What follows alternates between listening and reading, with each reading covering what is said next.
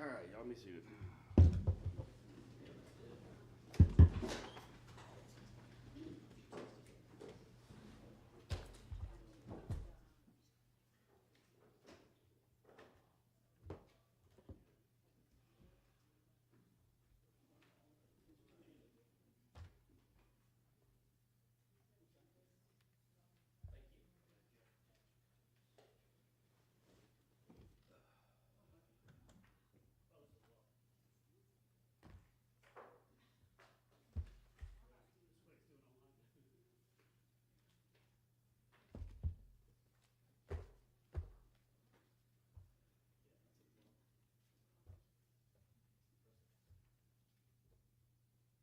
right.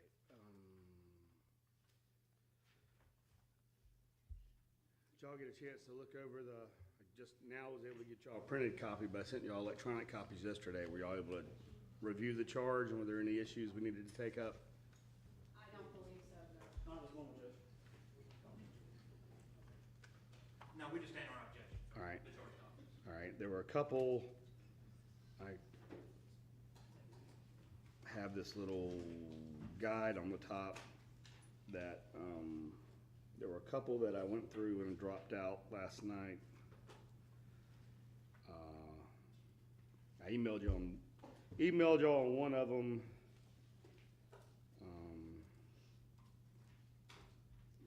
I don't remember what the last one was.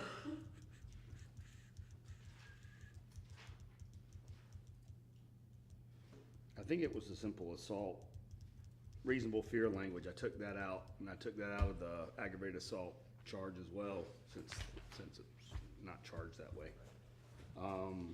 All right, with that, are y'all ready to proceed? Yes, Judge. Ready. Anything else we need to take up before we bring the jurors in? No. All right, bring them in.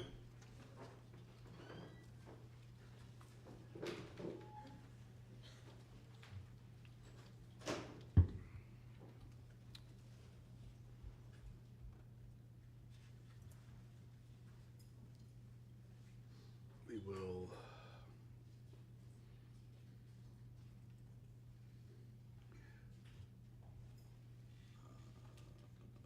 we'll see if they need a break when you get done with your opening. If they don't, then we'll let y'all go for about an hour and then we'll take a break. And then we'll let y'all conclude and then we'll hopefully be close to the lunch break by then, I think.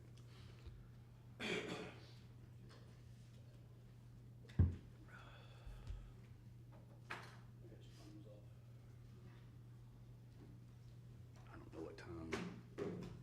No one talked to me about the food getting here. Let me double.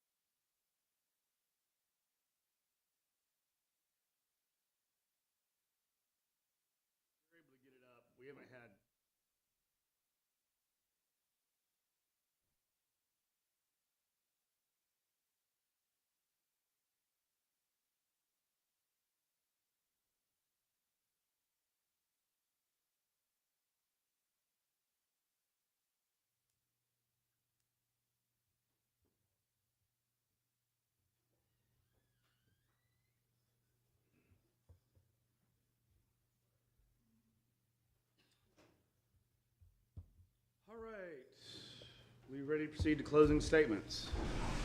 Yes, Your Honor. And Ms. Frankish, you intend to go first and last? Yes, Judge. All right, ladies and gentlemen, Georgia law allows for the party with the burden of proof to go first and last for a closing argument. So Ms. Frankish will get an opportunity to talk to you twice. Mr. Ray and Mr. Weaver will talk to you in the middle.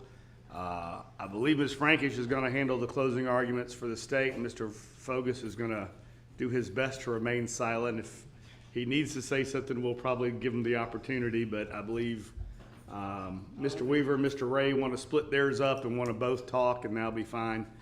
I anticipate what's going to happen is Ms. Frankish is going to go for about 30 to 45 minutes, and then save an hour and a half or so for her final close. If we need a break in 30 minutes, we'll take a break. It's going to be a long day. Y'all are going to be sitting there listening for a long time. If y'all need a break, if we need this, y'all need to go reload your coffee, that's fine, we'll do it. I've told Mr. Weaver and Mr. Ray that we will stop about halfway through theirs regardless, and we will take a full break at that point and give y'all a chance to walk and stretch and grab a cup of coffee. We will go till when defense finishes their closing. It should be right at noon. We should have food available for you. We'll take a 30-minute lunch break. Then we'll start back with Ms. Frankish will resume her closing statements. Then we'll probably take another short break, and then I'll give you the jury charge. Then y'all will have the case. It's going to then take us another. We did a pretty good job yesterday of gathering up all the exhibits and everything for you, but we'll still have to get all that out there, but I'll give you instructions for that. But there will be another break before y'all jump in and start deliberating, just so y'all know. And then we'll also have to talk to the alternates and give them instructions. All right, with all that, Ms. Frankish, you can go ahead. Thank you, Judge.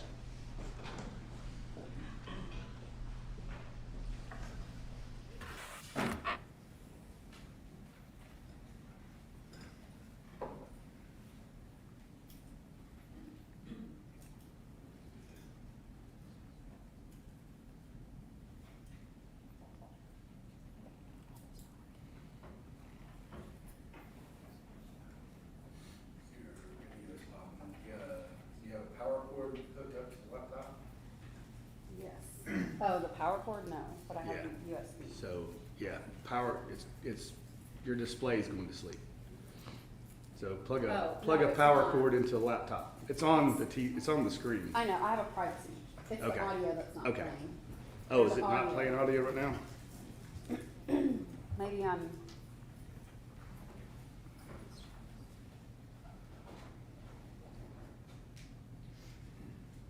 Okay, all right. We need to be on the same page. Okay. All right, and so I don't want to be confused, but I remember you telling me he's on the burn pile. Mm-hmm. Were you lying about Scott? Is Scott? I mean, do you think what? I don't. You tell me what happened. I can tell you that there should not have been as much damage as there was done. I don't know what that means.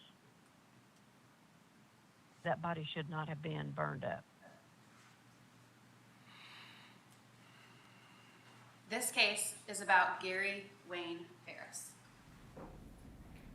And you're here because Melody Farris shot him, concealed his death by putting him on a burn pile on their property like he was trash.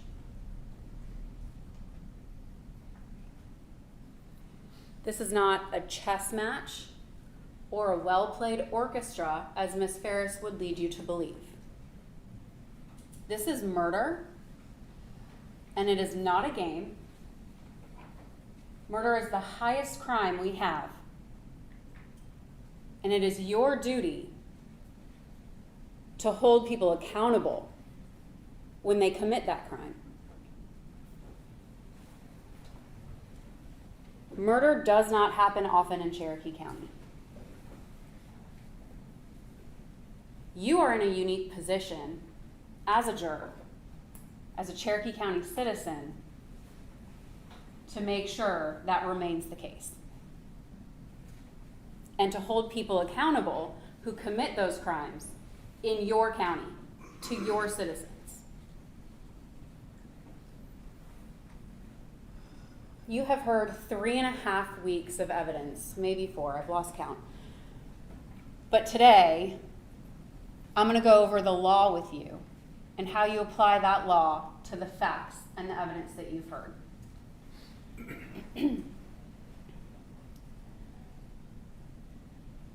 The law instructs you to determine the facts. The facts are for you to determine. We have presented you the evidence, the witnesses, the exhibits, but you get to determine what happened in this case. And then you'll apply the law that the judge instructs you to those facts. You are bound by the law.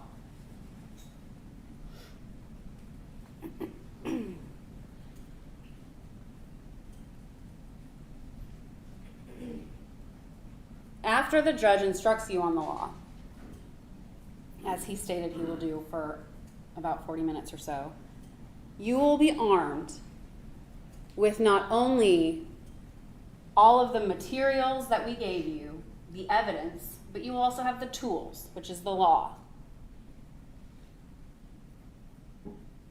You will be in the position to convict Melody Farris. We talk about duty a lot, a juror's duty. You took an oath. The object of the discovery, the object is the discovery of truth. It is your duty to seek the truth of what happened to Gary Farris. You are not to seek doubt. All of the evidence before you points to her guilt. It is not your duty to go through all of that evidence to find all the holes that are unreasonable and to come up with some hypothesis that it doesn't even make sense. Your duty is the truth. And see, the defense wants you to ignore all the evidence that points to their client's guilt. They don't like the truth. They're going to lead you in a different direction. That will not make sense. That is not reasonable. Stay on the path of truth, and you will come to the conclusion to convict Melody Farris.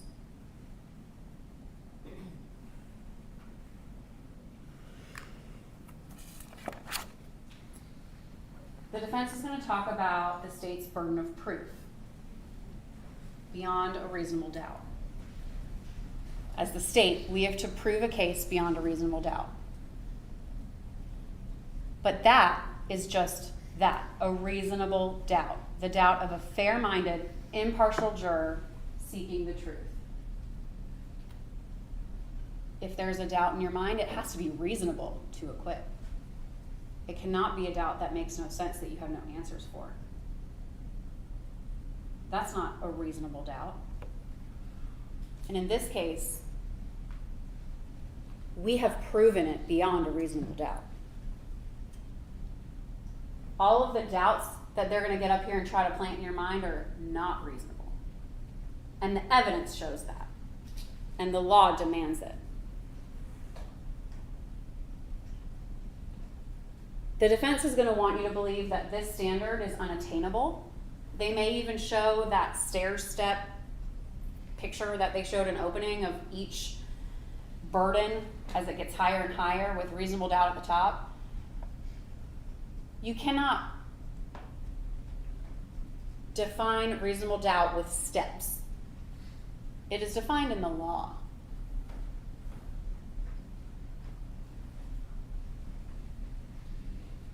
It is not to a mathematical certainty. It is not beyond all doubt. Beyond all doubt is unattainable. crimes are not committed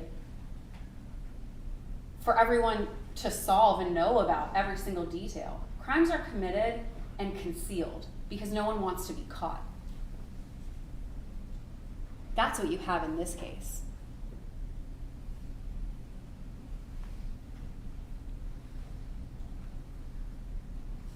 No square circles.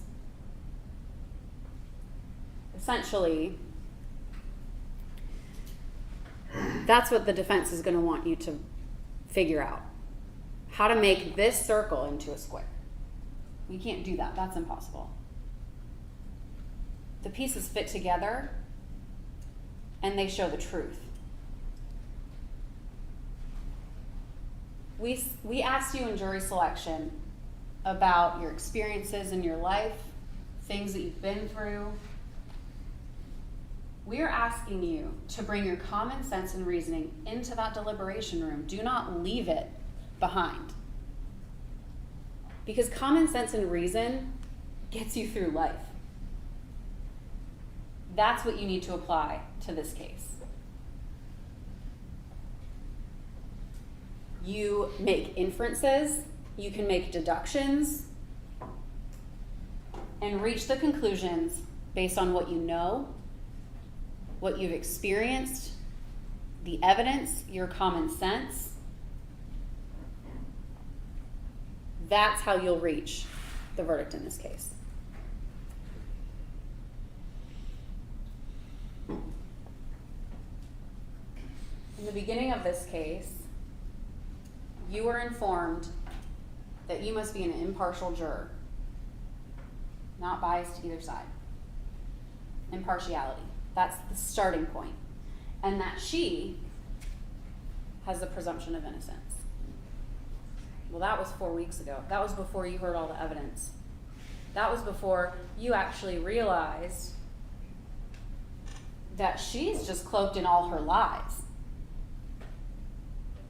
You no longer are impartial. You have all of the information, all of the evidence. And that leads to one conclusion, which is that she's guilty. She is no longer presumed innocent in your eyes. That is no longer where she sits.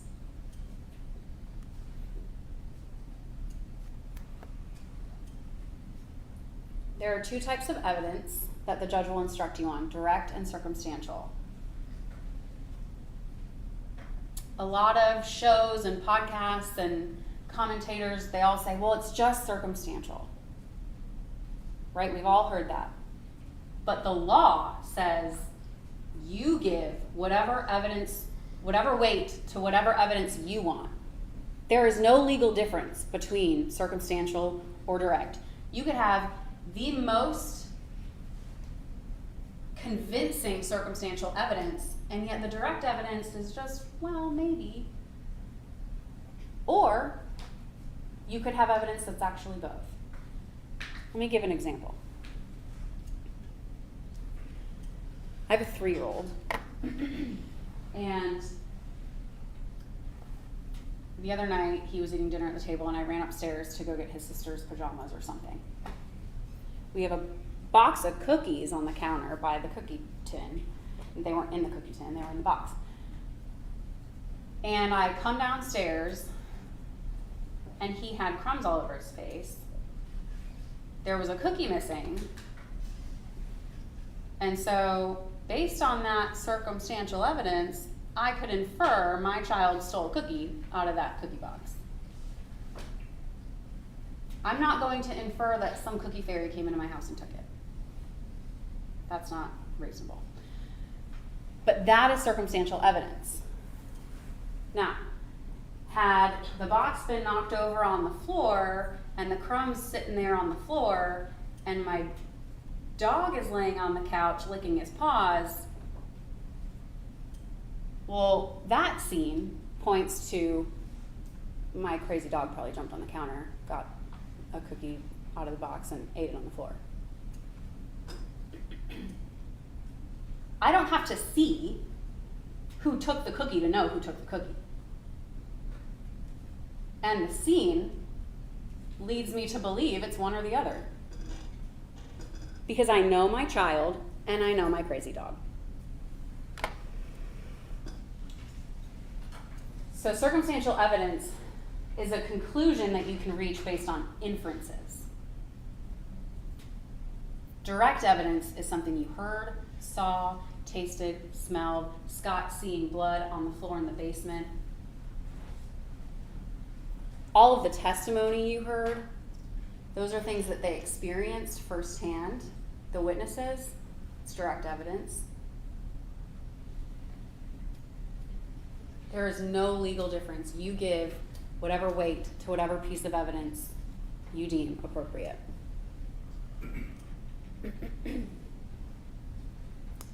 You get to determine the credibility of all the witnesses in this case. To do that, you can consider all the facts and circumstances of the case, and on the next slide there's going to be a non-exhaustive list of other factors. In this case, motive, bias, all of those come up. Scott, Emily, and Chris will not get their father back. Whether they get up there, they have no motive to lie to you because Gary's not walking back through that door. That's their mother. They have no reason to lie. They don't want this. They don't want her sitting there. They don't want Gary gone from their lives. All they wanted is for you to have the truth. Martha, she is the epitome of a credible witness. Look up credible witness in the dictionary. It's a picture of Martha Barton. She loved Melody.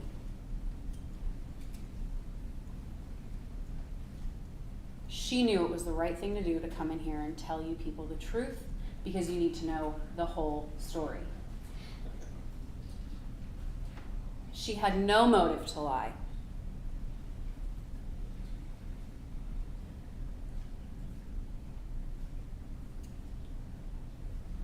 Consider all of these factors when you're giving credibility to a witness.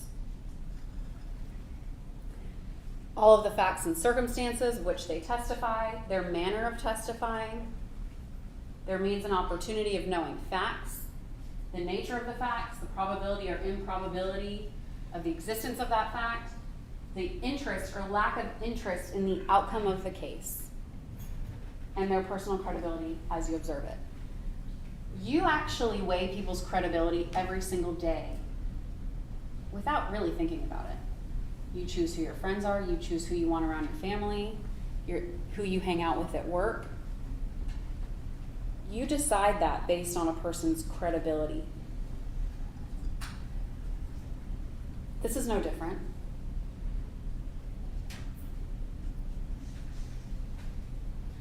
The nature of the facts, the nature about the facts of which they testify, let's talk about that for a second.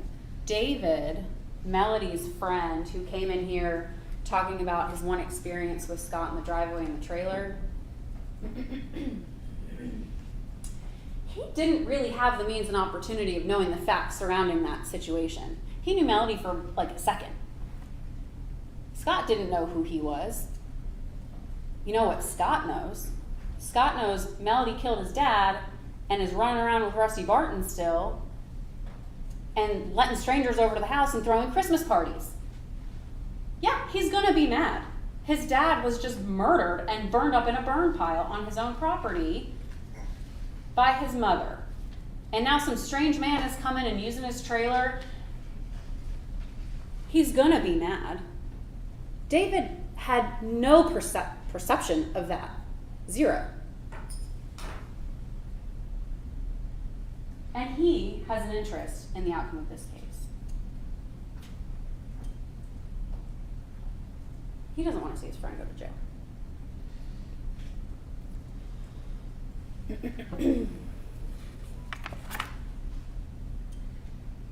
We've talked about this. You must apply your common sense and reason to decide what testimony you believe or don't believe. Again, You weigh people's credibility all the time without even knowing it.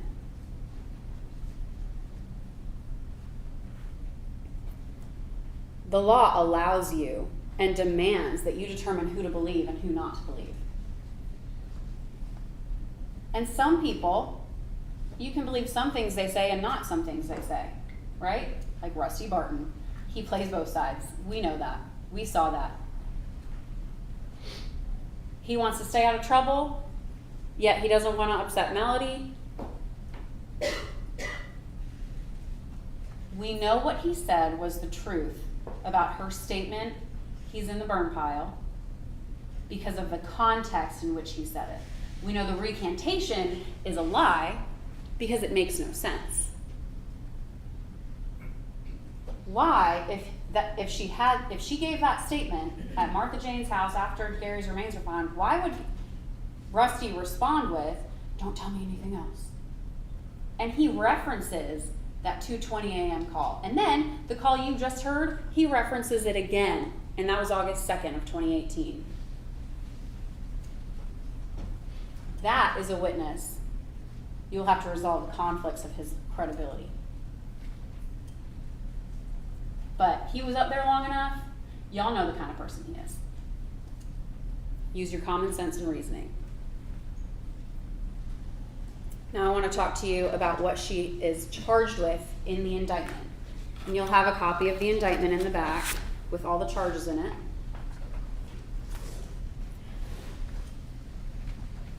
I'm going to start with 4 and 5. We've got malice murder, felony murder, aggravated assault, concealing the death of another, and making a false statement. I'm going to start from the bottom and then go to the more serious charges. Okay. First of all, let me say this. If the defense doesn't get up here and concede making a false statement, no credibility to their closing argument.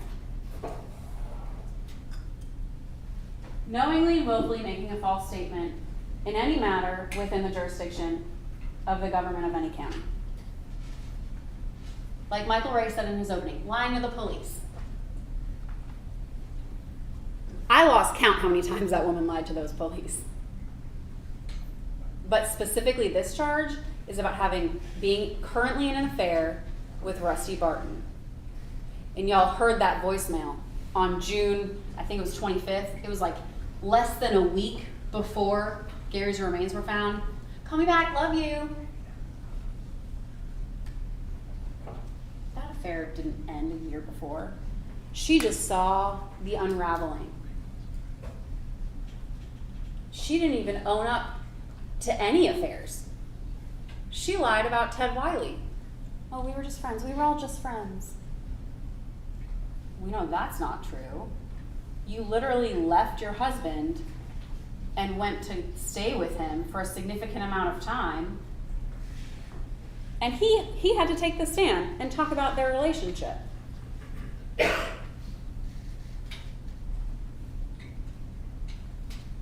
If they don't get up here and concede that, you can't give their closing any credibility. Concealing the death of another. Commit this crime by concealing the death of another, hindering the discovery of whether or not such person was unlawfully killed, i.e., putting a body in a burn pile to conceal that he was shot to death.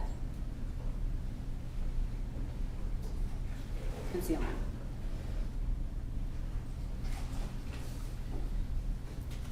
Now we're going to go to count 1, malice murder. Causing the death of another person, in this case Gary Farris, unlawfully and with malice aforethought. Malice. That's what this charge is about. Malice is doing something maliciously, which means you have an abandoned and malignant heart. Malice can be formed in an instant.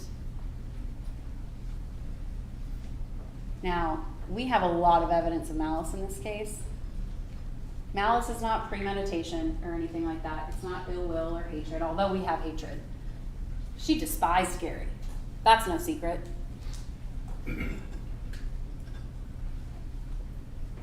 She intended to kill him without a legal justification. The state does not have to prove premeditation, although we have evidence of premeditation in this case. Taking that gun from Martha, telling Addison not to spend the night, she knew this day would come.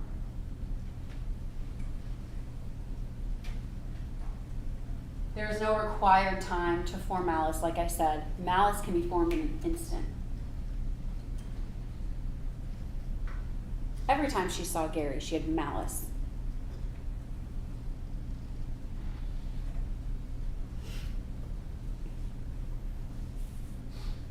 Felony murder is another type of murder, which essentially is when you cause the death of another during the commission of a felony. And in this case, that's aggravated assault. Aggravated assault will be defined in the next slide, but it's shooting someone or pointing a gun at someone. That's aggravated assault. And that caused the death of Gary Farris.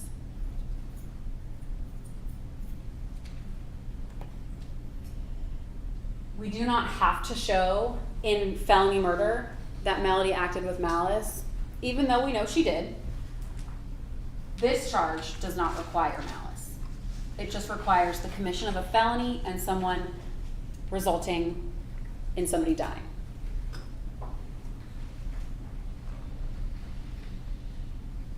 The judge will instruct you that aggravated assault is a felony.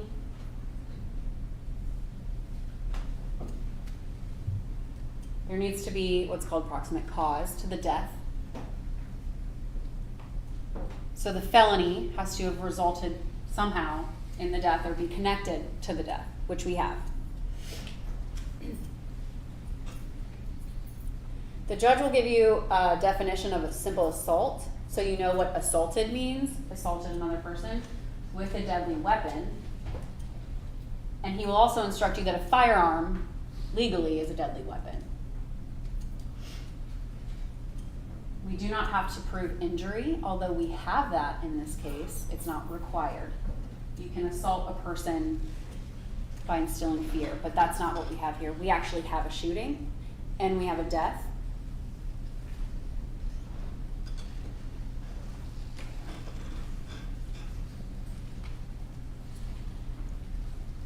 I want to talk about the state's burden.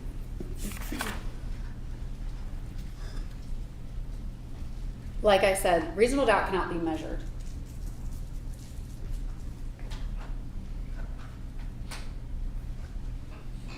They will want you to believe that that burden cannot be reached and it is unattainable. They will get up here and try to instill upon you that there's no way we can ever prove this case beyond a reasonable doubt. Well, that is just not the law. The law does not require beyond all doubt. We need order and justice, and that means we prove a case beyond a reasonable doubt. You have more than what you need in this case to convict Melody Farris. I want to talk about grave suspicion and mere presence because I assure you that Mr. Ray or Mr. Weaver will get up here and talk about how we just have grave suspicion of Melody. She was merely present at the home when he died. No. We have way more than that. What they have is a grave suspicion of Scott, which is based on speculation and conjecture. And that's what that charge says. You cannot convict on speculation and conjecture. We can't even indict on speculation and conjecture. That's not even probable cause. Mere presence. Scott wasn't even merely present in the home. He was merely present at the barn. Compare the two, right? Grave suspicion, mere presence.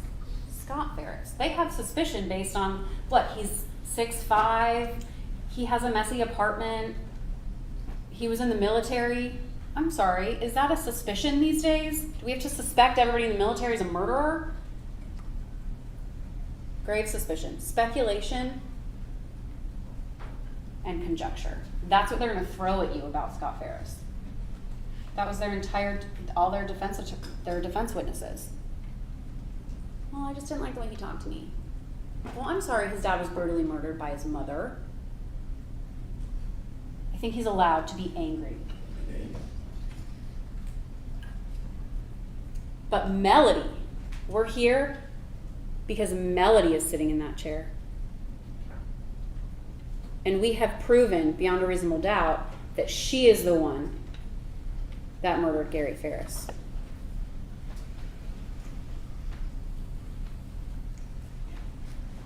The judge is going to instruct you on what impeaching a witness is. It's essentially showing that a witness is unworthy of belief. You can attack the credibility, and he'll give you all those charges in the jury charge. We saw some of that here. But you know, the person whose credibility that was attacked the most is Melody's. I mean, you saw Amanda sit on that stand, and Mr. Fogus showed her the text messages of Melody lying to her about going to Minnesota. Did you see Amanda's demeanor? Betrayal, disappointment.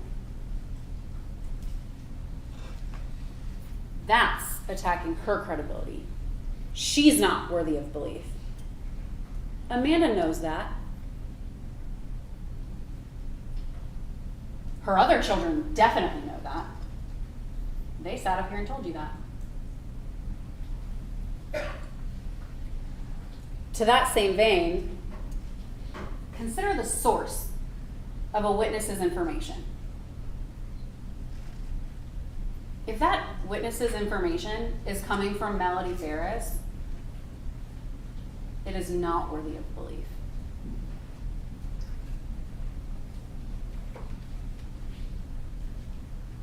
That's how you impeach someone.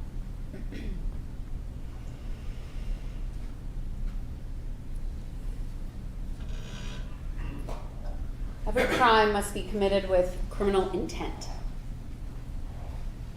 To determine criminal intent, you can consider words of the defendant, conduct, demeanor, motive, and any other circumstance that you deem relevant. We have a lot of intent in this case. We even have a text message where she says, "I told him I hope you die a gruesome death."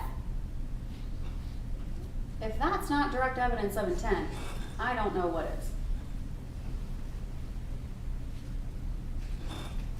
Her demeanor when she found out about Rusty's statement, she was angry. She was mad at him. Her motive, she had plenty of motive. She's the only one that had motive. I've said this. She despised Gary. She hated that he was giving away their money, her money. That was the main motive. Rusty was a bonus. She was mad about that money. And you could tell that was her motive because after the offense, she was on a money hunt. It was all about the money. We'll get into that in the next close. Telling Addison not to sleep over, she had criminal intent that night to kill her husband. And she, one, didn't want witnesses. Two, never told her grandkids that they could not spend the night.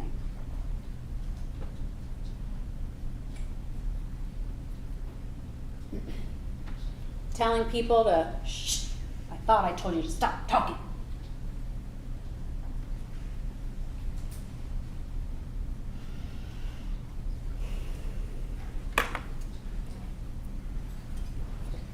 Everything she said and did in this case not only proves that she committed these crimes, but she did it with malice aforethought and an abandoned malignant heart.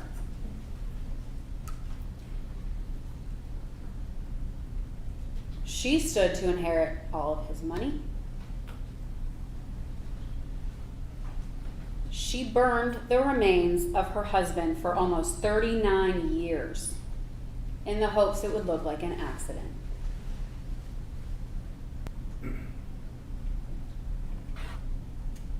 All because she wanted his money and to live a life with Rusty. In my next close, I'm going to talk about the evidence and why the evidence and the law demands a verdict of guilty in this case.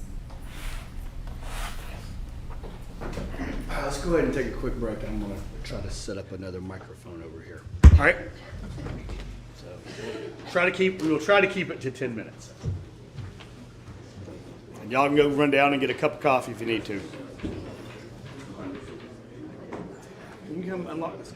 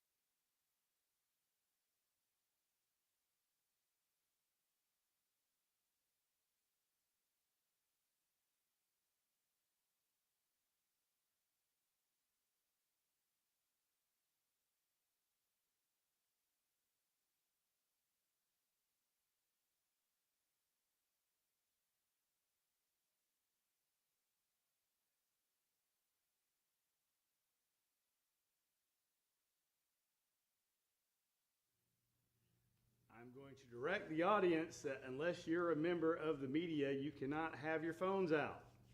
And I don't generally get bent out of shape about things when the phones go off during court. I just pretend I don't hear it until it goes off the second time. But if your phone goes off, you'll be removed from the audience. So, but media folks can have yours out and can be taking notes or whatever, but members of the public who have not filed a Rule 22 may not. All right.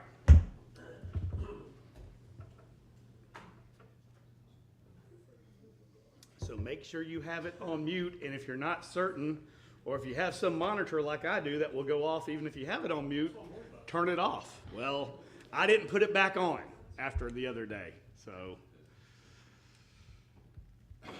I can do I can eat whatever I want at the moment.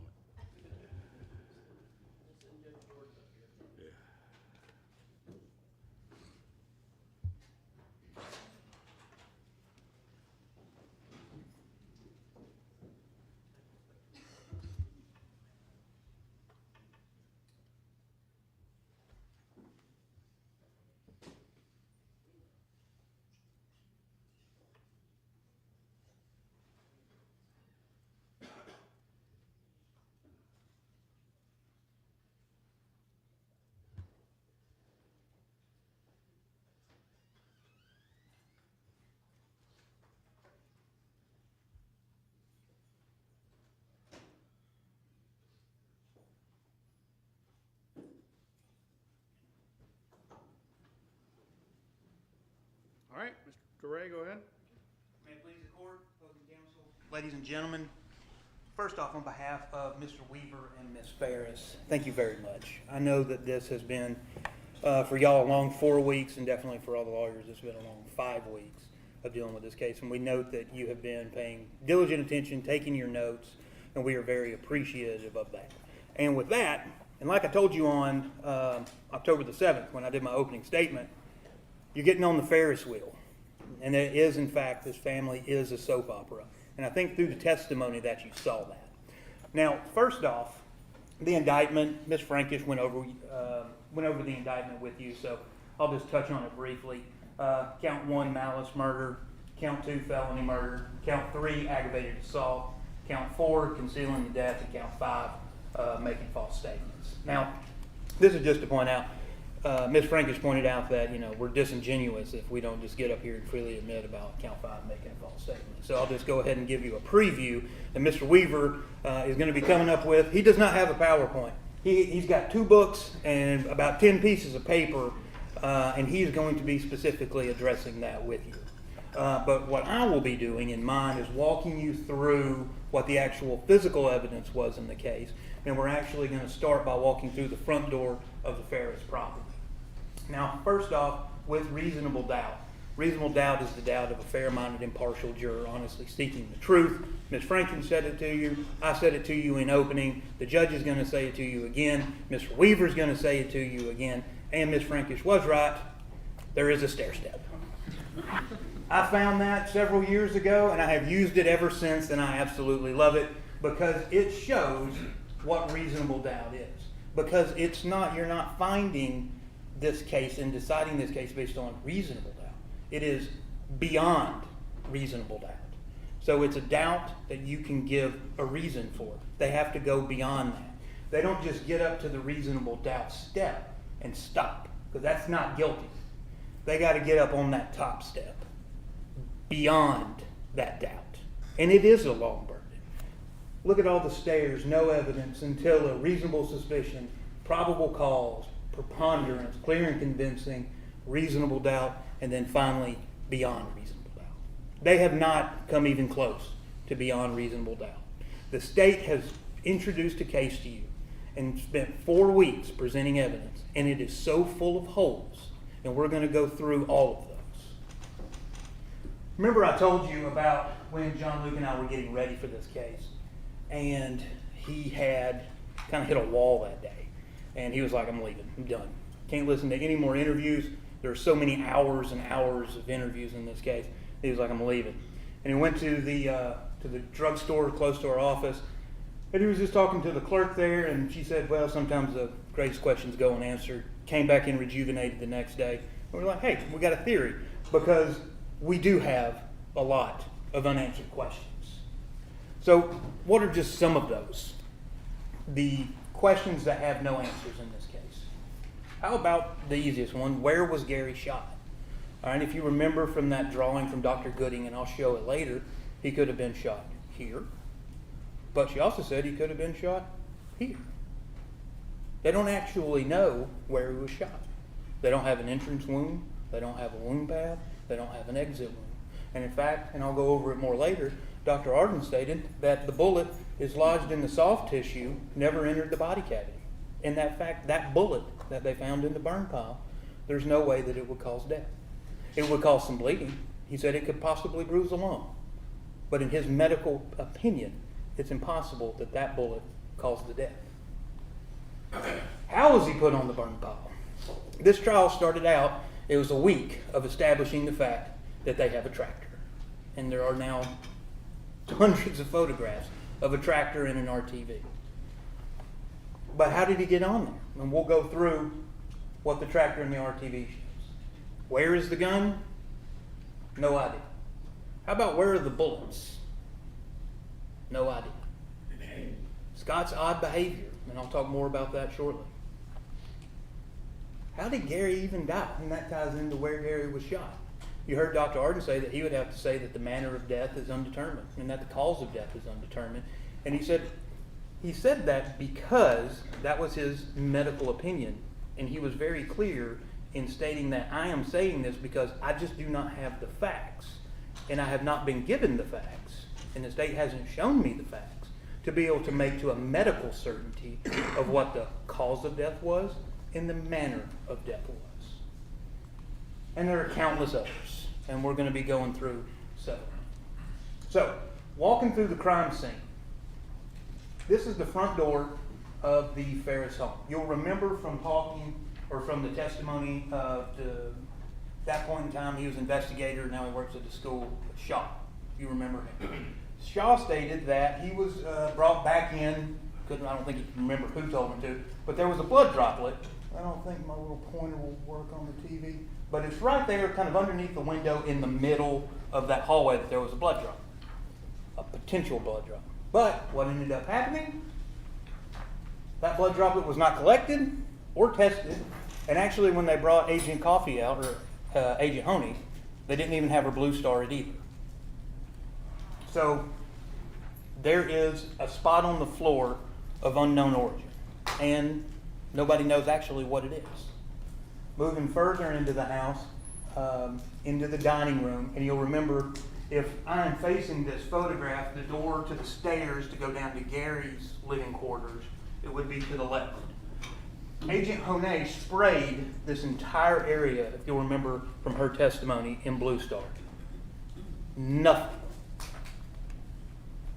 Not a single drop of blood, except for when you turn and on that same rug, that's the rug there, and that's up toward what would be the left-hand corner of the rug. There's a single drop of what she said is possible blood because it reacted to the Blue Star. Wasn't collected, wasn't tested. I asked her, I asked Shaw, I asked Stewart, can you take that, can you cut it out? Can you swab it? Yes. Yes. Have you ever done that before? Yes. Did they do it? No. They didn't do anything. They literally took a photograph of it and said, well, good enough. And you're going to hear a lot of that in this case. It all seems as a lot of good enough. And actually, they came in and they're sitting on the front there, which is perfect. Because a lot of them, if you heard us when we were questioning them, it's like, why didn't you do that? And what's the answer? I wasn't asked to. Well, when you're the government and you're investigating a murder, you should have some decency to actually take initiative in this case, especially if you're going to accuse a woman of murder. But they don't have any initiative.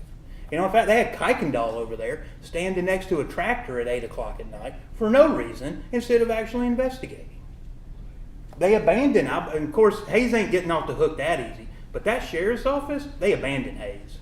They went out there and they investigated that crime scene, and they left, and then they just said, Hayes, you know what, you're the lead, it's on you. Figure it out.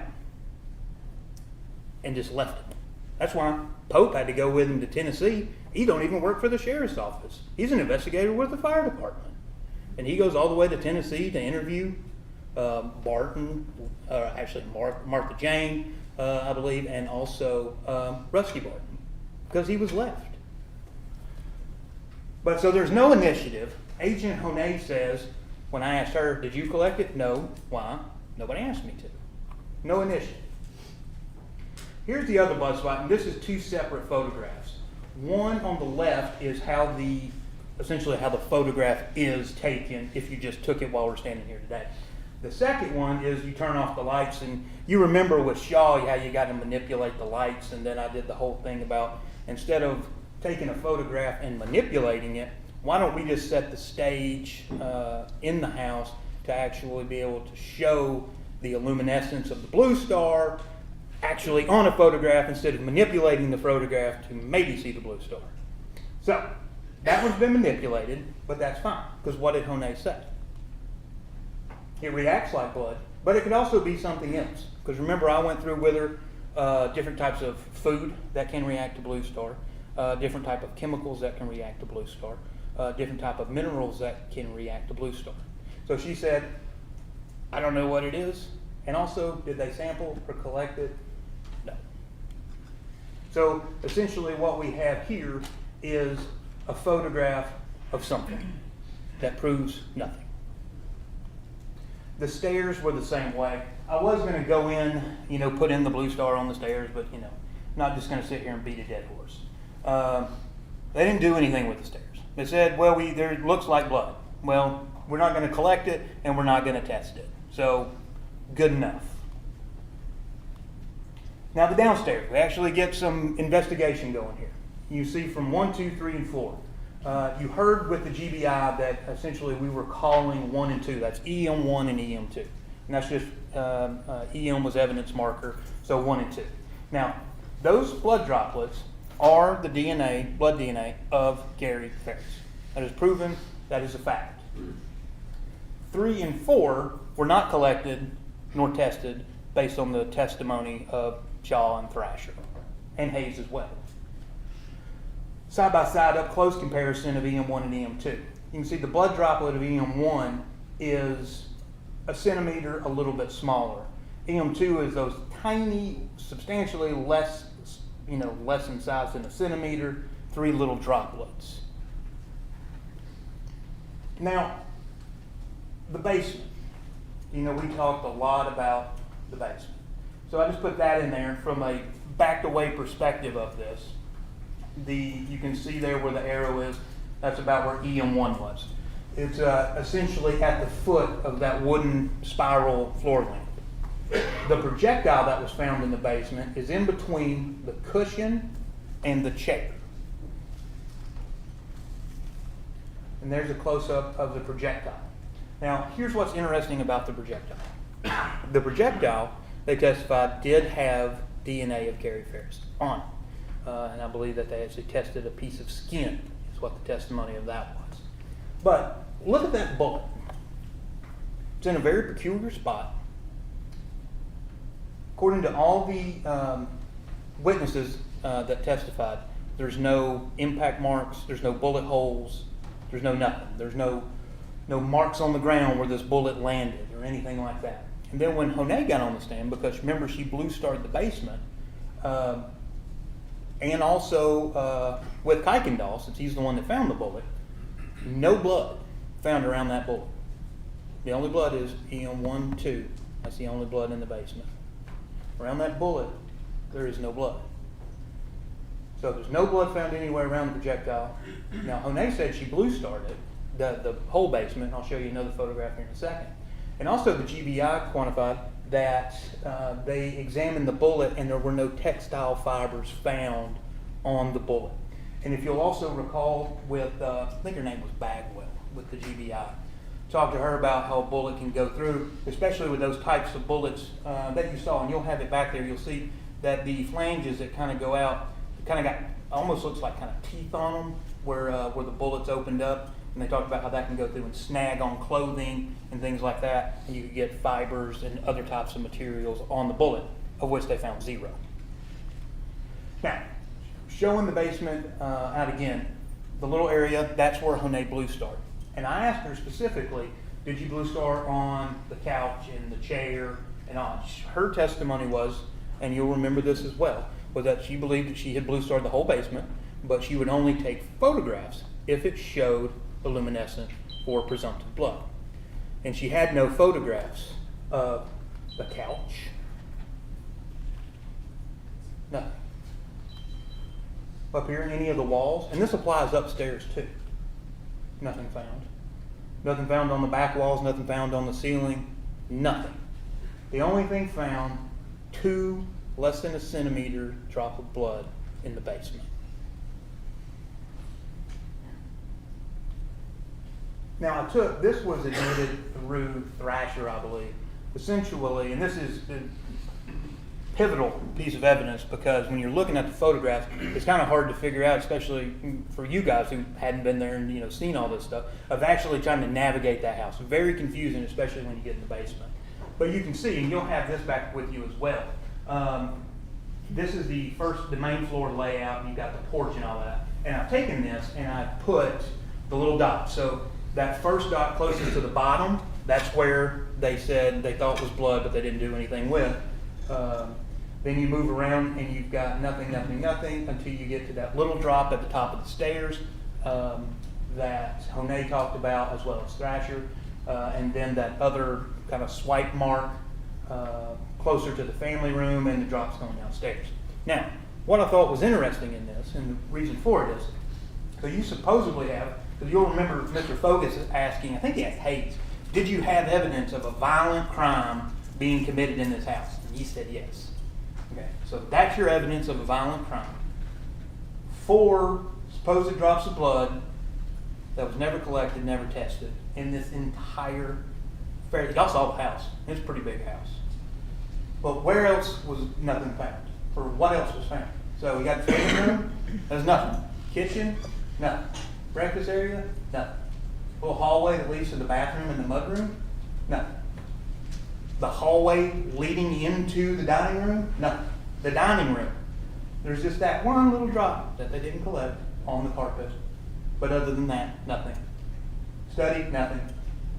And most importantly, or second most importantly, that's the hallway that leads out to the garage, 0 found. Front porch, 0 found. Going downstairs, that's EM 1 through 4. You can see I've labeled it, the top 2 kind of bigger ones. It is hard to make a circle with a mouse attached to your keyboard, where you just got to do it with your fingers.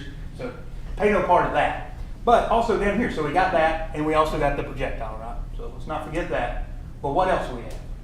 Well, we got nothing found in the media room or the workshop. We got nothing found in the bedroom. Nothing in the office, stores, utility.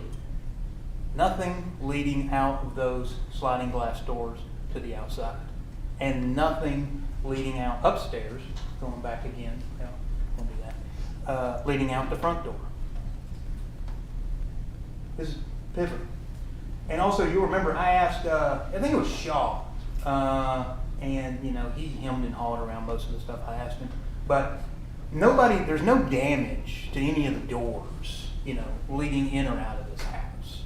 So, any evidence of any dragging or any equipment being used or anything like that, and we'll get more into that later. But there's no damage to any of the door frames, the doors themselves, nothing. Now, this was, I think, aerial, one of them. And I put a little campfire, so that's my burn pile. All right, and that's a rough estimate of where it was. Y'all recall, y'all all walked down there. But what I wanted to show you is using this photograph is, so here, no blood is found. Here, no blood is found. Around the burn pile, no blood. No blood, no blood, no blood. Not a single solitary drop of blood from anybody. Melody, Gary, no one. And we'll go into the tractor, because you're probably like, well, what about the RTV and the tractor? We'll get to that. So that just shows all of those law enforcement. I could name, about who was there. Hayes was there, Shaw was there, Thrasher was there, Eckhart was there, I think Hands was there, Ballard was there. All of these people, all of these investigators, all of these law enforcement officers, EMS was there, fire was there. All of these people, and not a single solitary drop of blood is found on the outside where they claim that a violent murder happened. The outside of the house. This came up because you've heard, probably didn't know what a preliminary hearing was. There's no point to learn it now, but you heard you heard Amanda talking about it. I learned it at the preliminary hearing. And this photograph became a big deal actually in the preliminary hearing, because you notice you can see the crime scene tapes. So that is actually taken on or around July 5th. And I know the grass is extremely different now than when you all went out there. That is actual, real, regular old grass. Not a single tire track, drag mark, nothing on that well-manicured grass, or the surrounding mulch, or anything else. In fact, there's the photo. We'll go on into that. So, we spent a whole day establishing tractors. So we got the tractor, and then we tested. Or actually, Kuykendall stood by with it for some reason. I think Stewart actually found the photograph on the left. That's the blood drop that was Gary's. That single, solitary, tiny little blood drop on the step. Because if you actually look at the tractor, there's no step on the, what would that be? If you're standing behind it on the right side, there's no step. So this is the left-hand side of the tractor, and that's all it is. Now the other photograph, that's the Blue Star photograph that Hayes and Shaw took when they actually took the tractor and the RTV over to the sheriff's office. And they said that this was, number one, it wasn't collected or tested, running theme we have here. But they said that was indicative of blood because it illuminated. But then, out of nowhere, I've been here for 4 weeks, and then we call the chief deputy. I didn't know he was the chief deputy. Thought he was still a captain. Found out he's the chief deputy now, so he got promoted. Found out, why did you call in the GBI? And I was going to ask him that anyway because he was the head of CID, so he had to be the one to approve it. And what did he say? But our Blue Star expired. So there's now evidence that the Blue Star that they used in this investigation was actually expired, and that they believed that it was necessary at that point that they needed to call in the GBI to do Blue Star testing because they didn't have any that wasn't expired. Nobody told you a single word about that, and all of the testimony about Blue Star by the sheriff's office until Pinion came and said, no, I called in the GBI because we didn't have any that was good. Not that it matters anyway, because yet again, not collected or tested. Now, the bucket. No blood, no DNA, zero evidence whatsoever. There is nothing that indicates that tractor was used to move Gary Farris's body at any point in time other than a tiny drop of blood on the stairs, and there's plenty of evidence that Gary used the tractor. In fact, it was his tractor. He can use it if he wanted to.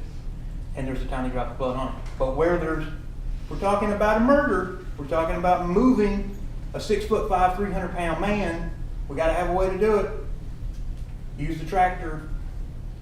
Nothing. Somebody that the state says was shot 2 or more times, and there's not a single drop, not blood, not skin, not sweat, not hair, nothing found in the bucket of the tractor. Also, the back. I was just thinking last night while I was putting this together that maybe they tied a rope around it, and we'll get into ropes and stuff later. But on the back of the tractor, nothing. Blood, actually no blood, suspected blood, or DNA, or any evidence whatsoever on the back of the tractor. So the front has nothing, the back has nothing. Now the RTV kind of shifted, and then it seemed to me like in the middle of the trial almost, or not necessarily in the middle, but during the physical evidence part, that things kind of twisted. It was, well, we've got to abandon this tractor idea because that's not really working out. We're switching to the RTV. It's a little easier. So, of course, we got a Blue Star tested too. But there was, Melody's blood was found in the GBI testified to this on the L2 shifter. There was no other blood or other DNA found on the RTV. Now, here's what's interesting though. L2 shifter, that's how it's labeled. You'll have a copy of the GBI report back there with you. That's what they call it. The problem is there's zero evidence or photographs of it, of the interior of the RTV, and nobody testified what the L2 shifter is or does. We have no idea. I don't know if that's what makes it go front and back. No clue. It's just called the L2 shifter. Now here's the Blue Star, yet again expired, on the RTV. So it is very hard to see, but so I'll put the circles around it. So that is on the, we'll go with the left side first. That's on the, looks like the driver's side of the Kubota. Those little drops, they said that was presumptive of blood. Then on the back, where that indention is on the left-hand side, there was a little blood there, or what they thought was blood. Now, and keeping the theme of this case rolling, not collected, not tested, not sent to the crime lab. Also, remember, because I asked who would that have been? That had been Shaw. I asked Shaw specifically. That tractor and that RTV, what'd y'all do with that, the Blue Star? And he was like, we hosed it down, the whole thing. Remember, we got a violent crime, a violent murder. The state's trying to say that this was potentially used to transport a 6'5", 300-pound man. Where there is absolutely no DNA based on the Blue Star, and actually their own physical examination of the RTV is actually in the bed of it. Nothing. And also the Blue Star was expired. Now, this just occurred to me just out of other reasons. I just wanted to go because people were just, you never know what a jury's going to think and what other people think. So you just try to cover all your bases. So thought about, maybe they used a winch to get Gary out of the house or something. But there's no evidence of a winch at the house. There's no evidence of a winch on the RTV. Four-wheelers, well, I ain't got a four-wheeler. Got an RTV that's got no evidence on it. No evidence of any ropes, cables, straps, sheets, tarps, horses hauling, dollies hauling. That could either be, I call them hand trucks, or the thing, like 4 square with the 4 wheels kind of dolly thing. No evidence of that. No evidence of any device used to potentially move the body of Gary Farris. Zero. Not one. And you got all these photos, hundreds. I don't even know how much evidence we're actually up to in this case.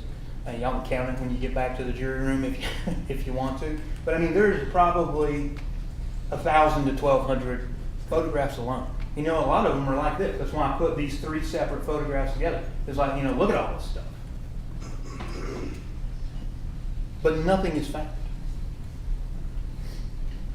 Now the house, I wanted to show you with that, because of that. So, we've got none of these things to move the body. And then yet again on the outside, no drag marks at all. All across that grass. Y'all saw the leaves, how the, underneath the tree canopy there, how it is. So you can see that if you were dragging a 300-pound man down that hill, it's fairly steep, that there would be some evidence. And there's not. There's zero. Now Melody's shirt, I just want to show you this. John Luke put this into evidence. And I'm just going to put gloves on to touch it because things get a little nasty when they've been in an evidence bag for 6 years. So, and we didn't do it with the GBI, who actually did the test of the blood. But when you look, because I asked Shaw at the photographs, y'all have those photographs back. When you look at this, you remember, there's the front of it. Shaw was saying there was blood down here or here. That's where he was saying there was blood. But where there was actual blood found, way up here. He didn't point that out. That's where the GBI actually took the cutting of the shirt and found blood. And whose blood was it? That was Melody's blood. Now, they called the other lady with the GBI, who said that she tried to run what was called a true allele test. And all true allele is just a computer program that can potentially try to separate two different types of DNA. And it couldn't do it. It just said that there was Melody's DNA and there might be the DNA of somebody else of unknown origin and unknown type. So we just don't know what it is. So it didn't work. So you got Melody's blood on her own shirt, and you also, on a pair of shoes, that John Lewis also put in, there was a single drop of blood on Melody's shoe. And yet again, this is Melody's own shoe. Now, why is that kind of important for anything? It goes to show the quality of the investigation. Because why take those things, send them off to be tested, if you're not going to do the basic thing? Hayes never asked, and we have no evidence of, did Melody wear the red shirt on the 3rd, 4th, or 5th? We know she didn't wear it on the 5th because she's photographed her on the trail cam. So we don't know. No evidence she even had the shirt on. We don't even know. You know, Hayes said he found it in the closet. Remember, we kept asking people where you found the shirt, where did you find the shirt? No, I didn't. He just said I found it in the closet. We don't know. Was it hanging up? Was it in the dirty clothes? Was it laying on the floor? No idea. But again, there's a shoe, Melody's blood. So, going back to no evidence on the 3rd or the 4th that she even had those things on.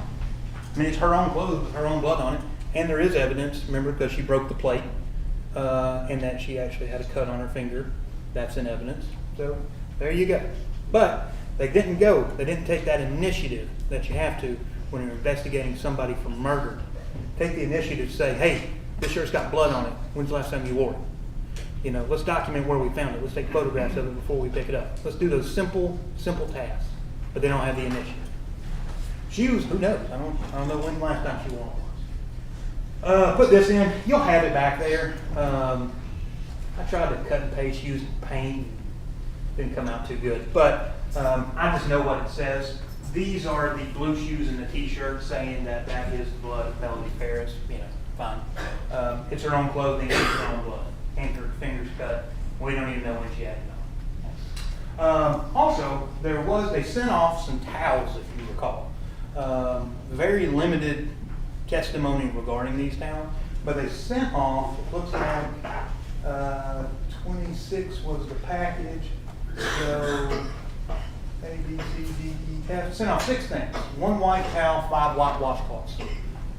2 of those, or all of them, it looks like A and E didn't pass the test. It says 2 presumptive tests for blood did not produce the same result.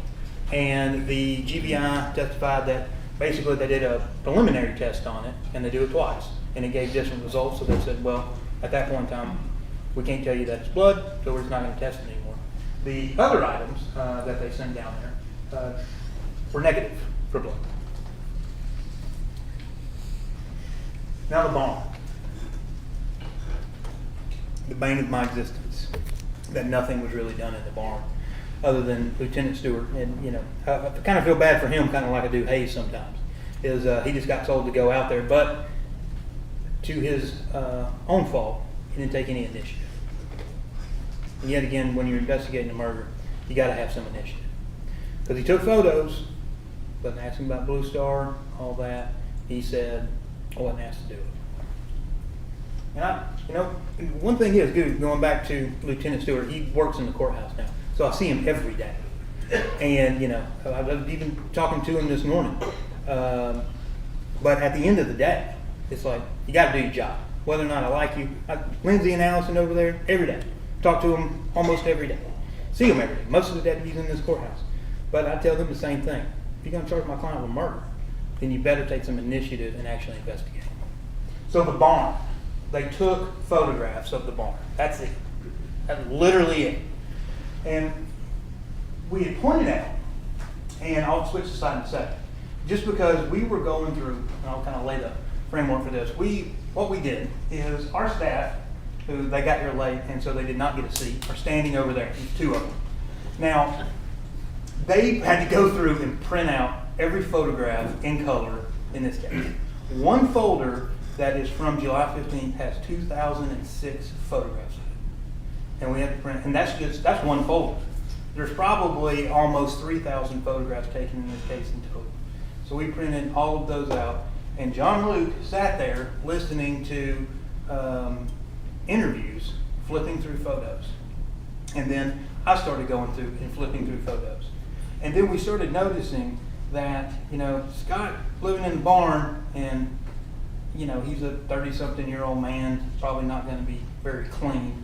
It wasn't too bad, but his living quarters, pretty nasty. Dog feces all on the floor. Not the cleanest. I'm kind of a clean freak, so I pick up on that. But what was curious to me, a 30-something-year-old single man living in his parents' barn, that bathtub and that sink are spotless. And law enforcement took no initiative to say, okay, this is kind of weird. Rest of the house ain't too clean. Why is this absolutely spotless? And also, there's a magic eraser in the bathtub. I mean, at a minimum, could have blue starred. What if he was washing off blood? But we don't know, because they don't have initiative. Same thing, you'll remember, because you were probably wondering, like, why in the world are they putting these in the photograph? And I don't have it on a slide, but you'll remember downstairs in the barn, I think Mr. Fogus put in some, and I put in some too. There's that drain, and there's a water hose running over to the drain. We actually took close-ups of it. No blue star at all in the barn. And they had, they can't use the old, it's expired excuse, because they called Monet out there, and I asked Monet, did they ask you to go out and blue star the barn? What'd she say? Nobody asked me to. The bullet.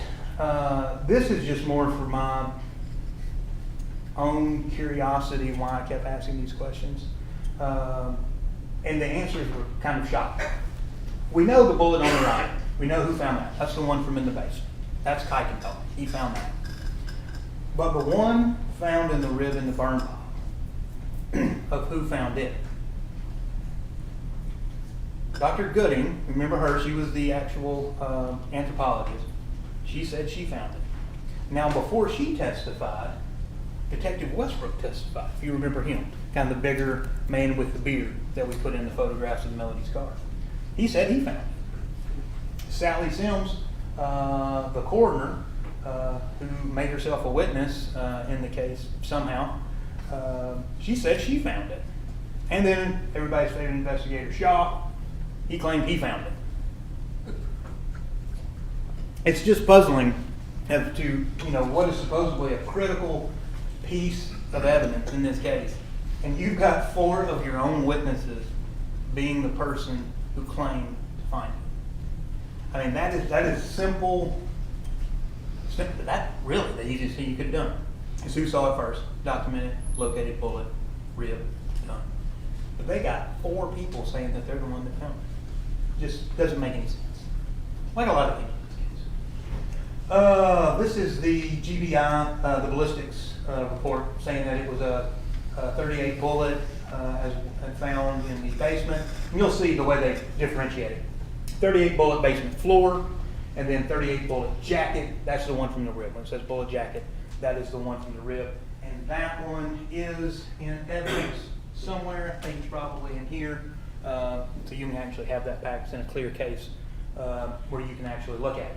And you'll also have, and I'll just talk about that while we're here, you'll also have what's called a bullet comparison sheet that Mr. Fogus put into evidence with Ms. Bagwell with GBI. And what that shows is you'll see the comparison of the bullets. A lot of it probably won't make sense. But if you look at it, and from her testimony as well, you'll see that basically from the bullet in the rib, she based a lot of her assumptions off it based on the bullet in the basement.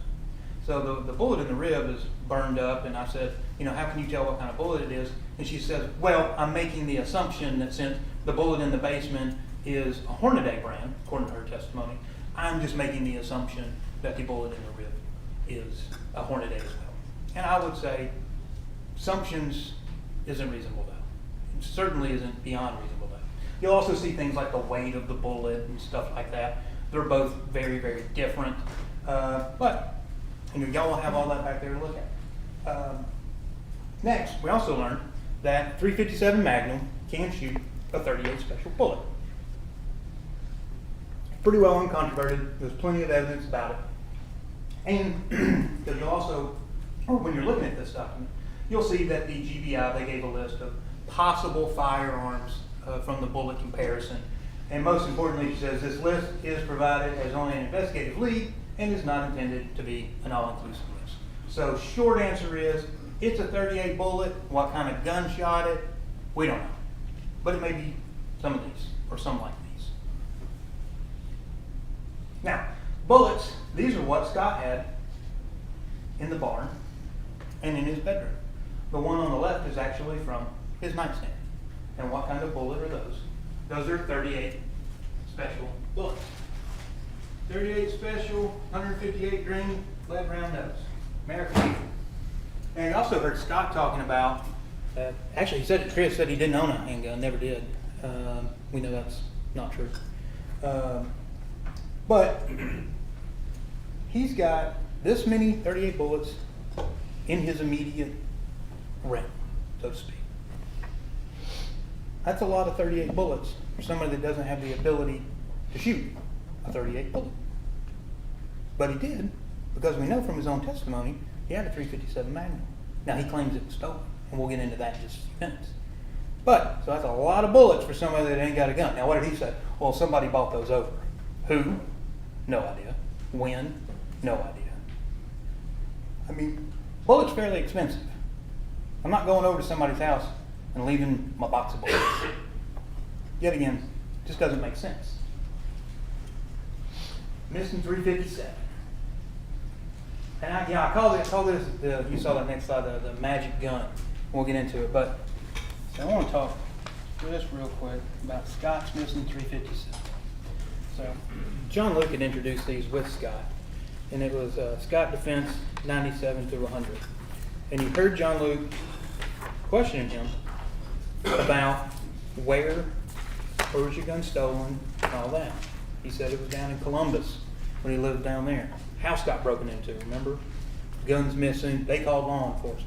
So, all right, we got a stolen gun, your gun gets stolen, you obviously report it because, I don't want my gun being used in a crime coming back on me years later or days later or whatever.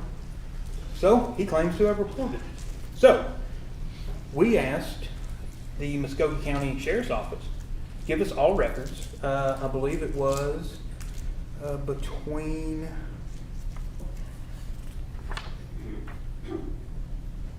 a certain year time frame regarding a .357 Magnum, other firearms belonging to Scott Walker Farris that were reported stolen. We are requesting copies of any incident reports 911, and we asked for that to be between the years of 2008 and 2015.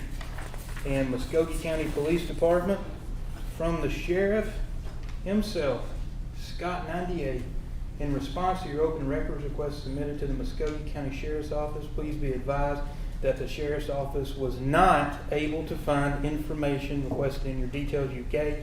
Therefore, there are no documents that exist. So, Columbus is a big town.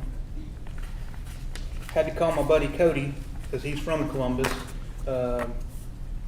Actually, I asked him what county it was, because I didn't know. So we found that out from him. Then we went to Columbus County Police Department, sent them the same records request, 2008, 2015. Good day. There are no records in our system for Scott Walker Farris. I did check our jail system as well. No records. He sat on that stand and told you, under oath, that his .357 was stolen. So what is more likely? That his .357 was never stolen, or that 2 law enforcement agencies lost the records of a stolen gun and a burglary that he claims to have happened? Now the magic gun. This, you know, I have been on this case longer than anybody. Longer than all, I've outlasted every prosecutor. I don't even know what number I'm up to now. I've been on it longer than John. The only person who has been involved in this case longer than me is Hayes and Miss Farris, and then me. And this has infuriated me from the get-go. And I have waited for 6 years to get to stand here to talk about this gun and this absolute nonsense that the sheriff's office took hook, line, and sinker from that man's mouth on July the 5th. The magic gun in the basement. So what did Scott say this gun looked like? That it looked like that. It was chrome, it was a snub nose, he didn't touch it, he didn't take it out, it was in some kind of a holster, but he could see what it was. Remember, he didn't want to pull it out because DirecTV guy's there. And I would also tell you you'll have back the the text messages that Gary tells him to come over, the DirecTV guys coming. Now you can read those and use your own common sense and reason. I can't tell from those text messages because Gary actually tells him, come here, I need to show you something like SSR, whatever it is. And then they talk about DirecTV guy got pushed back to 2. And it almost seems like in those text messages, he's having Scott come over just to help with something that he's actually there. Not Scott's version where he's having to go over there to let the man in. So you'll have it, you'll read it. It's just a little something to think about. So that's what Scott says is that he finds or he goes to look for. First he finds, tells no one, and then he goes and looking for it on July 5th. So it's in the basement.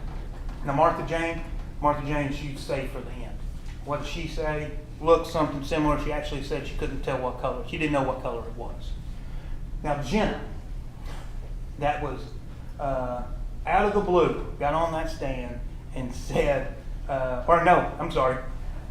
August 2024, over 6 years later, here comes Jenna into their office and says, guess what? I saw a gun too. And that's what she told the investigators. And they actually made her, and it's in evidence, you'll have it back there with you. If you'll remember, we actually put it in 3 different photographs of guns and said, pick, what gun did you see? Wanting it to be that, to corroborate Scott and his lies.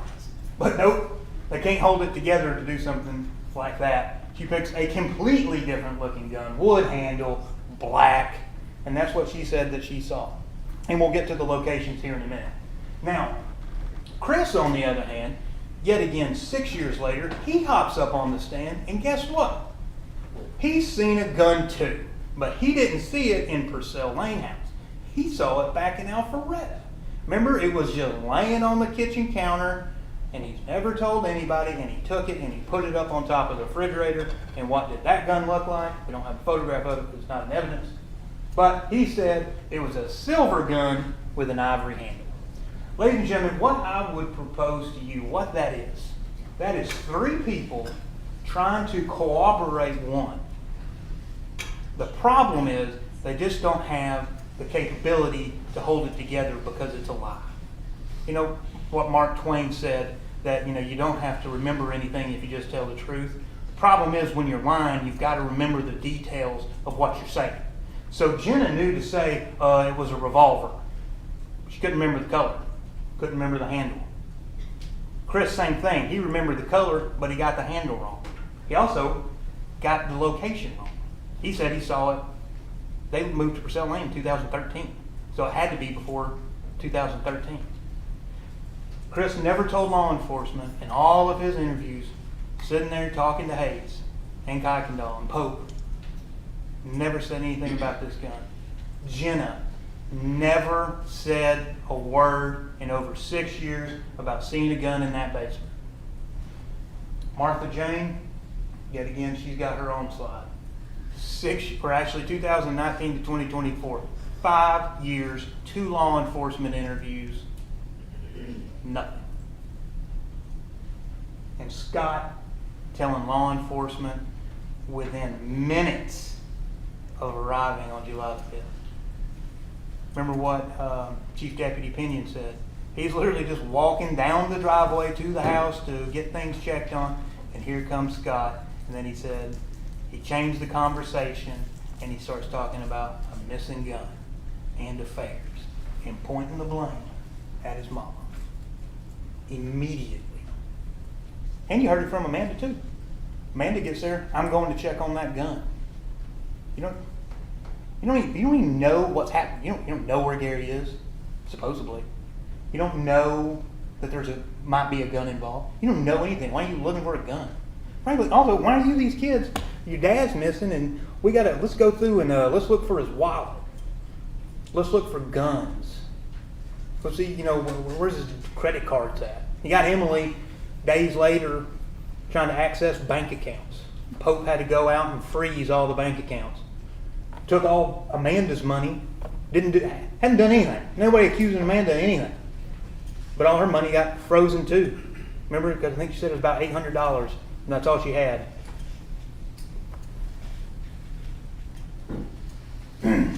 Now, yet again, when you're operating under a lie, so you got to remember where things are. Scott said in the left-hand photograph, that's where the gun is. That's where he saw it with the DirecTV. Jenna, knowing it was the basement, but can't keep it in the same place, puts it over there in that thing. I don't know what that is. Armoire, whatever. Basically, it's on a whole nother side of the basement. If you remember, you'll have those photographs. The Scott location's up by the sliding glass doors behind the couch. Jenna's location is over essentially behind the bar. Two different locations. Now here is my whole point of law enforcement buying this whole magic gun theory from the get-go. Oh, and also, Scott saying it was a snub nose. What does every human being that knows anything about a gun think when you hear snub nose? 38. That's just the first thing that pops in your head. 38 special, all that stuff. That's what people think about. So he was very clear in saying it was a snub nose. He didn't say 38, he said it was a snub nose, and he gave the color of it. But what has hurt me since 2019 is the fact of this. So, who stores their stolen murder weapon in the living room of the victim? So let's see what they're wanting you to believe, because Ms. Frankish talked about, they're going to meet their burden, and I'm going to send you down rabbit holes and get you not thinking clearly about the evidence. This is their evidence, right? Their evidence is Scott located a gun in the basement. That gun is corroborated by Martha Jane saying that her gun was stolen, right? Because they're similar in the slide I just showed you. So they're similar. All right. Now, what intelligent human being, if you're planning to commit a murder, stores your murdering weapon in the living quarters of your victim? That is the most asinine thing I have ever heard. If I'm going to murder someone or shoot someone, I'm going to keep my gun close to me, in my part of the house, in my purse, in my pocket, in my car. I'm not going to store it in my husband, according to them, that she despises, behind the couch that he sits on and watches TV, where Scott claims that he sits and watches TV. What sense does that make? And that's why when you're talking about reasonable doubt, it says in there, in that law, common sense. Because you can't, there's no way that the state can explain that away. What, Melody's just so stupid she didn't know where to put a gun? If that's what you want to believe? That's ridiculous. This whole magic gun, it is the biggest farce I've ever seen. Botzong, just briefly, he did the CPAP machine, the Dell computer, all that stuff. CPAP machine, he used an open source, which just means free, program to interpret the data that he extracted from the SD card taken out of the CPAP machine. We had asked him, was that program approved by the CPAP manufacturer? No. Did you do any testing to make sure that the data coming out is correct and you can actually prove it that it's correct, verify it, when it comes out the other end? And he said he didn't do that because he had to essentially just dump all of the information into the program, and that's what it spit out on the other end, all the dates and the usage and all of those things. So remember I asked him, I was like, why don't you just take July the 1st plug it in, see if the data comes out and matches, then you've got it verified that this program's actually doing what you would expect it to do. And he said, well, I can't do that. I have to do it all at one time. So essentially, we have a non-approved or tested open source computer program to translate the raw data from the SD card. So you can't determine the accuracy of the translation. Even Bob couldn't say that it's correct, what he was testifying to. He can just say, here's what this program that's not approved says. Also, the trail camera. Scott admitted to deleting the trail cameras on July 5th during the middle of the search for Mr. Farris. You didn't hear any evidence of Scott telling law enforcement in any of his questioning in interviews or anything like that about deleting the trail camera. You just heard that from the stand while he was testifying. But, talk about the trail cameras. So that is 12/12/75/2018. That is Scott. He admitted that's him. Amanda also identified him. That is him walking up to the trail camera. Now, what you may be wondering is, how do we know that that's when the photographs were deleted? Well, we know that because there's essentially a way to print out the photographs to where you can get the data, call it metadata, call it whatever you want, of each of the photographs that were on the SD card. The two relevant ones, you see on the top one, Scott walking up. And it says deleted at the bottom, deleted true. That means that it was in fact deleted. So every photo before Scott is deleted. And then he's picked up on trail camera at 12:16 and it says deleted false. He's walking by covering his face. So he essentially deleted it and then got picked up walking by it 4 minutes later. Now, what was his excuse for that? Well, just searching for my father. I think a gun's missing. I'm worried about his safety. Need to check the trail camera and, I just always delete photographs from the trail camera whenever I go and check it. In the middle of searching for your father. State's evidence. All right, state's experts. Dr. Gooding, Pope, and Atkinson. Gooding was the anthropologist, Pope was the fire lady, and Atkinson was the medical examiner. So Gooding, remember I told you this would come back up. Best we can tell, or the best she could tell, is that bullet found in the rib is somewhere around those black arrows. And remember she said, and this is important I think, their own evidence is saying that bullet is front to back, right? Front to back. So, first off, the body got to the crime lab July 7th. Claims of projectiles on the inside of the rib. So, remember as Dr. Arden explained to you, bullet's going. Their expert says that bullet is front to back. That is her expert opinion. Fine, Dr. Arden said we accept that as a fact. If that is a fact, that bullet is here. It is lodged in the soft tissue in between two ribs and did not enter the body cavity. Therefore, that bullet could not cause his death. Claims trajectory is front to back. Dr. Gooding didn't know if the projectile lodged in soft tissue is from the front or the back, but says it's a sternal rib end. And so that's when I asked Dr. Arden about what is sternal rib end, and that is the ribs that are connected to the sternum, coming off at the end of the rib. In the front, remember, if you remember from his testimony, I was able to show him with the little hand on the PDF. Yet again, Gooding couldn't tell, and none of them could, tell me about any vital organs. And what Dr. Arden said is you can't say it hit any vital organs, and that bullet, if it went front to back and it's right here, it didn't go into his body cavity.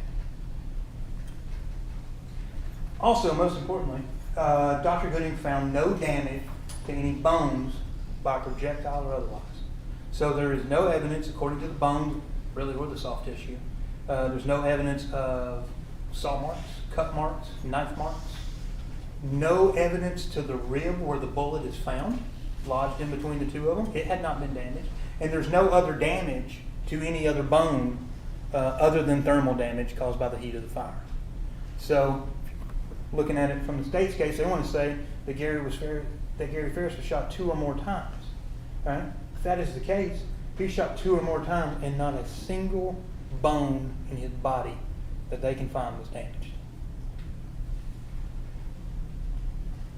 Now this is Dr. Pope. That's just a little snippet of her report, because I just wanted to read basically her findings to you.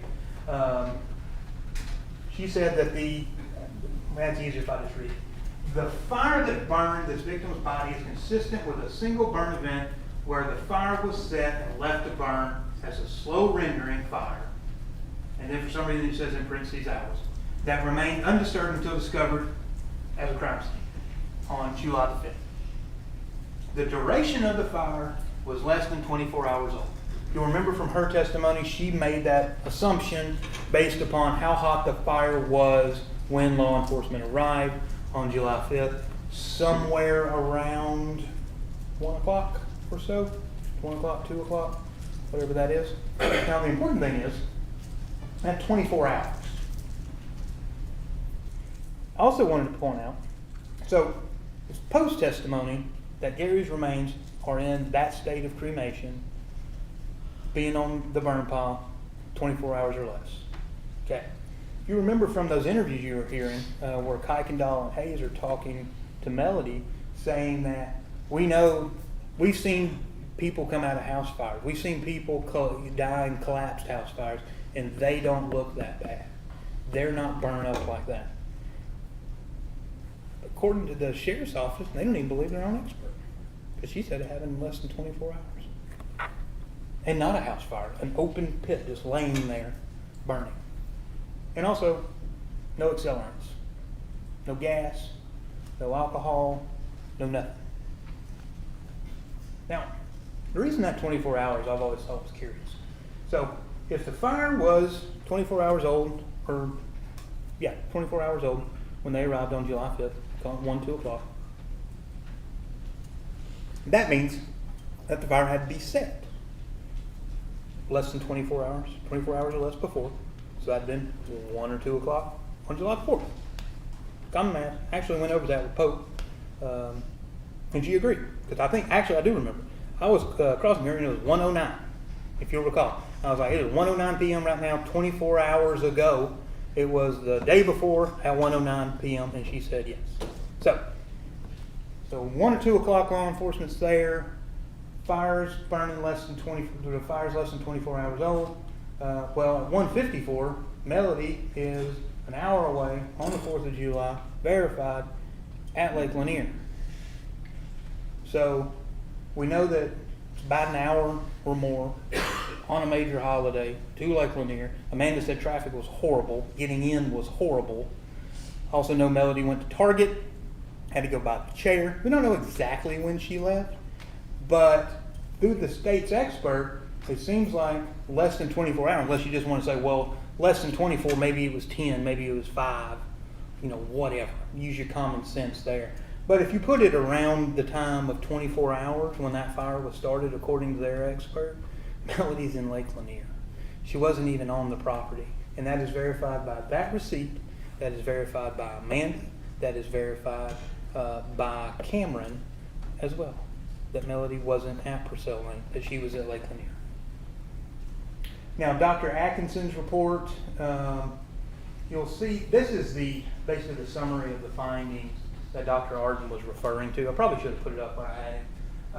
But it says basically you can't find entrance wound and unable to assess direction of a wound path. And like Dr. Arden said, a wound path is a bullet going through bone and muscle and tissue and subcutaneous fat, being able to track the path of it. Now, Atkinson was the whole copy and pasting. I'll get to that in just a second. But he couldn't say what organs were damaged again. Remember, I asked him, did he die of blood loss? Did he, was his heart hit, lungs, liver, all of that. He says he don't know. They want to blame everything on the fire. Dr. Atkinson couldn't say to a medical certainty that Mr. Farris was alive when he was shot. He did not want to answer that question. And if you recall from his testimony, he started giving this big long spiel about, and I was like, no, you answer my question. Can you say to a medical certainty he was alive when that bullet entered his body? And he said no. And that corroborates what Dr. Arden is saying. Dr. Arden, complete honesty, was like, I'm not saying that you can't say that this is a homicide, but I'm just saying being academically honest with, I think his words, is I can't say that it is or is not. And when you've got is or is not, then you've got undetermined. And when you can't tell me to a medical certainty a man is alive when a bullet entered his body, then how can you say honestly to a medical certainty that a bullet killed him? And you can't. Dr. Atkinson couldn't say what rib the projectile was lodged in. He actually knew less about the rib and the bone than Gooding did. And the reason why is because he just copied, and he admitted to it, he copied Gooding's findings directly from cut and paste, directly from his report, her report, into his report. He never went out to that scene. He's putting things in this man's autopsy, talking about it was found on a burn pile, and here's what we did, and all of these things, saying that these things are factually true. But he didn't go there. He didn't do any of those things. He's basically taken somebody else's work, hadn't proven that he's actually, verified it, other than just who she is, and just said, this is true and correct. I'm going to say it's a homicide. Dr. Ard, I've talked about it so much. Remember, he just said, look, I think actually what he said was, I'm not going to say it's crazy, to say that y'all have listed this as a homicide. I'm just saying, y'all haven't showed me, excuse me, y'all haven't showed me, and he had everything, all the, he went over all the reports and everything, y'all haven't showed me to where I can agree with you to a medical certainty. He's like, I'm not going out there, I'm not putting myself out on that limb. Dr. Atkinson, he wants to put himself out there on that limb, be my guest. But Dr. Arden was not willing to do that. And you heard, I think he said, 3,000 autopsies that he had performed, been a medical examiner for 40 years, still practicing, got his own consulting business, all of these things. He's got all the credentials, in the world. And he's saying, no, I'm not going to go out on that limb based on these facts. And that in and of itself is reasonable doubt. Other witnesses. Ms. Frankish wanted to talk a lot about Addison and the text message to Melody, because that means that on July 3rd, Melody was planning on killing Gary. There's absolutely zero evidence of that. There's no text message, phone call, search histories, where there was any planning or preparation on July the 3rd. In fact, you'll recall Addison and Chris come out to the house. They come out to the house on the 3rd. She had just landed. Addison actually says they left, and then sometime later she texted Melody. And Melody didn't say, no, you can't spend the night. She said, how about tomorrow? And in fact, she did spend the night the next day with Cameron. But also with Addison, and the whole reason I called Cameron, y'all were probably like, this kid don't know nothing. But she did prove one thing. Addison, who is Chris's daughter, who was interviewed a year later, who testified that she's only hadn't had any contact with Melody, but had contact with Chris essentially through her mother, because that's how she had learned about the death and all of those things. But she made it seem like when they got out to Melody's house that Melody was not wanting them to go outside, didn't let them go outside, making them go get a bath way too early. You saw the text messages. It's 8:30 when she tells them to take a bath. They sneak out of the house, go get in the hot tub. Now, what's important, what Cameron actually establishes is Melody wasn't acting weird. Melody wasn't restricting them to go outside. That they went up to the barn. They went and looked at the horses. They went and saw the animals. They looked for Gary, and both of them confirmed they were down in that basement, and they didn't see any blood or any bullet. Nobody did. Nobody did on the 4th or the 5th. Anybody that was in and out of that house. Oddly enough, the last person, best you can tell, is the last person to come out of that basement is Scott before law enforcement gets there, looking for his magic gun that nobody's ever found and that nobody's seen. He's the last person to come out of that basement. And then the bullet is found. Chief Deputy Pinion, we've already talked about him. Him and Scott, he's just trying to see what's going on, and he's got Scott in minutes throwing Melody under the bus. John Lambert, that was really just to show the weird dichotomy, because Scott and Chris and Emily wanted to get on the stand, or did get on the stand, and basically say, oh, Daddy dearest, I loved him so much, I miss him, I can't believe this. While at the same time, you got Chris robbing him blind, him actually saying he was stealing, him admitting that he had used his bank accounts because he had the account numbers and all that, which is illegal, and he was doing it without Gary's permission. Gary actually texted him and said, "Your stealing has got to stop." Scott texted Melody saying, "Is he gone?" wanting to know if Gary was gone so he didn't have to do anything anymore. That is not, those aren't the text messages of somebody who, you truly love this man. No, that was just their bank. And he was getting ready to cut them off. So Lambert, that weird interaction, he said, it wasn't fisticuffs like Mr. Fogus likes to say. It didn't rise to that level, but he said it was just weird. And then Scott making the statement, "Can't wait till you're gone so I can get this," or something to that effect. That's weird. That's not the statement of somebody if you love your father. Dave Thomas, yet again, showing Scott's aggression. With a whole, Miss Frankish, she got up here in her opening and was saying, well, Scott's dad was dead and he had a right to be upset. And then she said, his trailer. That ain't his trailer. That's not his property. That is Melody and Gary's. He wants it to be his, but it's not. Just like they want the money, they wanted the house, but it's gone. They wanted everything. They acted like it was theirs, but it wasn't. And Miss Frankish bought right into it, came up here and told y'all exactly that. He's upset his dad died. He's got strangers using his trailer. It ain't his. The owner of the trailer was standing next to it with Dave Thomas when he comes up acting like a nut, then chases him halfway over to Forsyth County. Martha Jane. She's known about this case since July the 5th of 2018. And I'm almost July the 5th, 2018. In the middle of this trial, she called law enforcement and said that, "I have to tell y'all something. Melody stole a gun from me in 2019, and it was a .38. And when did she say that? After, and you'll have this back there with you, after she admitted to it, after you watch this man on YouTube commenting over Rusty's testimony. And the title of this video, "Did I Just Crack the Case?" Because that man said, and I asked her, that's where the gun came from. The next day, she is on the phone with Captain Hands telling the story about how Melody stole her .38. There is no evidence that she ever owned a .38. They got some .38 bullets, but also just to show you, those are Winchester, not Hornaday. The .357 that her husband owned was still there, and it also shoots .38. So it makes sense that you could also have .38s. But there's no receipt. There's not a photograph of this gun. There's her words 6 years later saying that she's got a gun.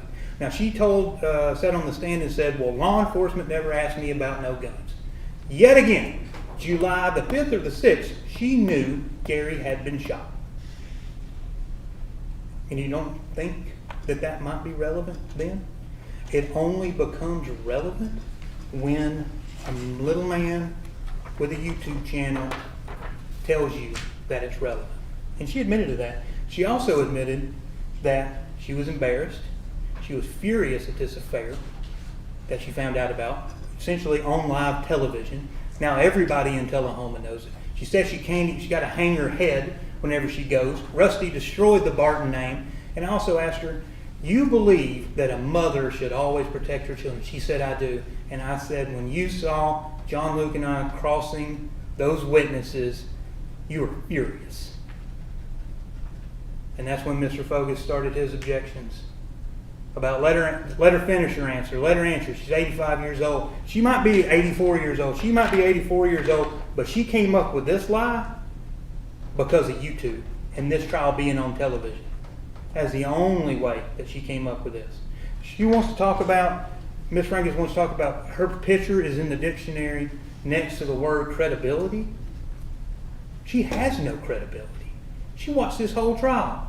She knows everything. She knew to even say what color the gun was because she can go back and watch Scott's testimony. What does she do? Yet again, can't get the color right. She got the holster kind of right. You can't get the whole thing because you got to remember stuff when you're telling lies, and it's hard. And I'm sorry, when you want to show up in the middle of a murder trial 6 years later, 5 years after you discovered a gun being gone, and your excuse is nobody asked me, and it doesn't become important until 2-3 weeks in, that's the definition of no credibility. and especially when you can't even prove to me that she owned a gun. And, you know, she's got an excuse for that too. Didn't like guns, she moved it all over the house, blah, blah, blah. Show me something. They got nothing. I'll go on for more, but I gotta hurry. How long have I gone? Okay.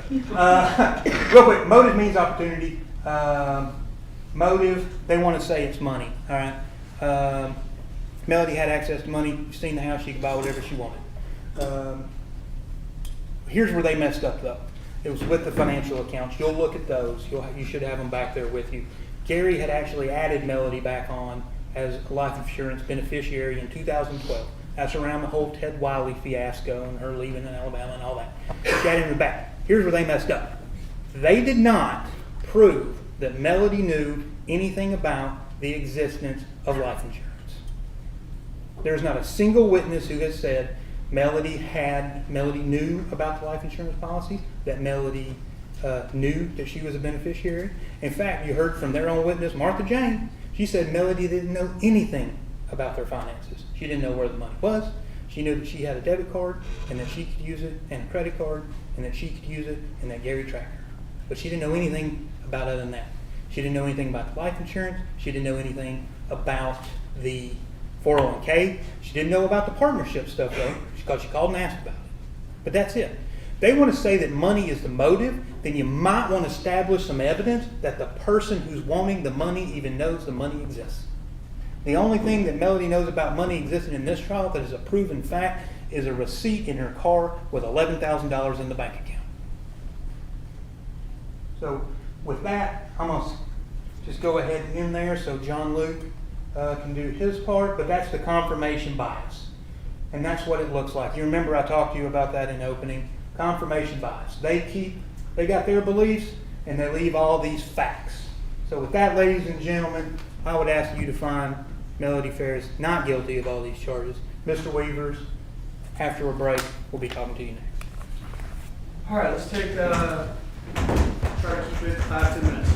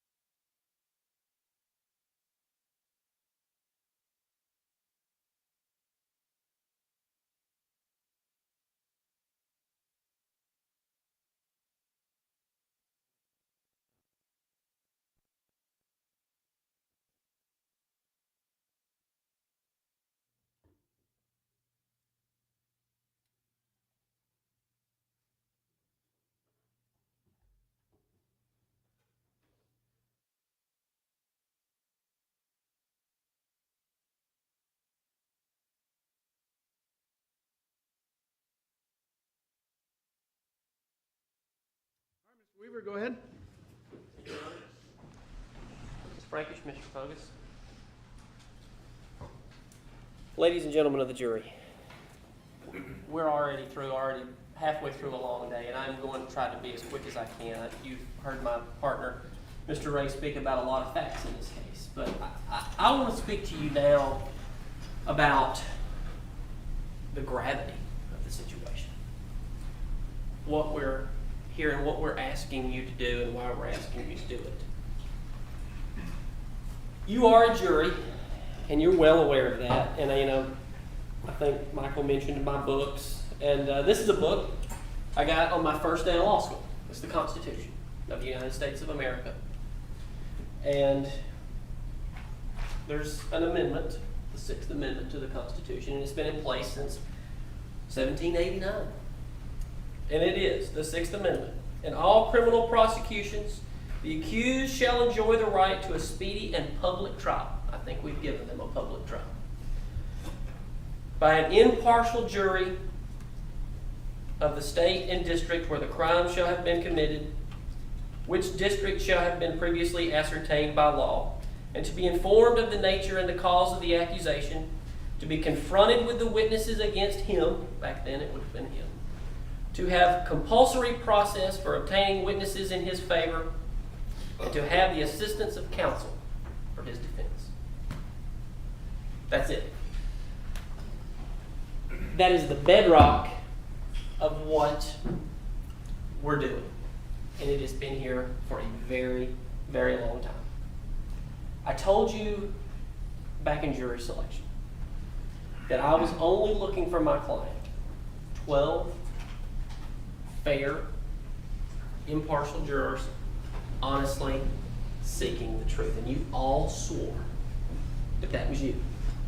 And you have sat here very diligently, and you have paid attention and taken notes. And we've all noticed the effort and time that you've put into this. You have put in weeks of your life. You have missed time from your families, your jobs, to be here for this very, very heavy, important moment.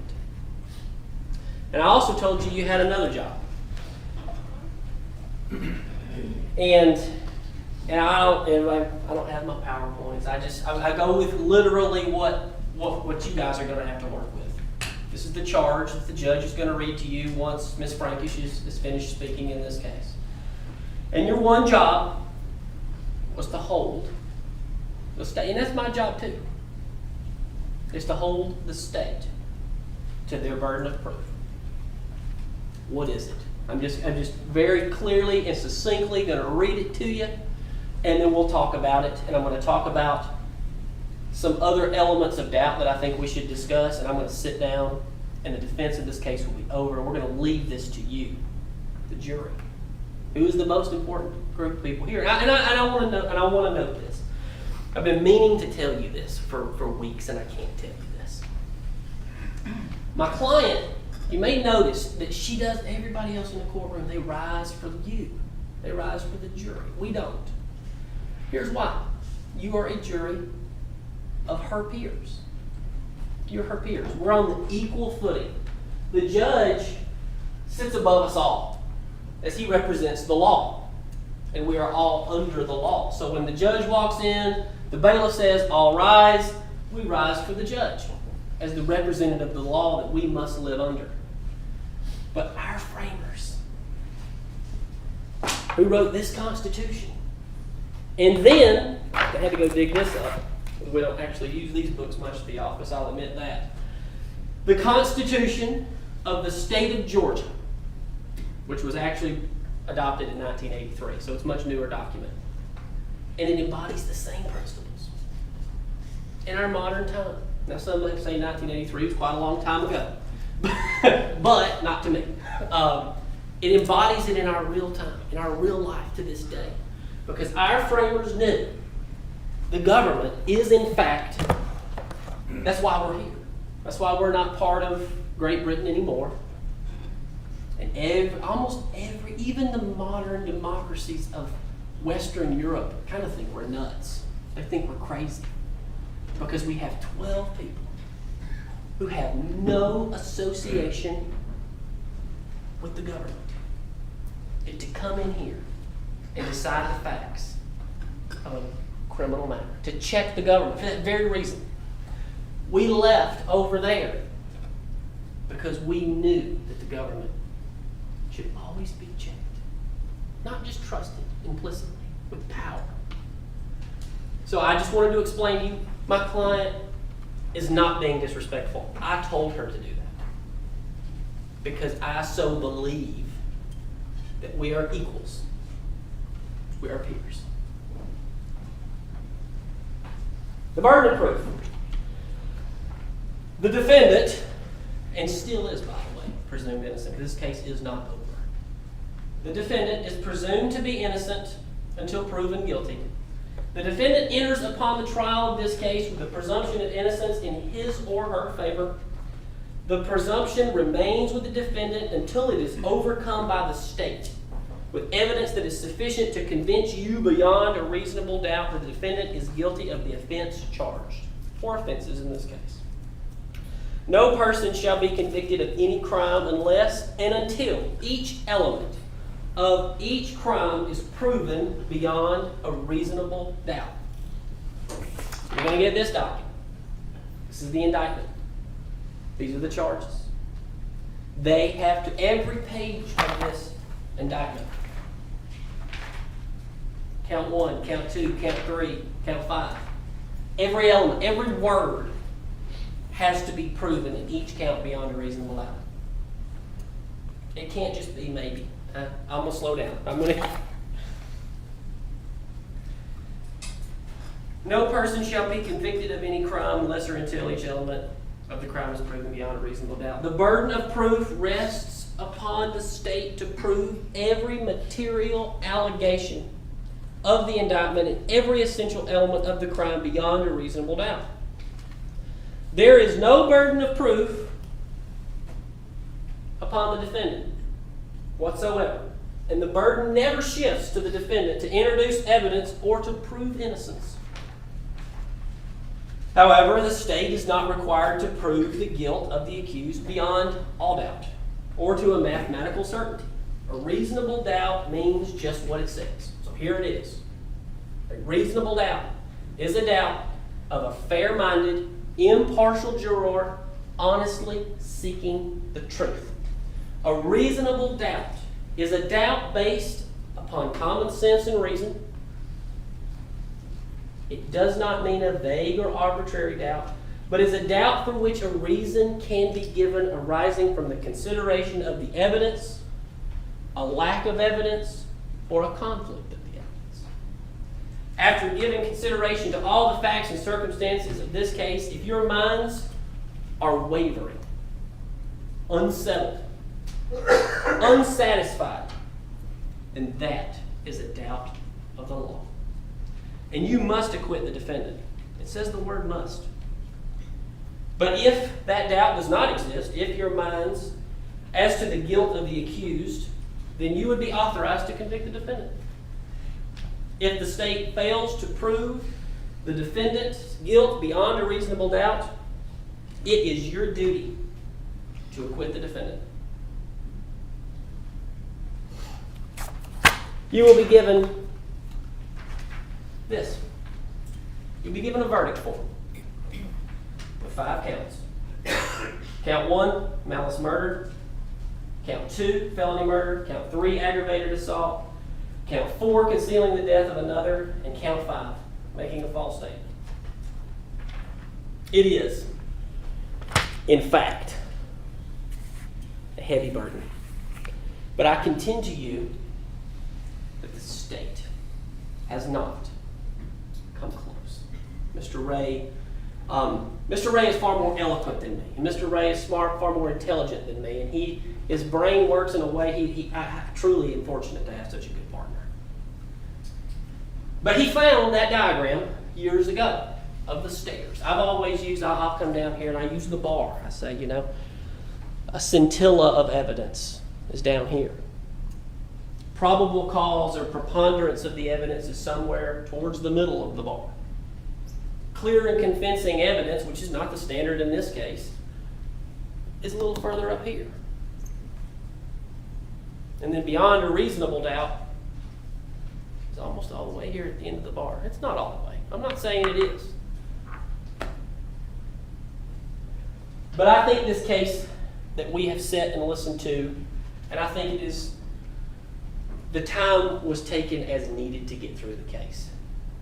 For you to see every bit and every element of this case. But here's what I think you have clearly seen. And this is the first doubt that I propose to you.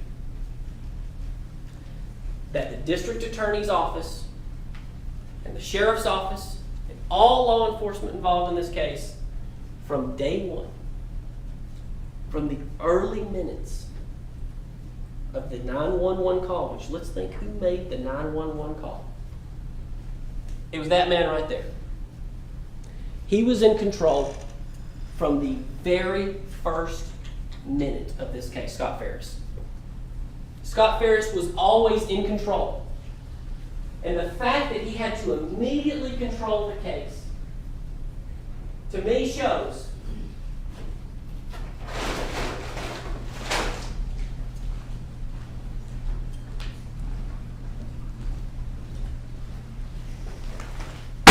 doubt. And I do believe it is a heavy doubt. When you look at everyone involved, every witness that you've heard testify, and that's another thing you need to know. You need to know that's your job, and you'll be charged on this as well.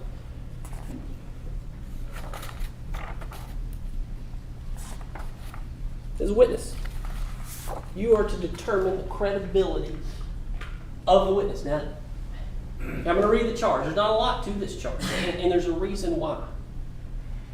The jury must determine the credibility of the witnesses. In deciding this, you may consider all of the facts and circumstances of the case, including the witness's manner of testifying, their means and opportunity of knowing the facts about which they testify, the nature of the facts about which they testify, the probability or improbability of their testimony, their interest or lack of interest in the outcome of the case, and their personal credibility as you observe it. What does that mean? Here's what that means. Here's what I propose to you. From the day we're born, in the early years of our life, we begin to get a feeling when we hear people talk. Because the words coming out of our mouth sometimes aren't true. For example, if I were to have a bag, and say I told you that this bag was full instead of shoes, it was full of $1 million. Well, I'm going to take this half of this $1 million and give you guys the other half, and we're just going to leave. But here's what you know immediately. You know that if I had $1 million in this bag, I wouldn't be standing here talking to y'all. You know that. You have that feeling in your gut. Because you know, you've sat here and watched this case, it's a bag full of shoes. It's a bag full of shoes that has no important evidence on it whatsoever, other than the fact that I think Melody Farris cut her finger at some point and got blood on her shoes and her shirt. I think they've established that. And I think, and Mr. Ray did a very eloquent job, and I can go on, and I'm not going to, because this case has got to come to an end. But when you think about law enforcement in this case, and their response immediately, let's go back to July the 5th.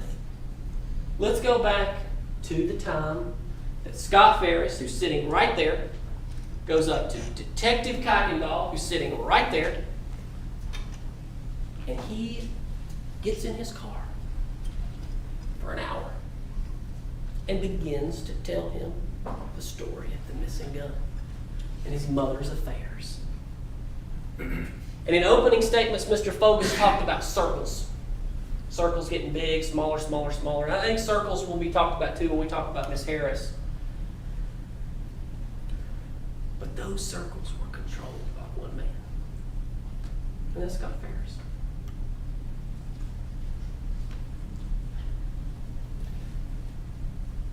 The investigation of this case became one-sided in that first afternoon. And I would contend to you everything that happened, and it's unfortunate for us in Cherokee County, for the jury, for Ms. Farris especially, that it was stuck that way. There was never any true regard or respect for the evidence that should have been gathered in this case. You saw it. You had 1, 2, 3. 3 locations on this massive property. You've been there, you've seen it, that were not checked. All of the countless problems that Mr. Ray unfortunately had to kind of wrap it up because we have time limitations on how we've been up here for weeks. We can't continue on. That's your job. You as a jury are allowed to go back to deliberate, and you get to go through every bit of this. And there's going to be some of you that believe this, and there's going to be some of you that believe that. And the judge will tell you that you are allowed to hold on to those beliefs and stand up for those beliefs. It is that standard that gives you the true check on our government. You are the democracy. You are it. We're having an election in a week. Nobody's got to go vote. There is no draft anymore. Some people don't have to pay taxes. But the one thing you got to do, and y'all know it better than anybody, is when you are compelled into jury service, you have to come. We literally saw an individual brought in here during this trial who tried to get out of jury duty. You've seen it. This is the last duty we have because it's that important. You can take any fact that we may have talked about or even things we didn't talk about, and you argue about it back there. I'm not saying screaming and yelling, but if you got a belief, you stay with it. And you listen to other jurors, and you make sure they listen to you. It's truly that important. But I would contend to you that the fact that Thrasher, who came out of the crime scene, and I believe she testified something to the fact of this was essentially the first crime scene she'd ever been on. And she totally and completely failed in intaking the crime scene in the house. And that complete failure of that investigation alone, I think that's a doubt.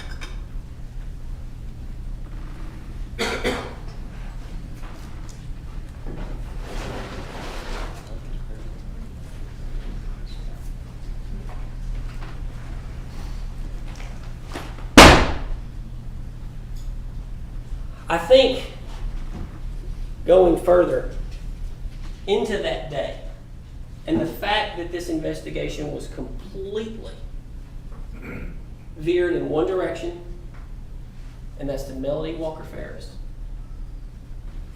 So much was left, and that's part of what you've seen in this case. We've been attempting to investigate this case because we ultimately feel that it wasn't. We believe that the complete ignoring of the barn is absolutely, it's just despicable, for lack of a better word. And because they never even looked over there, they never even used Blue Star or luminol or intook any of those things, even though there were some clear signs that they maybe should have. Gary Farris's card was over there. Scott Farris's bathtub was perfectly clean. They're there. I mean, Michael Ray told you. He told you. We had all those boxes that sit back there, and y'all, I'm very analog.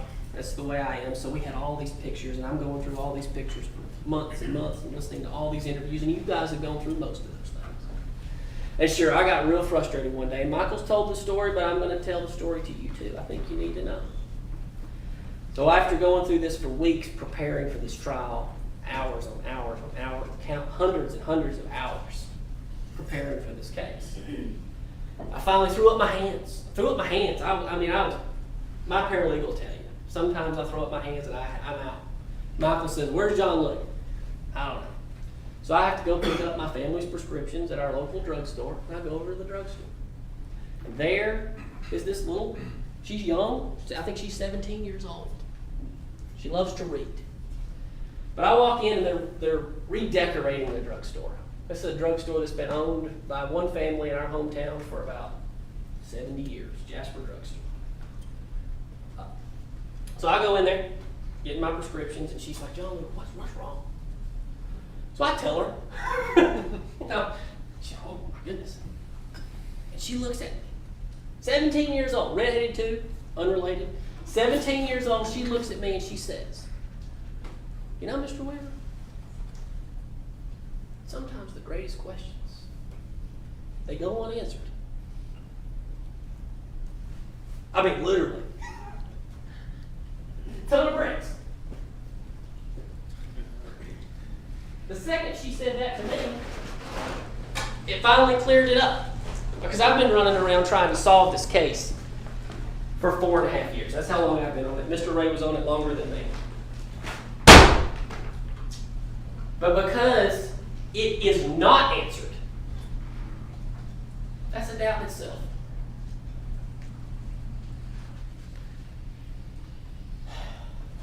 I want to talk about a lot of the evidence that has been shown about phone calls and sexual relationships with Rusty Barton and the grotesque amount of time that was spent by the district attorney's office proving a point that was proven very quickly.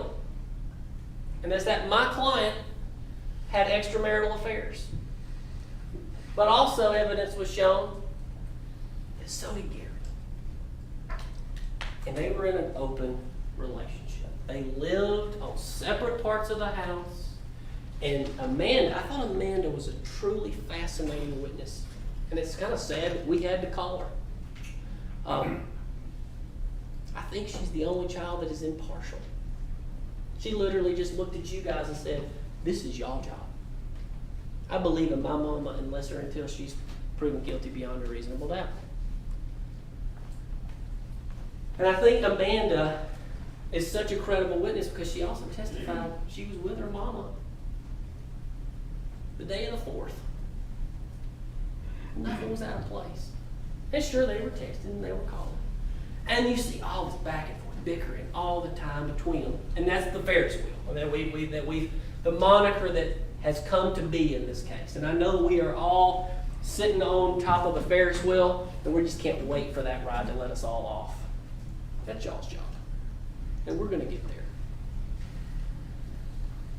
But all of the drama and all of the infighting between the siblings and the affairs and the relationships that have gone on. I mean, the affair started in the mid-2000s. You got Angela Phillips back in the 90s, who may or may not remember if she had sexual intercourse with Gary. All of that insanity. That's their life. But it's not motive for murder. And that is what they have put and leaned so much of y'all's time into.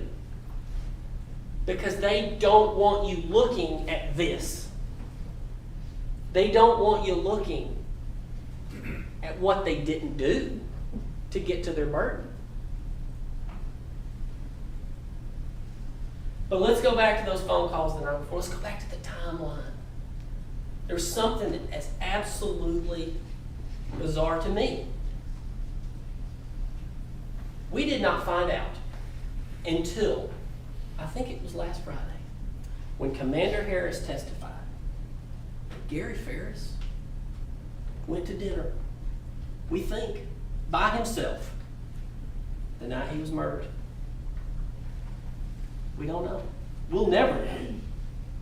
He was at least alive until 9:30 something. When we see the dot moving, if the science is true.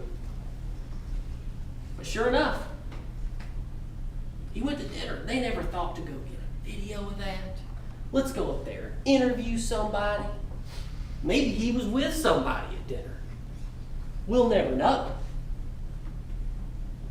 But I'm not saying that breaks open the case.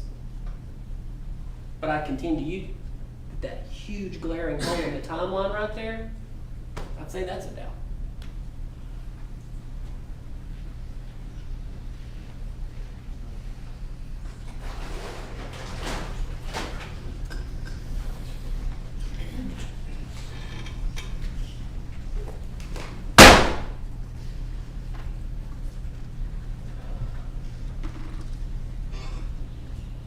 Scott had been out at the lake all day. Golfing, laking. And there was a lot of testimony heard about that and the life and the dynamic that he had on the farm. He referred to the farm as his. He referred to the farm as his property. It was his possession. I mean, his sister even called it kind of comical. But you saw, and you'll get to go back through any of those you want to go back through and see the communications between Scott and his father. What really was happening was that Scott was a grown man who had every second. So whatever they're saying about Melody has to at least apply to Scott. He was completely controlled by his father financially. Bring me back that credit card. Where's my credit card? It better be in my wallet when I get back. Over and over and over. It's in the messages. You've seen it. You can go see it again. So that financial motive alone and that control, wanting something that's not his, I think that's a doubt.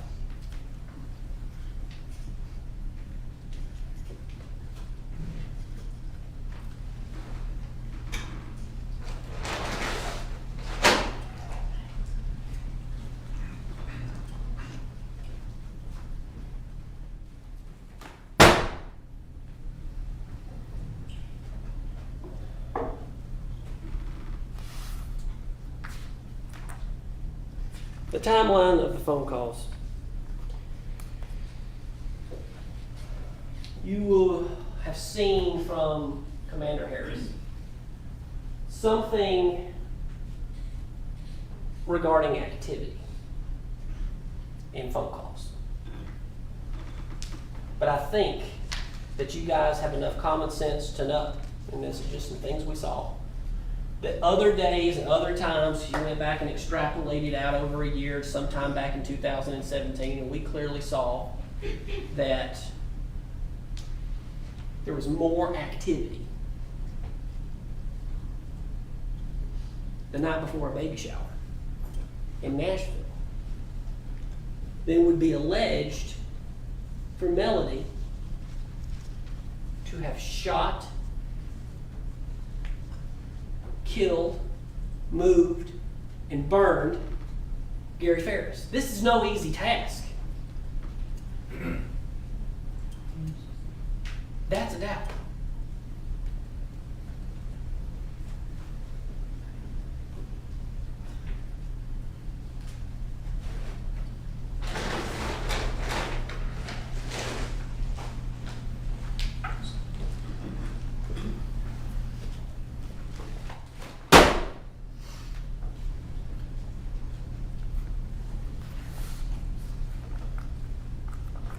All of the weapons that could have been used in this case, all of the bullets, the means, the ability, they started talking about those circles. They started zooming in on one person. And it's not Melody Farris. It's Scott Farris. He's sitting here today. All of it. But I think it starts to become clear why I'm doing this. Why am I dropping these bags? These bags are 40 pounds apiece. I've got a few more bags to go. But I want you to know that it starts to become very impossible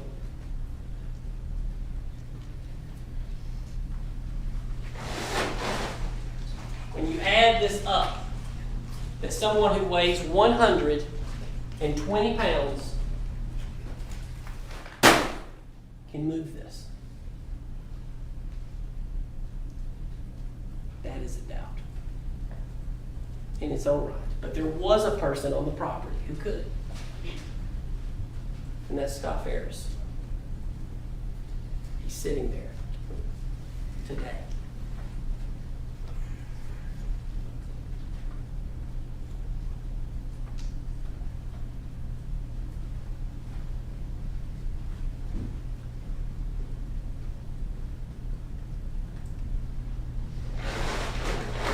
Adrian, if you could come assist me.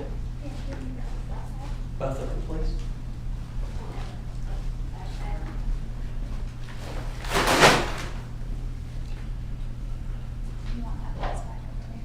No.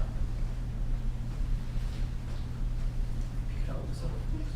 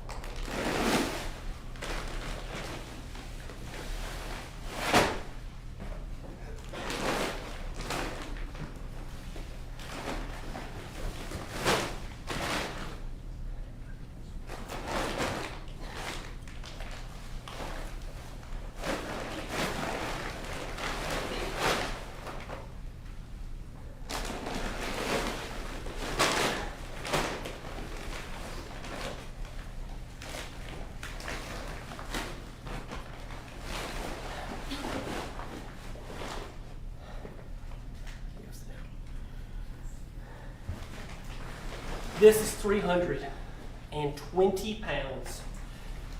I am 185 pounds.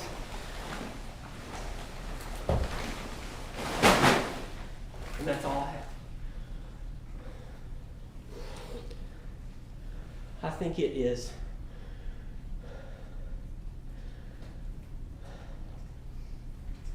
the heaviest doubt of all that they have provided you with no means,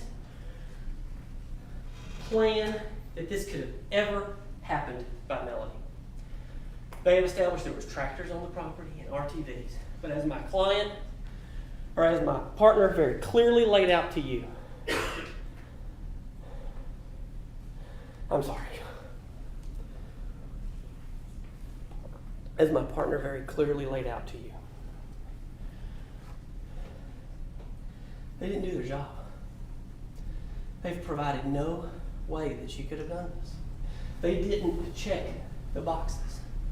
They didn't fill any holes of doubt. The state of Georgia has put my client under grave suspicion.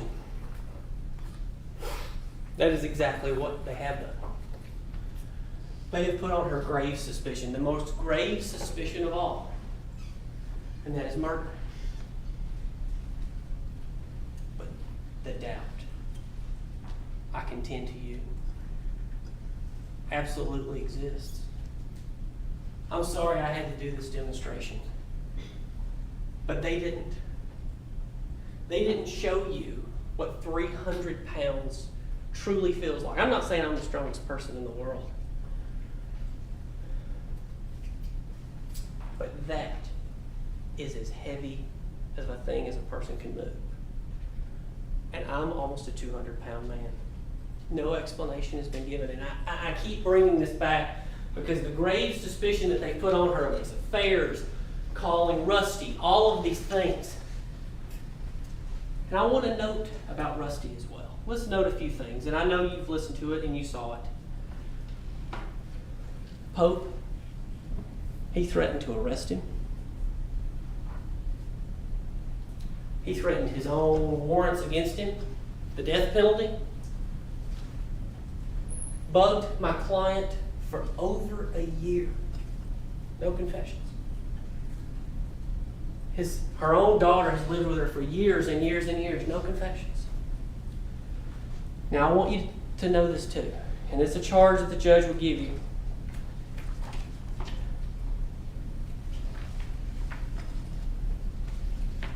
My client does not have to testify.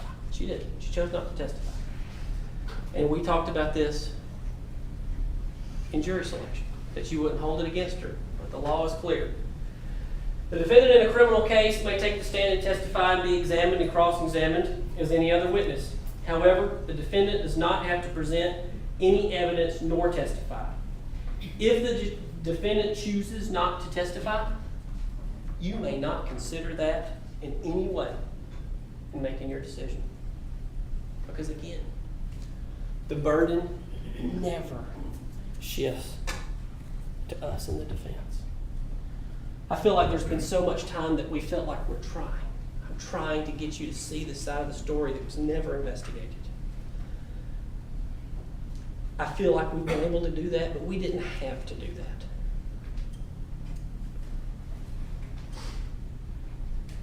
This decision in this case is everything for Melody.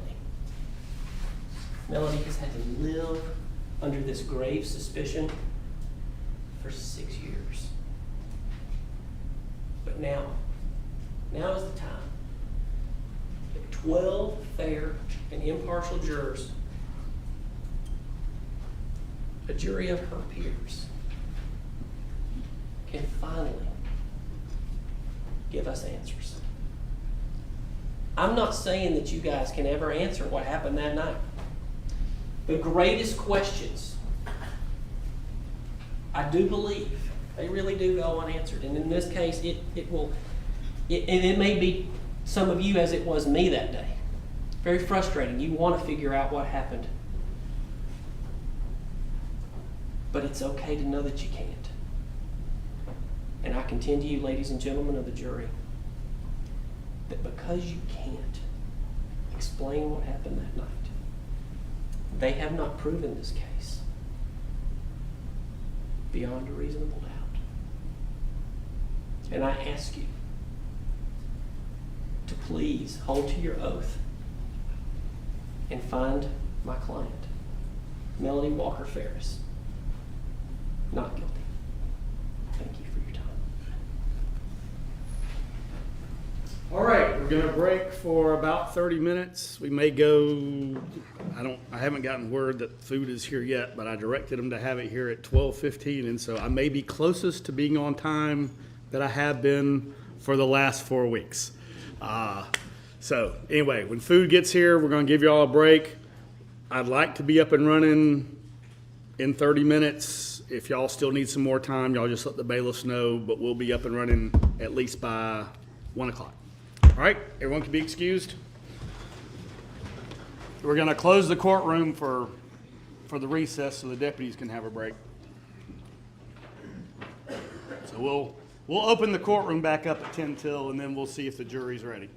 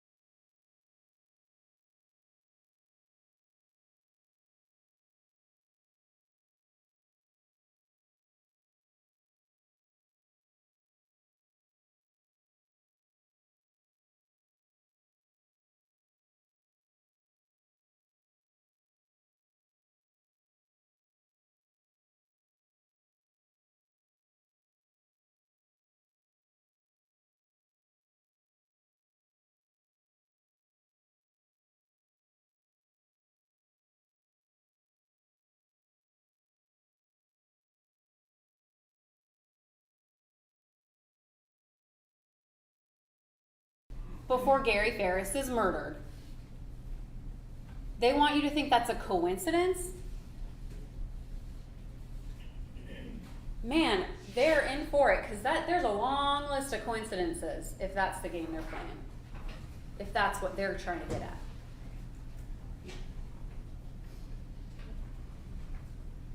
Not only that, but she just so happened to be taking care of a woman who owned a .38 snub-nosed revolver in a leather holster that her son saw in the basement of her home. Another coincidence? No, ladies and gentlemen, that's called evidence.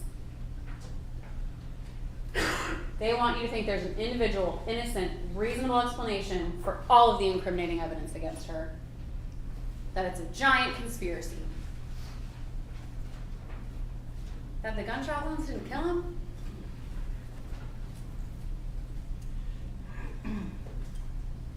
Use your common sense and reason. Now let's briefly talk about Scott, then we're going to get into the evidence that incriminates Melody Farris. When you think about Scott Farris, think about the manner in which he testified. Think about how he was corroborated, not only by the witnesses in this case, but the digital evidence. The digital evidence proves he was truthful about everything he did that week. Tuesday, Wednesday, Thursday. And he's corroborated by Martha Barton, because you know what he didn't know? That Martha Barton had a gun, a .38 snub-nosed revolver in a leather holster.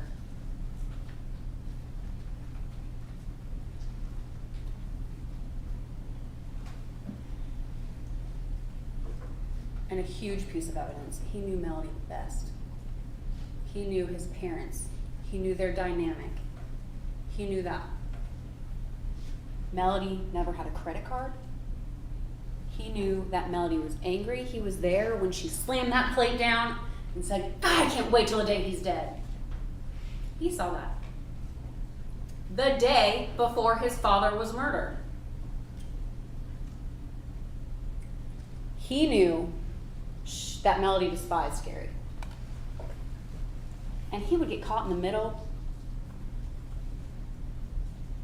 He just wanted to bury his head in the sand and be like, let me do my work, keep me out of the marriage problems. But the second he knew his father was in that burn pile, they want to get on him for taking charge. You know what you learn in the military? To take charge. To take action. That's all he knew. That was ingrained in his mind. We need to call 911. We need to get the girls out of here so they're not traumatized for the rest of their lives. And we need to get to the bottom of this and get to the truth.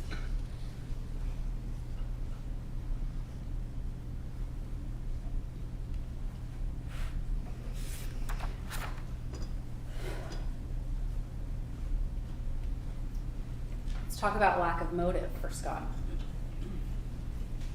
He was completely relied.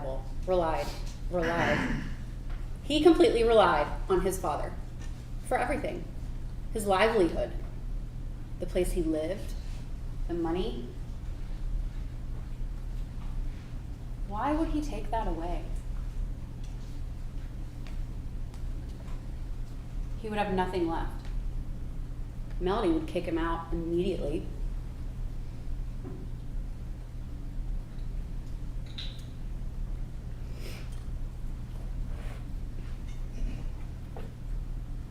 He also knew, forgot to mention, Melody disappeared every week to go see Rusty.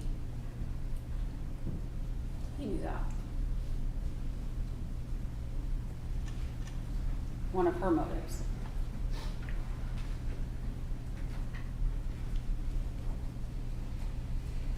And he didn't have access to a .38 revolver or own one.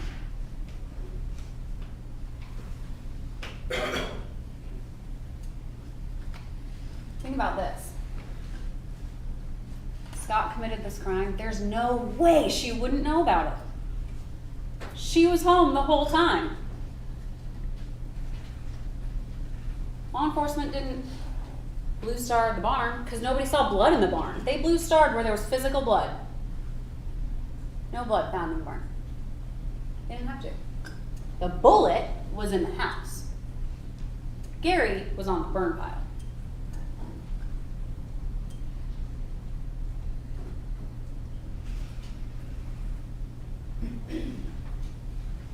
This is what happens when you leave a plate. Forget to take it upstairs.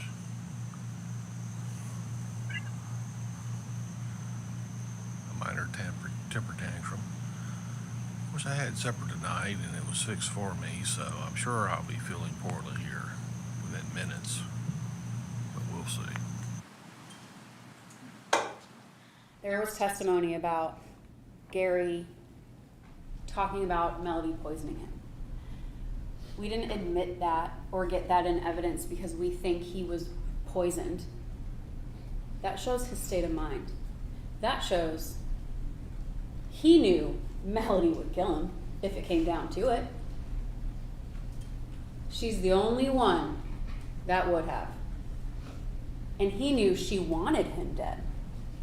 She's clearly poisoning me. Supper was fixed for me. I'm probably gonna feel bad. And that was after her slamming that plate down on the ground in frustration because he left a dirty plate in the theater or his bedroom or wherever. It's not normal behavior.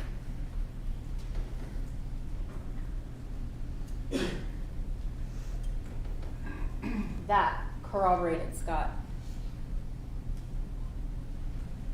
So, this might be because I'm a millennial, but I always read that first line as, do you have my credit card? Because my phone always fixes due to so, and it just irritates me. But read it however you wish. Gary to Scott, do you have my credit card? So you have my credit card. Choose one. Yes. Hang on to it as if your life depended on it. Is that what you tell someone who you want to cut off? No. That's what you tell someone you trust to keep the credit card away from her. He relied on Scott. Probably a little too much for this dynamic for him, between him and Melody. Probably shouldn't have gotten Scott involved, but here he is. He lives on the property. It's natural. He says, okay, and then he says, she makes me go shopping with her because she keeps saying the other card is turned off, her debit card. The girlfriend of her boyfriend, Rusty Barton, sent me several disturbing emails last night. This is in October of 2017. She is spending dime of my money. Either she is spending every dime of my money or she won't spend every, I don't know. Something about spending his money. Things will change dramatically. You need to pursue a job soon. He's not telling Scott to pursue a job because he wants him off the property. He's telling Scott to pursue a job because something's about to go down. He about to leave her. He's had it. But this was almost a year before his death.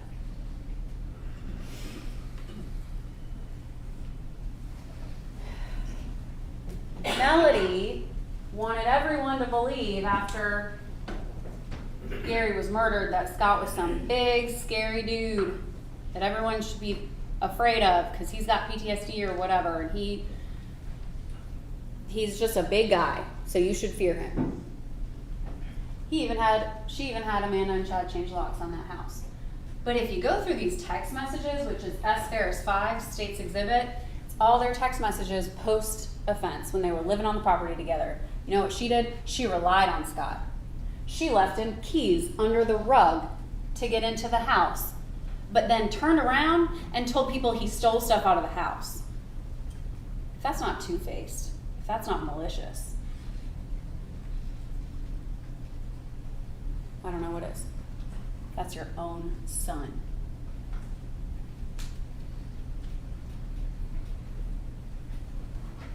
You don't leave a key under a rug for someone you think wants to kill you or frame you. Or someone you think killed your husband. Oh, keys on the rug. Come on in.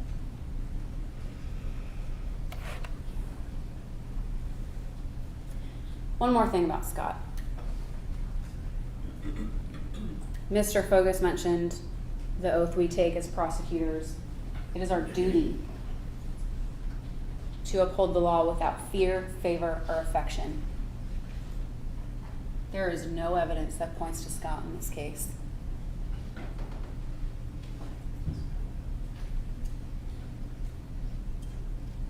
You don't think if there was evidence Scott did something in this case that he wouldn't be sitting at that table with Melody?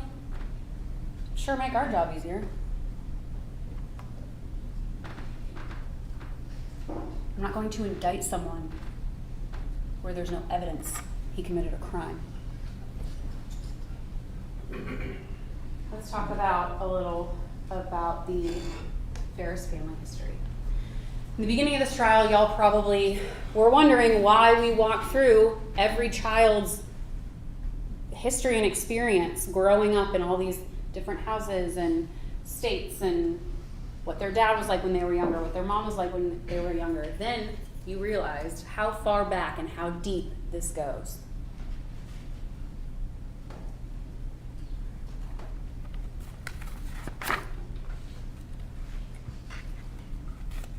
This is not a simple family. This is not a simple case.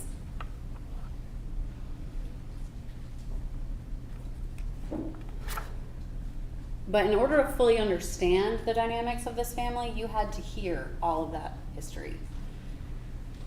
You know that this is from Emily's wedding. I want to talk about a little bit of build-up to the day of July 3rd, 2018. You've got Ted Wiley, that affair, about 8 years before Gary's death. That changed the dynamic of Gary and Melody's relationship greatly. He totally took her off the finances. He was like, you want to take out all of the money I had set aside for taxes? Great, I'm going to take you off all the accounts. You want to come back and try to work this out? Come home. Leave Ted, who, by the way, was dating Gary's sister for like 20 years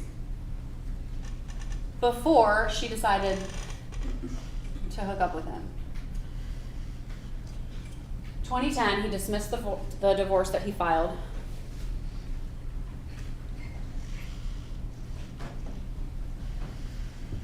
Martha Jane had her surgery in 2014. Okay? The kid said that things seemed fine between 2010 and 2014. Seemed fine. Martha Jane had her surgery, and that's when the affair begins with Rusty Barton. Emily's wedding was 2 years later.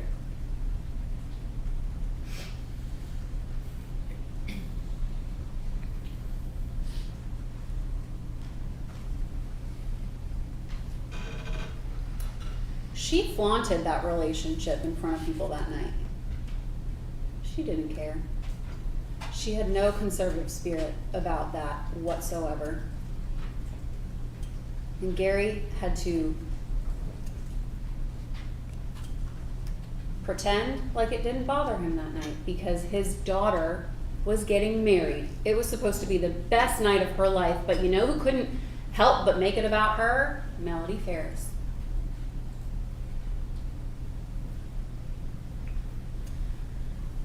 Chris testified that Gary was so upset, he said, that's the last time Melody's going to embarrass me.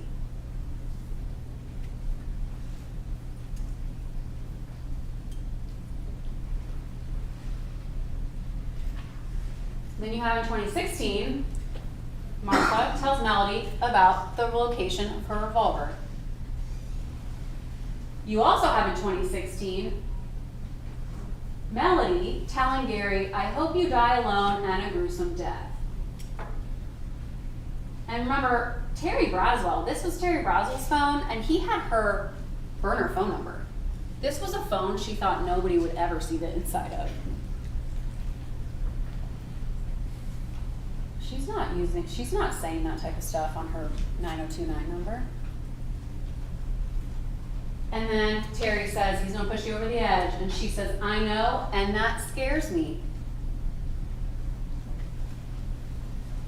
I told him finally to go where could not even see or hear him. It would be in his best interest.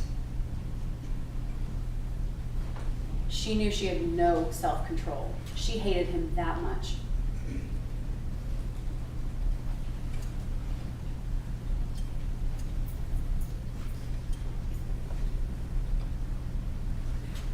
September 2017, she gallivants out to Jamaica with Rusty.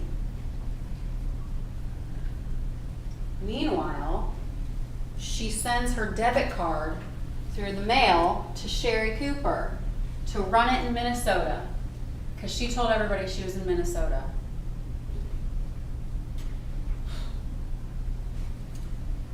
Poor Sherry, she had some guilt about that. She was like, I don't know why I did that.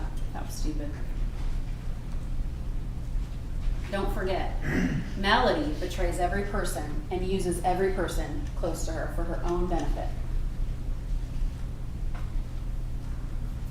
She even, you saw, and I've already mentioned this, you saw Amanda's reaction to those text messages. Oof.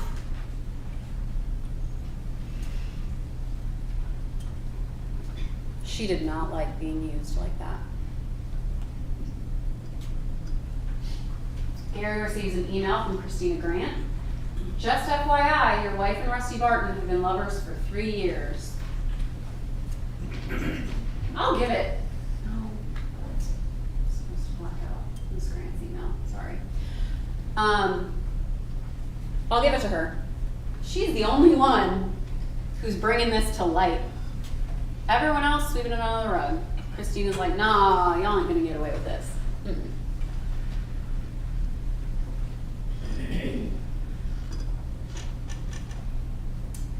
That's when Gary texts Scott about the credit card. Hang on to it as if your life depended on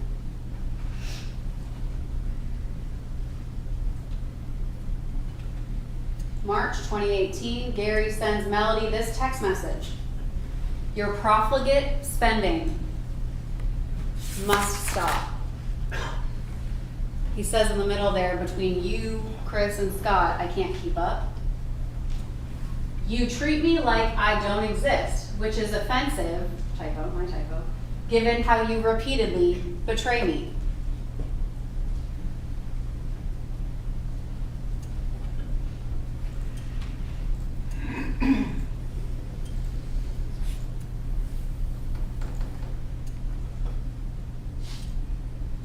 Gary's in the hospital in April of 2018.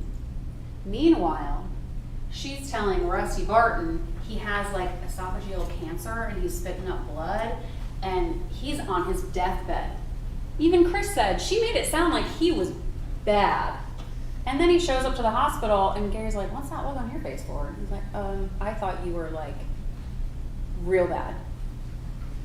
And he was fine. He walked out of that hospital, went back to his Mountain Dew. And that's when he tells Chris, you know, I think Melody's poisoning me. Again, that goes to his state of mind. This was all amping up. He knew something was off.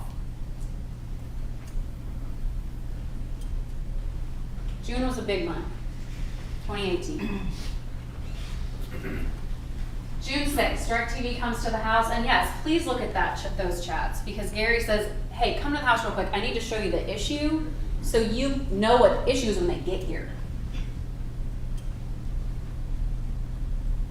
That's when DirecTV comes, that's when Scott sees that pistol. Again, this corroborates Scott. He could have said, I don't know where I saw that gun. I don't know. He knew when he saw it. He was like, actually, I was looking for a remote, which makes perfect sense. He's looking in drawers for the remote to figure out the TV, for the TV guy. That's completely reasonable and natural. He's opening drawers and he's like, oh, that's weird. A gun that looks just like the one Martha Barton described. June 25th. Rusty searches in his phone plain gold wedding band. And you'll see text messages from Melody to him. Plain gold wedding band, that was their thing.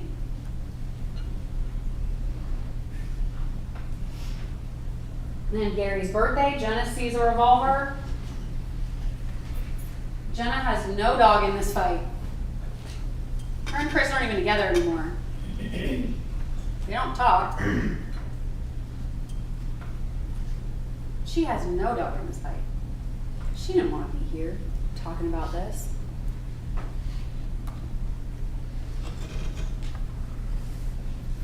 No motive to lie.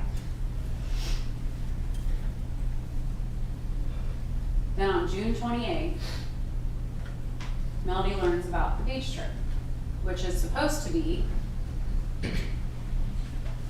that Saturday. That's also not a coincidence.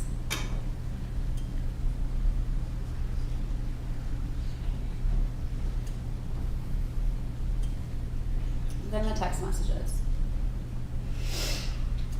To Emily and Amanda. These are two separate messages that she sent to two separate people expressing how angry she was that Gary got a condo for Chris and Jenna.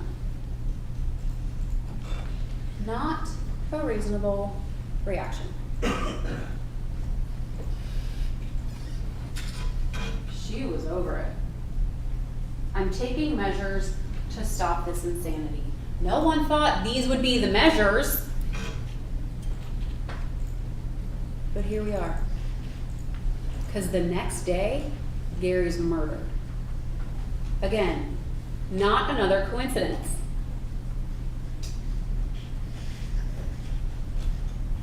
Let's talk about her motive.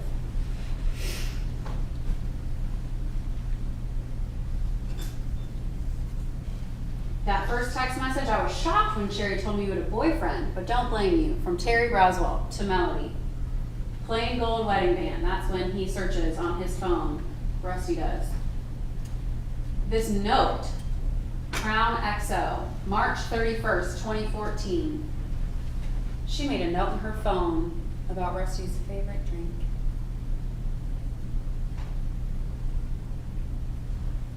So we know that corroborates the timeline of their relationship. And then these messages on the side here from August 4th and 5th, that's between her and Rusty. That's a month after her husband was found murdered and burned on a burn pit on her own property, who she claims that her son killed. Meanwhile, she's over here. Forever, we need us. I need you. All.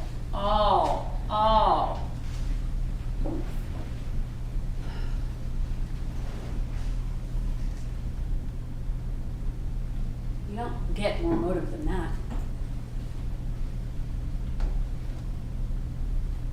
Except she had more. All right. This is all the money she would get if Gary died accidentally. Add all those up. Okay, $4.15 million. Now, the defense wants you to believe she didn't know about it. You know what you do know? You know that she goes in his phone when he's not around. You know that she cleans that house. You know she's not stupid. She knew about his profit sharing. She called the office and asked about it. She knows where that money goes. She, again, consider the source. She is going around pretending like she's asking Emily, what am I going to do? What am I going to do if something happens to your dad? They're the ones that stood up here that said his money is her money. We all know that's true when you're married. It's either gonna go to her or the kids. Probably all four. Naturally, without a will, that house was hers. You cannot tell me she thought she was gonna be broke. It's ridiculous. Afterwards, it was always about money, money, money. Melody was demanding money. She was trying to get as much money as possible. She didn't think that when he was found dead, all the finances would be frozen. She didn't think they found a bullet in his rib either. I was terrified I would be broke. Ma'am, your husband's a millionaire.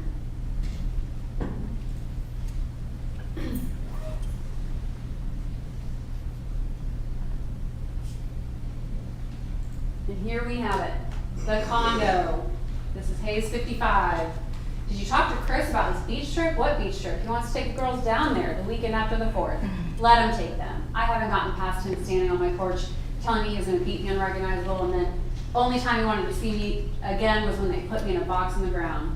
Or that he continues to take money every month, of which you do nothing about. She's blaming Gary for that. There is something terribly wrong with not being able to take a beach trip with the grandkids without so much drama.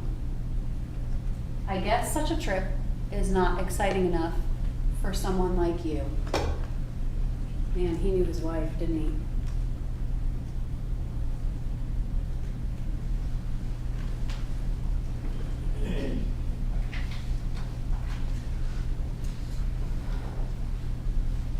July 2nd. I got Gary's phone. He booked and paid for the condo for Chris and Jenna. I'm beyond furious. Amanda, oh, big surprise, right? Always there in her mom's corner. I had to put the times on this one because this is ridiculous. Melody, did you book a condo for Chris and Jenna? Trying to, like, trap him? It's your husband. Be like, hey, I got your phone, so you booked this condo. You don't want to talk to me about that? Actually, he did talk to you about it. He invited you on the trip. You said no.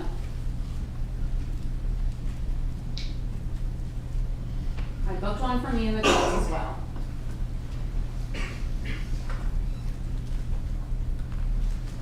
That's how manipulative and conniving she was.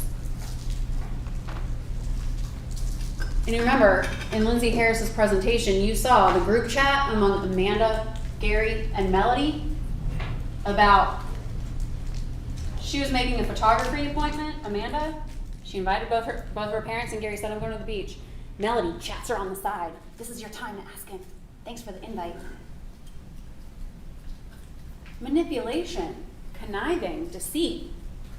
That's what she's about.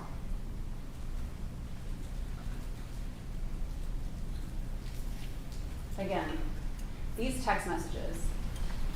The top one is a little bright. It's Melody to Emily. I have had it. I'm taking measures to stop this insanity. This was July 2nd. That's her message to Amanda Farris. This is the last straw with him. All right. I want to get into the timeline of events. These phone calls, these are all the phone calls that she had with Rusty on the 3rd in the evening. I didn't go before that. We know Chris and Addison stopped by the house in the evening. We know Gary went out to eat and came home around 9:30. And don't forget, John Lambert heard gunshots between 9 and 10 p.m. that night.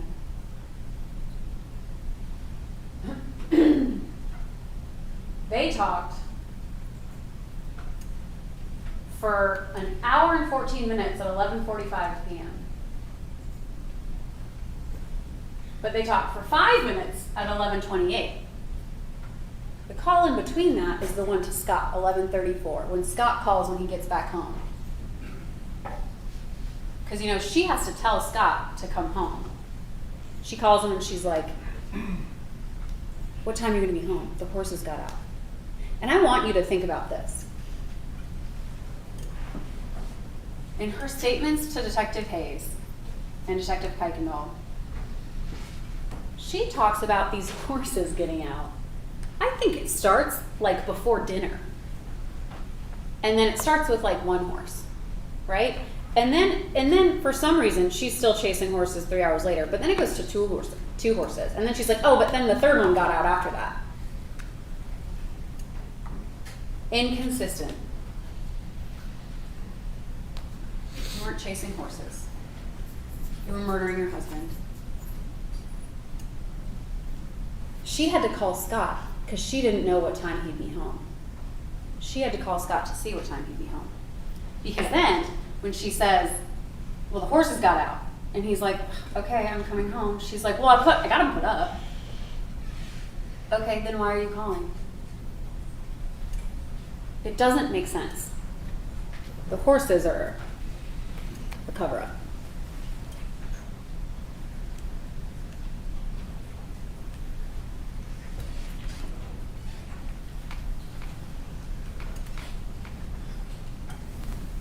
When she calls Scott, Scott's all the way up there at the lake. She calls him at 10:52. What time are you gonna be home?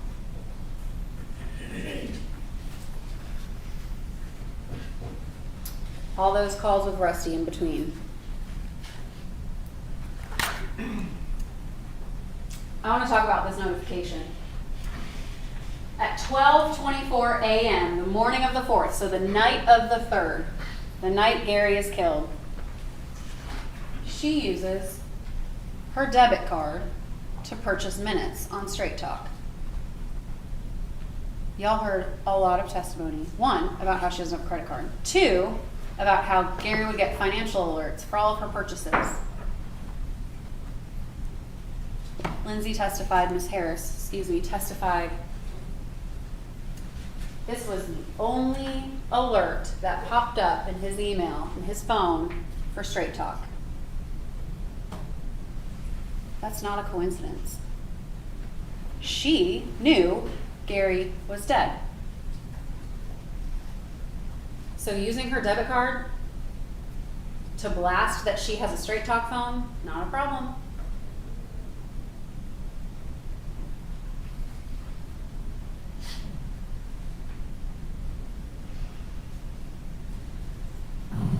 She said, Gary is in the burn pile. No, she said, he is in the burn pile. And I said, what? And she said, he's in the burn pile. And I said, do not say another word and do not tell me anything. I do not need to know. That's what that 220 call was about. Now, again, believe what you want about Rusty. We all know he knew more than he came in here and told you. We all know that. We're not stupid. They talked for an hour and 35 minutes at 11 whatever, and then another 35 minutes at 2:20 a.m.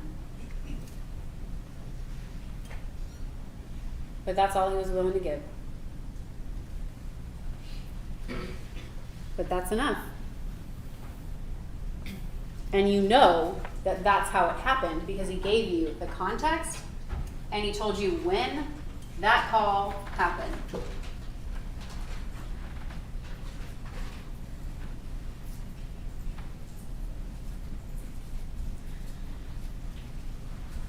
Mr. Ray talked about Detective Botsong using this open source document or program for the CPAP machine. All right, the date is the 3rd. It ends at 7:48 a.m. That's the last data for that CPAP machine for Gary Farris going to sleep. Now, you got the raw records too. Look at that. Oh, 7:48 a.m. It's the same. The data, the raw data, shows he never, ever went to sleep. the night of the 3rd.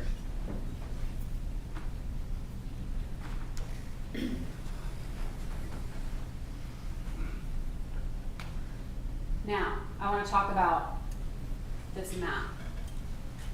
All right. Got a little bit. All right, you see where that dot is?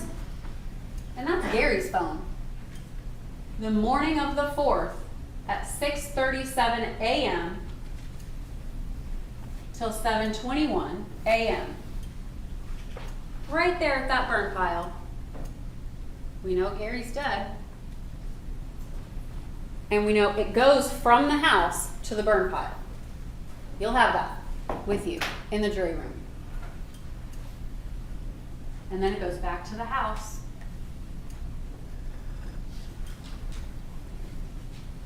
$7:58, $8:21, $9:05. It's back at the house. She's on the phone with Rusty all morning. And you know Scott's location during this time, it's in here. He left for the lake. He was 20 minutes away. The only one home was Melody. That phone was either on Melody or on Gary's dead body. But you know who wasn't there? Scott. And Melody was by herself. You know Rusty wasn't there because she's on the phone with him the whole time. Well, and you heard testimony that he was actually in Tennessee, but also.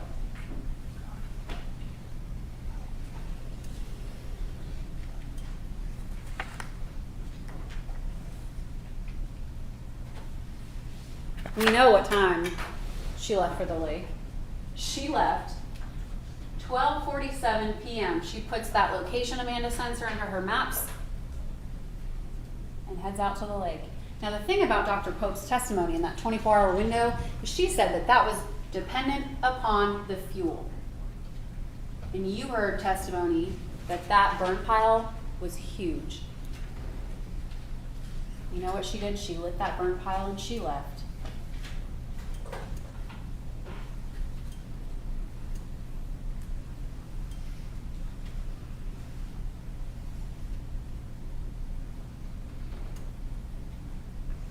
The 3 calls with Rusty Barton the evening of the 3rd and the morning of the 4th total more than the other 15 calls that they've ever had between those hours.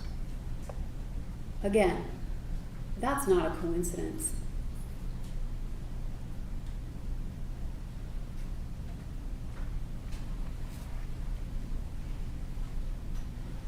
She was freaking out because she just killed her husband and had to figure out what to do with him.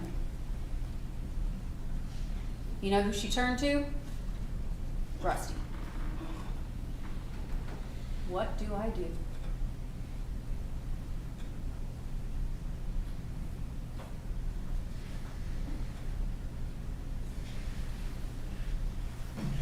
Yeah, I'm going to talk about her activity. The 3rd. The 7th, September 7th, 2017. September 30th, 2017. And the 3rd, July 3rd, 2018. Those are the 3 dates she had the most activity between. This is a 1 hour period. 1 hour.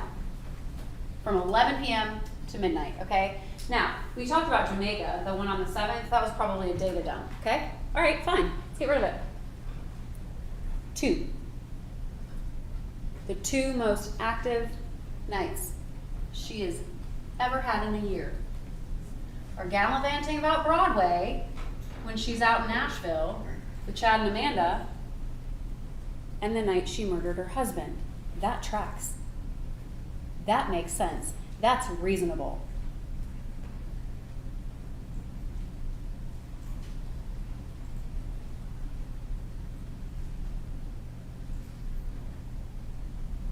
This is also not a coincidence.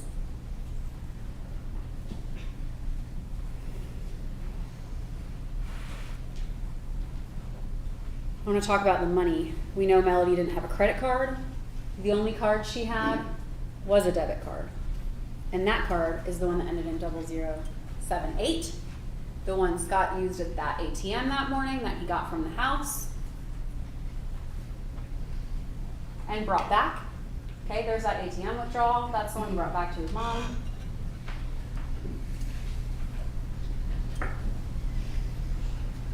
Even Melody says about Scott, and he has a credit card. I don't even have that. We know that. That 007A card is her only card.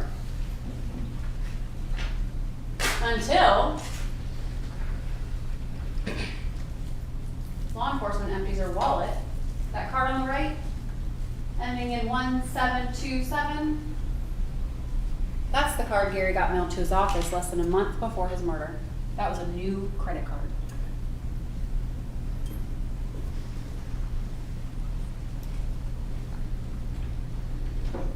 That's his office address and that Bank of America activity alert. And that's her transaction at Walmart the morning of July 5th, before Gary's remains were discovered. Oh yeah, by the way, the trip to Walmart that she doesn't mention to police ever, that she says she's literally interviewed on the 5th and on the 6th. Leaves it out, says she's just, I don't know, cleaning up after the girls, lays in bed. Why don't you talk about this trip to Walmart? Look, she even activated a phone card. What was so important you had to run out to Walmart that morning? Could it be to restock on cleaning supplies? Is that why you didn't want law enforcement to know you went to Walmart? Or because you spent $450 on a credit card that you didn't have until you took it out of your dead husband's wallet? Both. She needed to wash those towels. She needed to Clorox that floor. She bought a lot of soap, a lot of bleach. And we know it was her because she bought wine and showed her ID.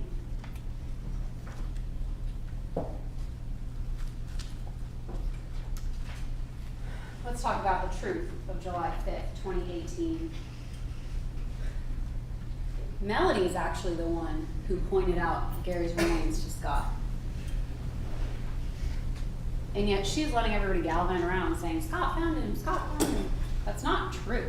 And she knows it. She's the one who told police also that corroborated Scott. I said, hey, did you put a goat in the fire? That was her pointing out the remains to Scott. Because if you don't have a body, you don't get the money. She knew he had to be found.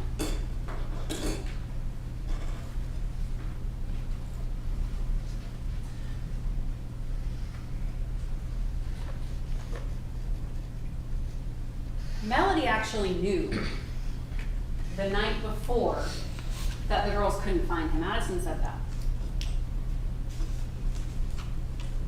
She wasn't concerned. And yet she pretends like the morning of the fish, she didn't know he was missing. Melody only started looking when Amanda got there. She was sitting on the stoop, just like, hey, yeah, they can't find Gary. Okay, well, how long have you known about this? Actually, since last night. Well, that would be the wrong answer. That would make her suspicious.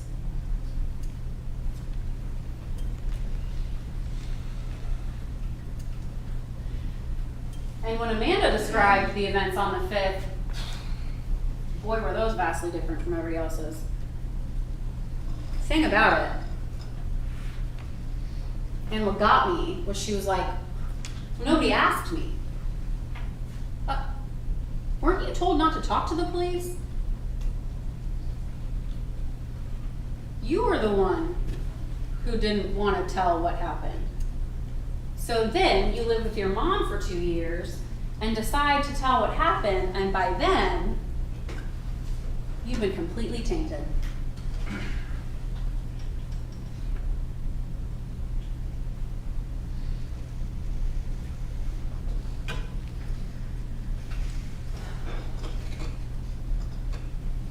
Scott testified he went to go look for the CPAP, and the gun that he used for duck hunting to see if maybe he's out duck hunting. All those comments about a missing gun, that's not true. He didn't mention that till after he went in the basement, thought to look for that 38, saw it was gone. Then he came up and was like, oh, yeah, by the way, this 38's missing. He didn't mention a missing gun before that. Think about the source of all that information.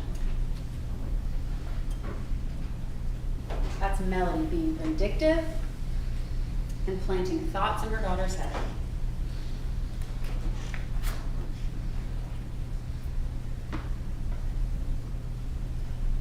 On the 5th, when you go back and you hear Melody's statements, on the 5th, man, she tried everything.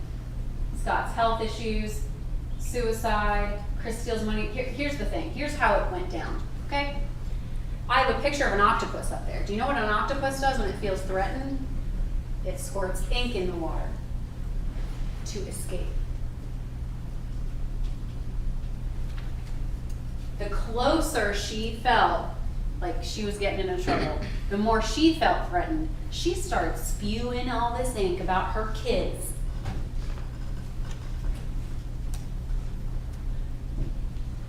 She even talks about Chris Payne.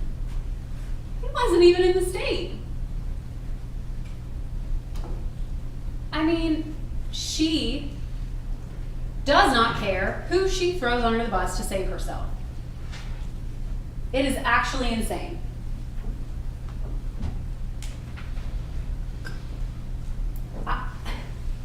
And it's such a reach. Scott likes to shoot guns. Okay.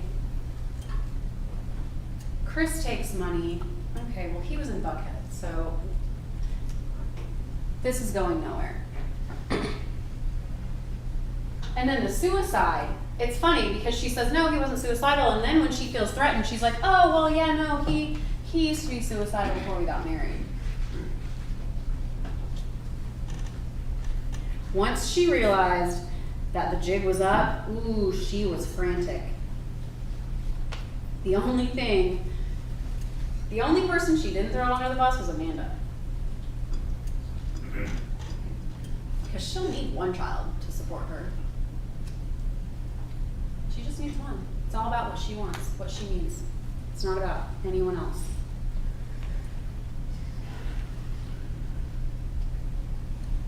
She prided herself on her house and her things. She liked her things. She wanted to keep her house immaculate.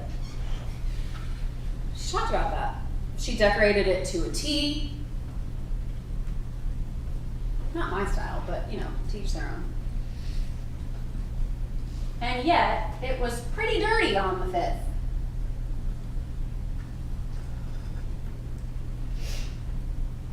Let's talk about the blood. Don't forget that Deputy Riley walked in that house and there was a candle burning by the basement door. It's not a place for a candle to burn. And it smelled like bleach.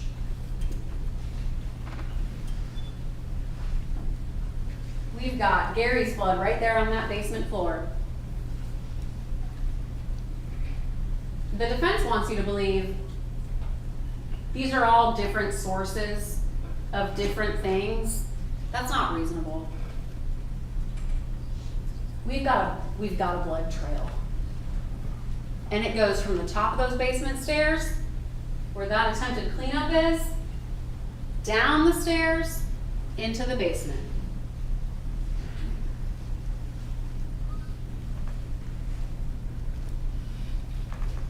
See that big bottom splotch? That's those stains right there on the left.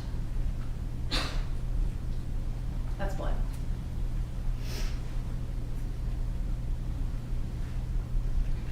Those evidence markers that were Gary's blood, right along this trail. That's in the basement, in front of the bar. It is not reasonable to think that there is a legal justification for all of that. That's not reasonable. What's reasonable is that's a crime scene. Because we have a man who was shot twice at least, burning in the burn pile behind this house.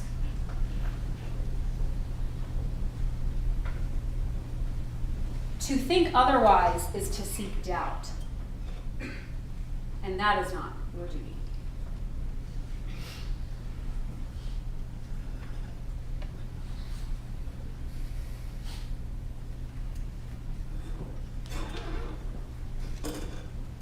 Means an opportunity. They had a lot of stuff. They had a lot of farm equipment. You know who's farm girl? Melody Farris.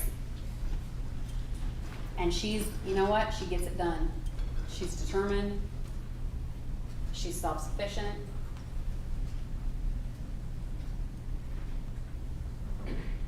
And you know what really motivates someone? Getting caught for murder.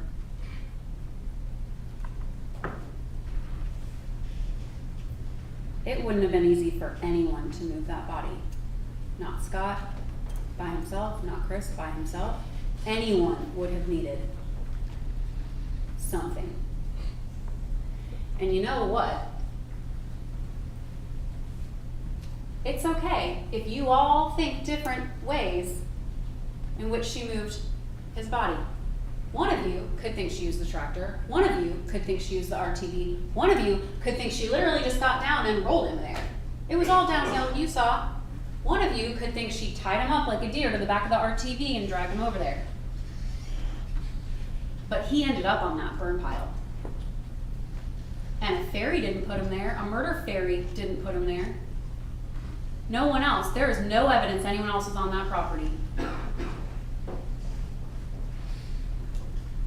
And to think differently is to seek doubt. She was in good shape, people.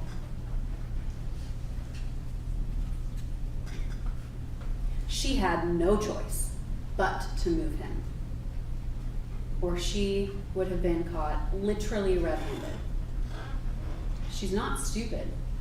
That's why we're here today.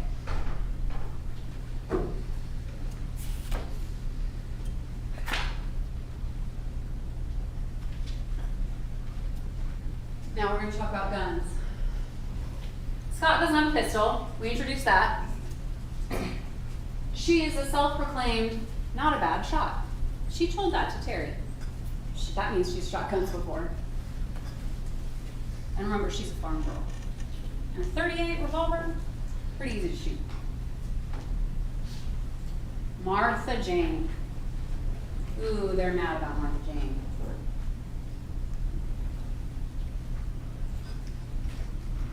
She is, as Mr. Fogus said, God-fearing. She needed to be right with God. She's not gonna lie to you. She noticed that gun was missing after Gary's murder. And it's reasonable for her to think that we can put a gun in her hand for this murder. It's reasonable for her to think that. But it wasn't until she realized we didn't have a murder weapon, and she was like, oh, they need my help. I gotta say something.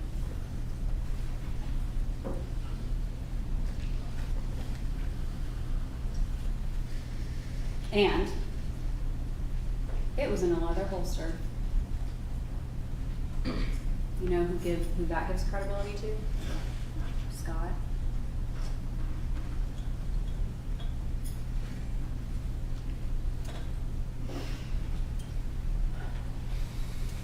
We know he was shot at least 2 times. These were shot from the same gun. And no, they're not consistent with the 38 bullets found in Scott's apartment. They're just not. And they're not consistent with a .357 or whatever other gun they think may be involved. No. It's consistent with 38 special revolvers. Not .357.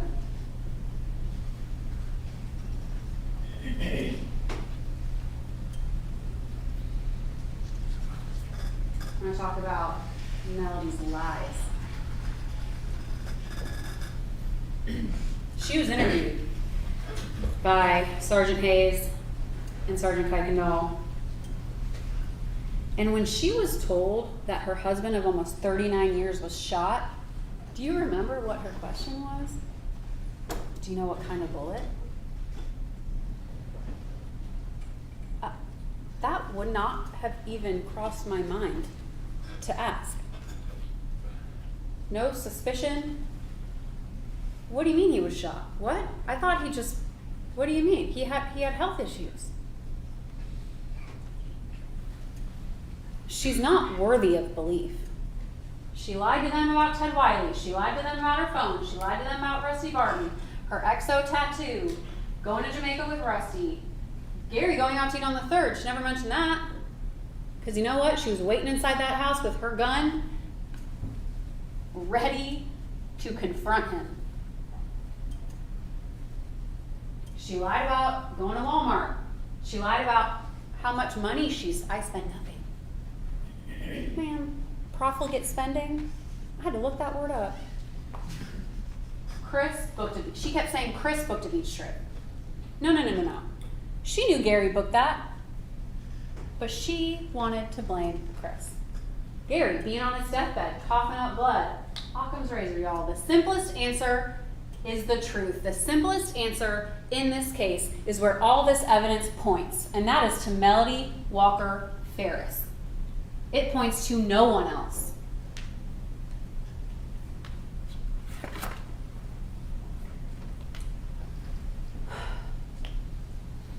This is not a series of coincidences. She was not framed.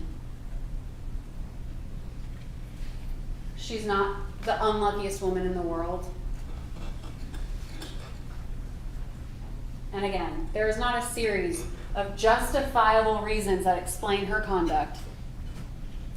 There's just not. And there aren't justifiable explanations to explain the evidence.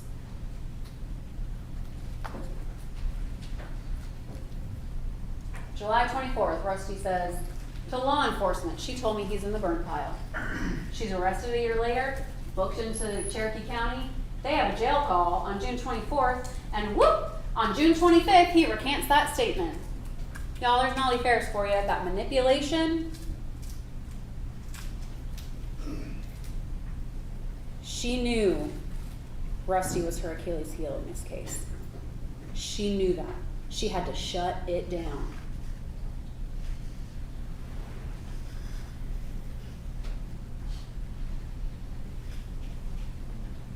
You know what she was really hoping?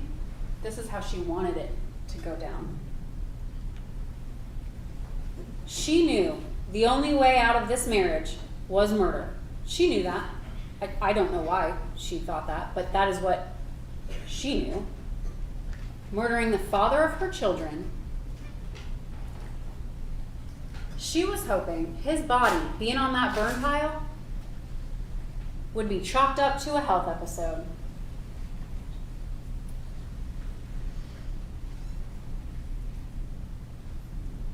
She didn't think the sheriff's office would find that bullet in his rib.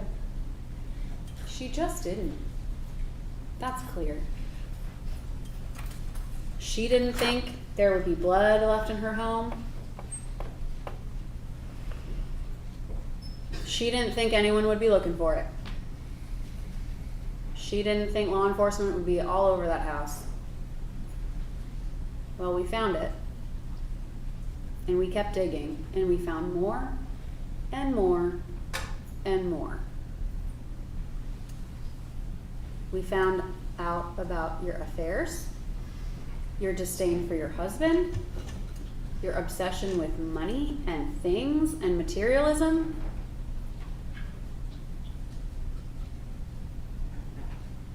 She never once encouraged law enforcement to find the person that actually did this.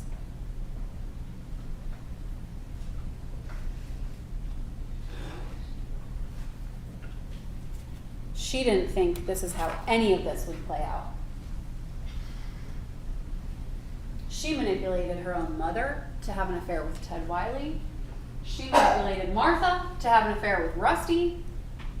She manipulated Amanda to go with her to continue her affairs with Rusty.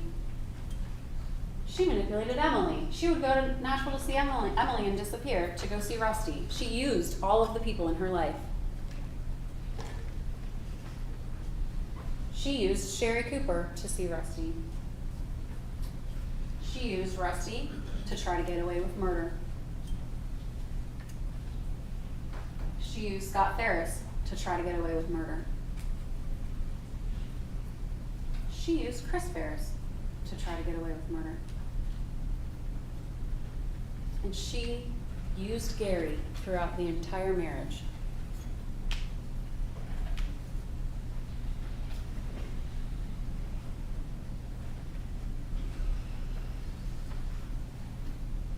She had the motive, she had the means, and she's the only one who had those, and she's the only one who had the opportunity.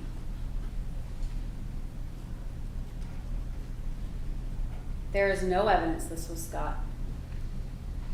Mr. Fogus told you in opening we had to shrink the world. That's what he meant, and that's what we did.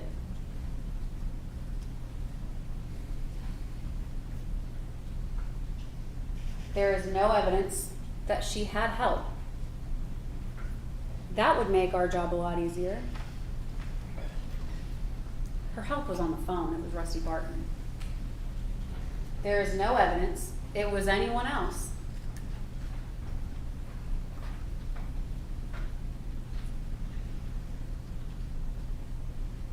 This evidence demands a verdict of guilty. Do not reward this criminal behavior. Do not reward her for almost succeeding in burning up her husband's body, unrecognizable to the point where doctors, forensic anthropologists cannot determine if any organs in his body had trauma. And no, you cannot tell me that there were no injuries on bones. Half those bones were gone. What you know is there was a bullet in his body and a bullet found in the basement with his DNA on it. And a gun that went missing from Martha Barton, who she had access to. She knew where that gun was.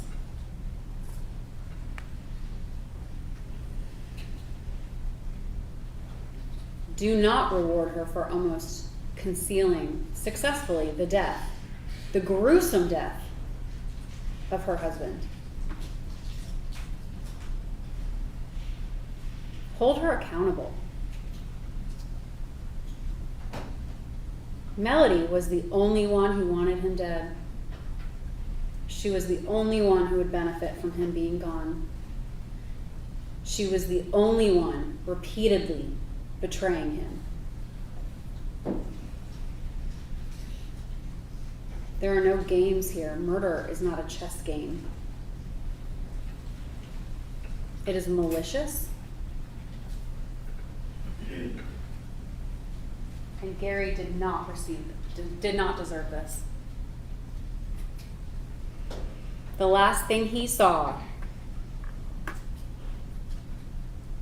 was staring down the barrel of a .38 revolver in the hands of his bitter wife, who was constantly betraying him. But this was the ultimate betrayal.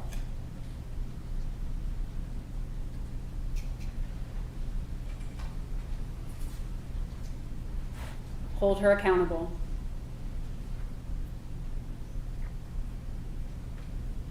You are the voice of Cherokee County in this case. You have the evidence to convict her beyond a reasonable doubt. We have proven it to you, and you have it. It's in the form of thousands of exhibits, testimony from the stand, audio, a lot of audio. If there is something you want to see or hear that you can't find back there, you send a note out to the judge.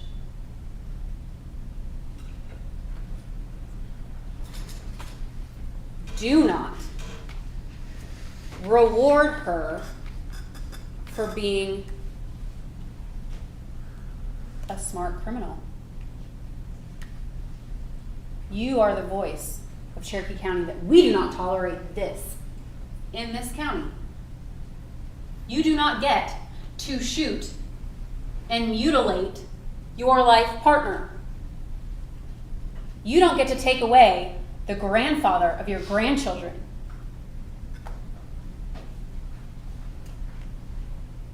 That is not your choice to make.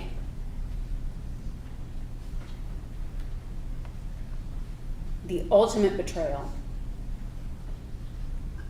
Gary will not walk through that door. And that's because she took him off this planet.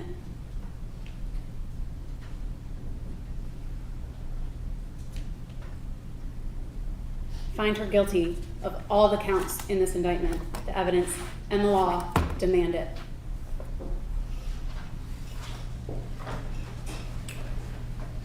All right, I want everyone in the audience to stay where you are. Jurors, y'all can take a 15-minute break, and then I'll give you the charge. That's going to be probably 40 to 50 minutes. Everybody, y'all can stand up if you want to, but y'all stay where you are.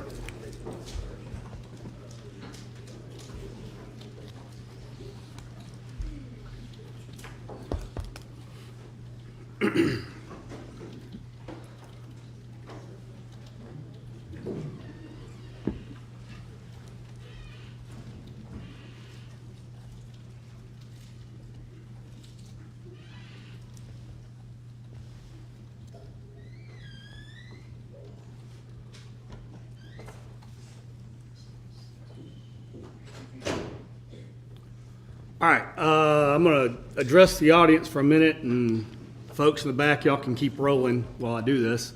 The first thing I'm going to do is I feel compelled to talk to the folks out in TV land for a minute and defend the state of Georgia and clarify something Mr. Weaver brought up in his closing arguments, and that is Georgia has had a constitution since we were enabled as a state. In fact, we've had somewhere between 10 and 12. No one's exactly certain how many, and I'm not a constitutional scholar. But the most recent version of our Constitution was adopted in 1983. That wasn't the first version of our Constitution. Yes. All right. Yeah, well, the folks that are watching us in New Zealand don't. All right.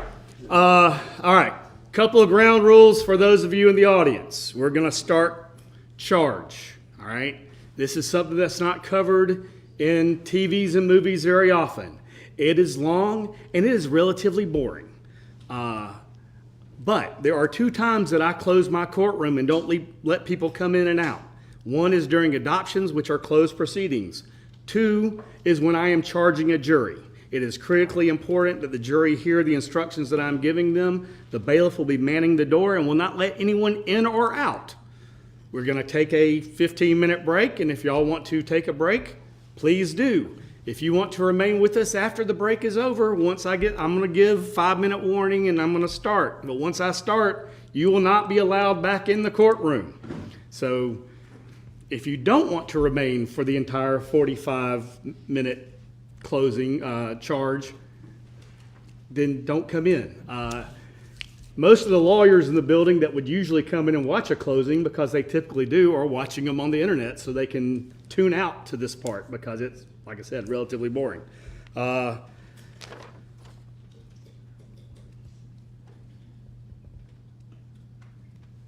right, that's really all I need to tell y'all. I need the bailiffs to move the easels. I've asked the clerk to give me a copy of the indictment. Tracy needs to find my copy of the stipulation because it disappeared that was up here. And yeah, I was gonna read them off mine and not the one for the jury. All right, with that, we'll be in recess for 12 minutes or so. I haven't checked it back, but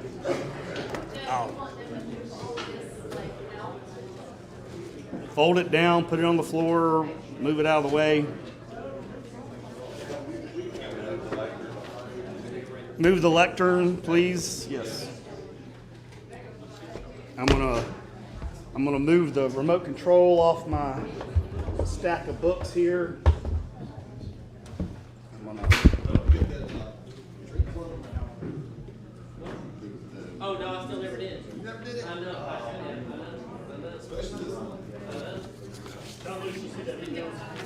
all right, there's a copy of the indictment to go on the, Julian, stick that on the table.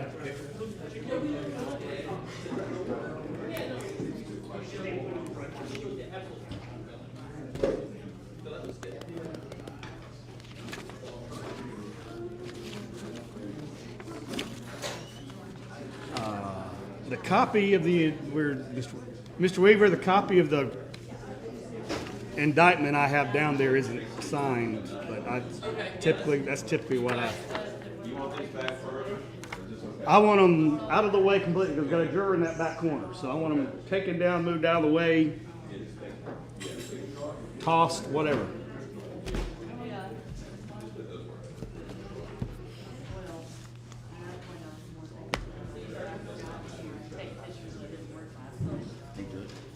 Are you still thinking about going to 6:30, 7 o'clock tonight? I'll let them go as long as they want. I doubt they'll want to stay late, but I'll just try to get a feel from them and I'll check. I'm not going to run them off.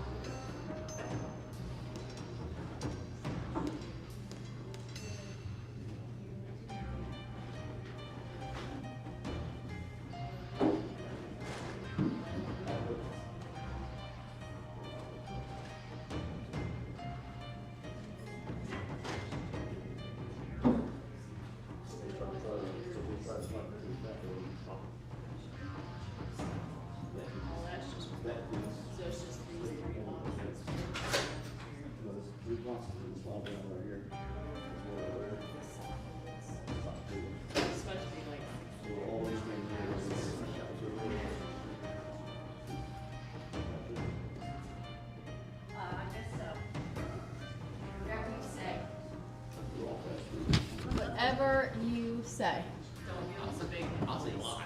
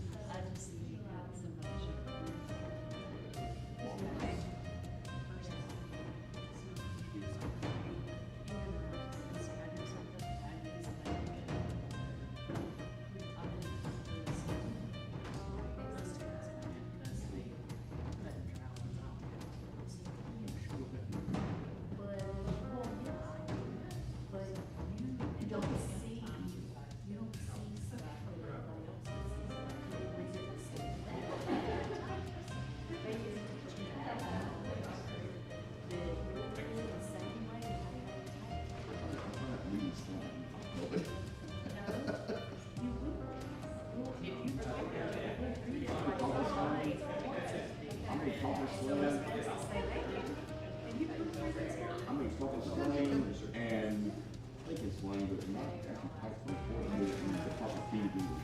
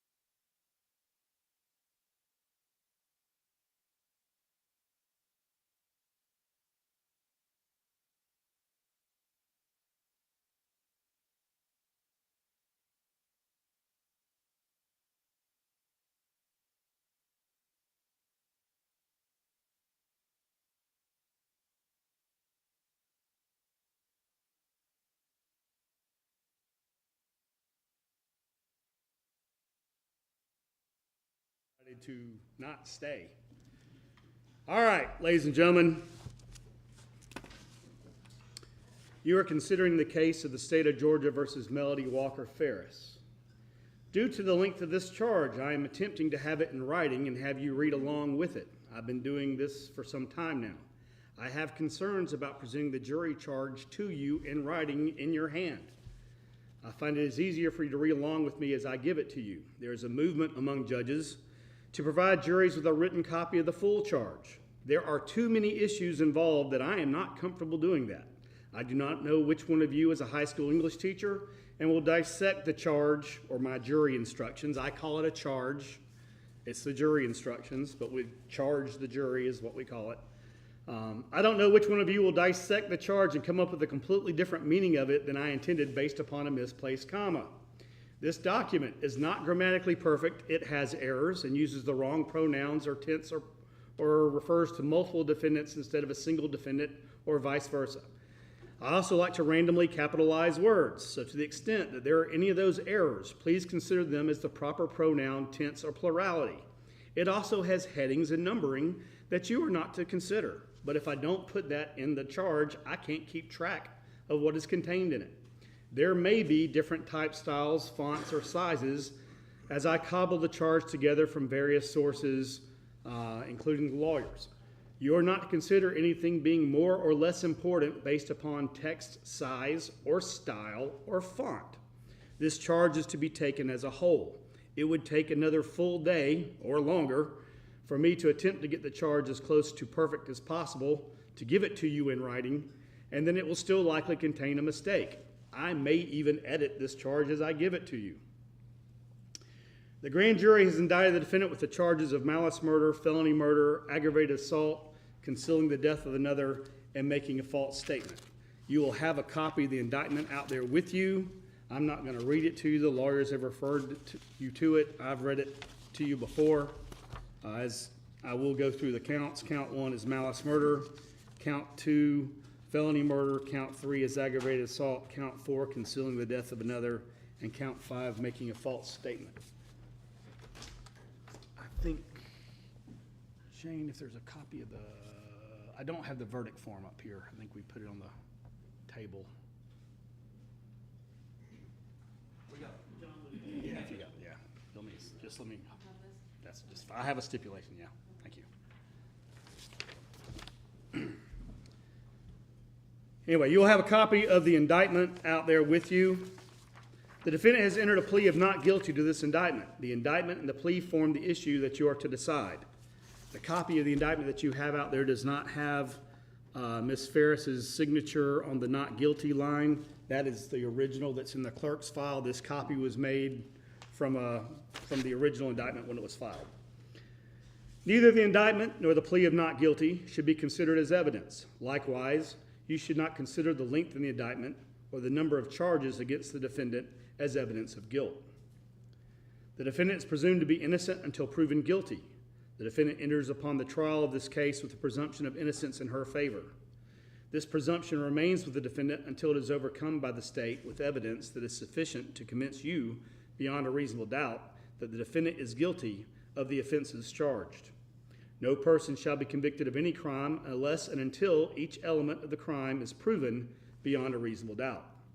The burden of proof rests upon the state to prove every material allegation of the indictment and every essential element of the crimes charged beyond a reasonable doubt. There is no burden of proof upon the defendant whatsoever, and the burden never shifts to the defendant to introduce evidence or to prove innocence. However, the state is not required to prove the guilt of the accused beyond all doubt or to a mathematical certainty. A reasonable doubt means just what it says. A reasonable doubt is a doubt of a fair-minded, impartial juror honestly seeking the truth. A reasonable doubt is a doubt based upon common sense and reason. It does not mean a vague or arbitrary doubt, but is a doubt for which a reason can be given, arising from consideration of the evidence, a lack of evidence, or a conflict in the evidence.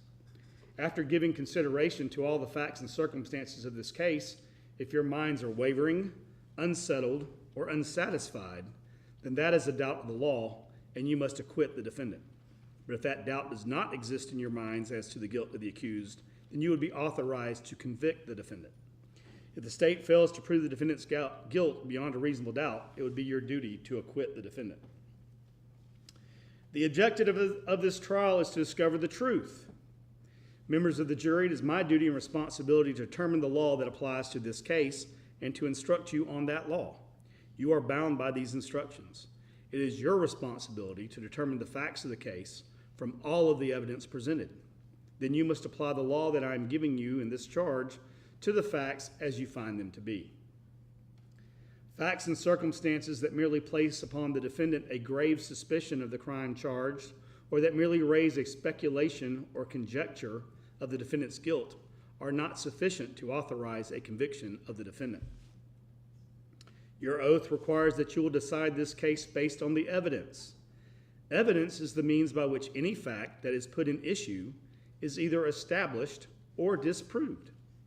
Evidence includes all the testimony of the witnesses and any exhibits admitted during the trial and any stipulations.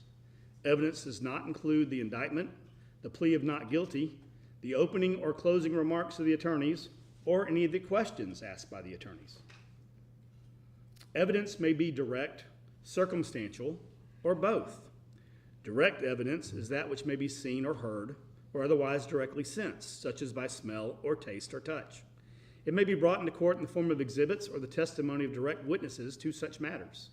It is evidence that points immediately to the issue in question. When direct evidence, by inference, points to an obvious, likely, or reasonable conclusion, even though that conclusion was not directly seen, heard, smelled, tasted, or touched, that is said to be circumstantial evidence. Circumstantial evidence is the proof of facts or circumstances by direct evidence from which you may infer other related or connected facts that are reasonable and justified in light of your experience. It is evidence that only tends to establish a conclusion in question by its consistency with such conclusion or elimination of other conclusions.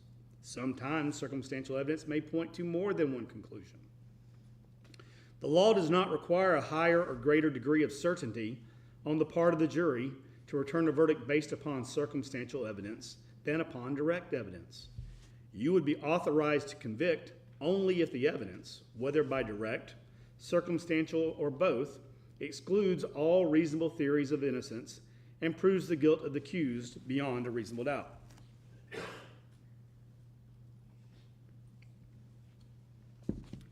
The parties have entered into stipulations that have been approved by the court, and I read that to you earlier, but I'm going to read it to you again now. In this case, the parties have entered into stipulations that have been approved by the court. The named victim in this case, the decedent whose remains were found on the property of 2155 Purcell Lane, Alpharetta, Cherokee County, Georgia, 30004, on July 5th, 2018, is Gary Wayne Farris, with his date of birth. All of the phone records collected throughout the investigation related to Gary Wayne Farris's death are authentic and shall be admissible at trial.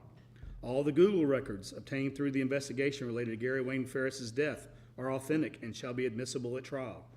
All the records obtained for cell phone towers, AT&T and Verizon, during the investigation into Gary Wayne Farris's death are authentic and shall be admissible at trial.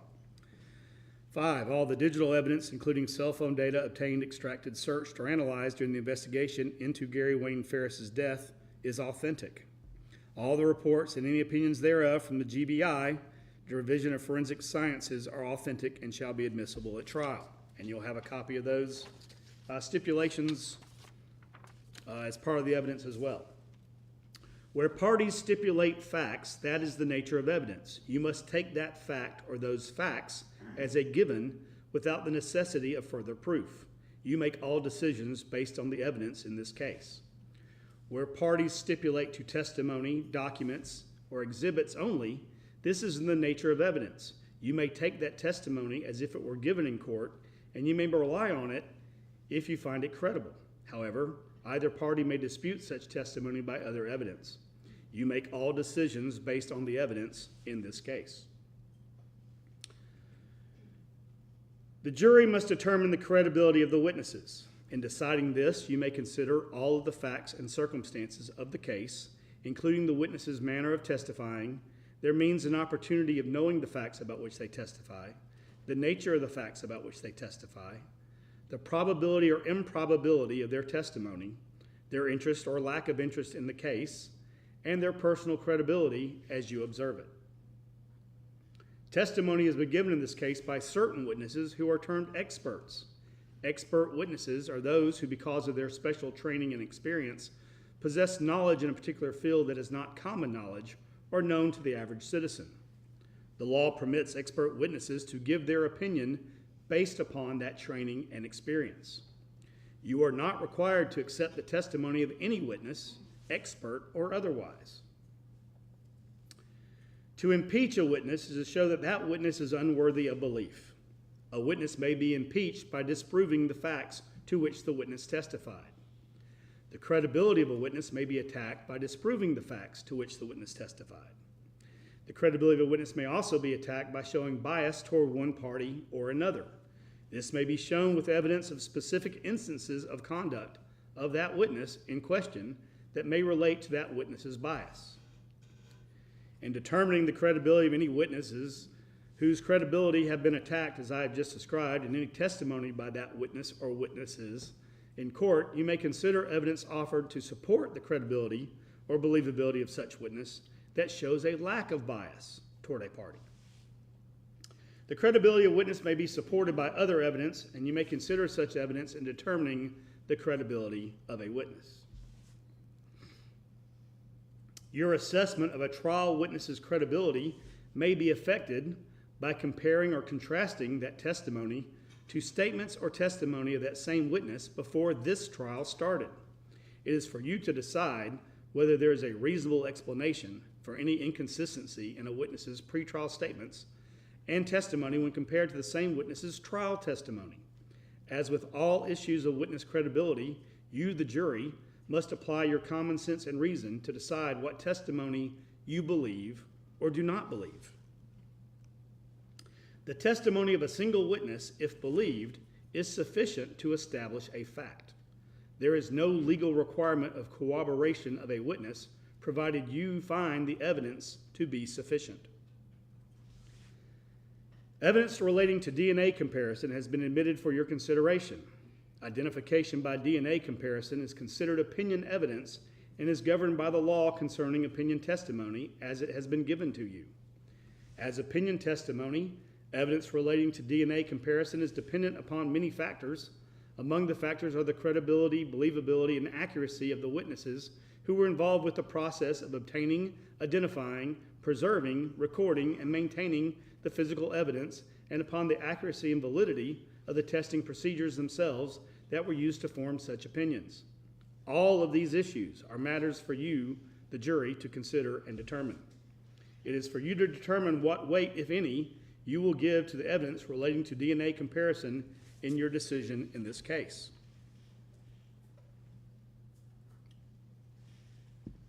Sometimes evidence is admitted for a limited purpose. Such evidence may be considered by the jury for the sole issue or purpose for which that evidence is limited and not for any other purpose. Evidence of prior difficulties or lack thereof between the defendant and the alleged victim, or between the defendant and a witness or witnesses, has been admitted for the sole purpose of illustrating, if it does, the state of feeling between the defendant and the alleged victim or witnesses, or the reasonableness of any alleged fears by the defendant or any alleged victim or witness. Whether this evidence illustrates such matters is a matter solely for you, the jury, to determine, but you are not to consider such evidence for any other purpose. The defendant in a criminal case may take the stand and testify and be examined and cross-examined as any other witness. However, the defendant does not have to present any evidence nor testify. If the defendant chooses not to testify, you may not consider that in any way in making your decision. A statement the defendant allegedly made has been offered for your consideration. Before you may consider this as evidence for any purpose, you must determine whether the defendant's statement was voluntary. In order for a statement to be voluntary, the statement must be freely and willingly given and without coercion, duress, threats, use of violence, fear of injury, or any suggestion or promises of leniency or reward. A statement induced by the slightest hope of benefit or the remotest fear of injury is not voluntary. To be voluntary, a statement must be the product of a free will and not under compulsion or any necessity imposed by others. The burden of proof is upon the state to establish that the statement was voluntary, that is, freely and willingly made. If you do not find the statement was voluntary, you may not consider it for any other purpose. You should consider with great care and caution the evidence of any out-of-court statement allegedly made by the defendant offered by the state. The jury may believe any such statement in whole or in part, believing that which you find to be true and rejecting that which you find to be untrue. You alone have the duty to apply the general rules for testing the believability of witnesses and to decide what weight should be given to all or any part of such evidence. A defendant's out-of-court statement that is not supported by any other evidence is not sufficient to justify a conviction, even if you believe the unsupported statement. This defendant is charged with a crime against the laws of this state. A crime is a violation of a statute of this state in which there is a joint operation of an act and intention. Intent is an essential element of any crime and must be proven by the state beyond a reasonable doubt. Intent may be shown in many ways, provided you believe that it existed from the proven facts before you. Intent may be inferred from proven circumstances or by acts and conduct, or it may be, in your discretion, inferred when it is a natural and necessary consequence of the act.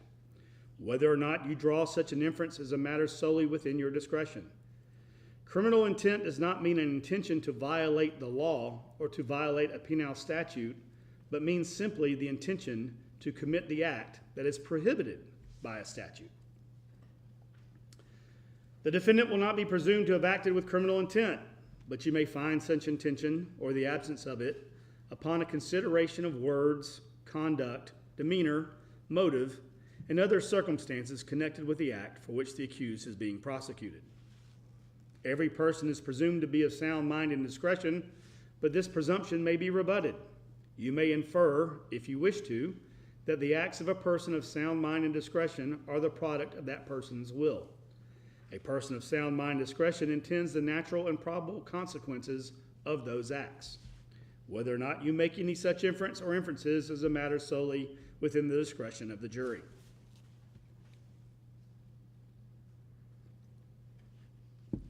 Knowledge on the part of the defendant that the crime of making a false statement was being committed and the defendant knowingly and intentionally participated in commission of such crime must be proven by the state beyond a reasonable doubt. If you find from the evidence in this case that the defendant had no knowledge that that crime was being committed, or that the defendant did not knowingly and intentionally commit the offense of making a false statement, then it would be your duty to acquit the defendant. On the other hand, should you find beyond a reasonable doubt that the defendant had knowledge that the crime of making a false statement was being committed and that the defendant knowingly and intentionally participated in the commission of it, then you would be authorized to convict the defendant of that charge. The mere presence of the defendant at the scene of a crime without more does not authorize a conviction. The evidence must show that the defendant committed the crime or participated in its commission. For malice murder, the state must prove that the defendant caused the death of another person unlawfully and with malice aforethought. The killing must have been done with malice to be murder.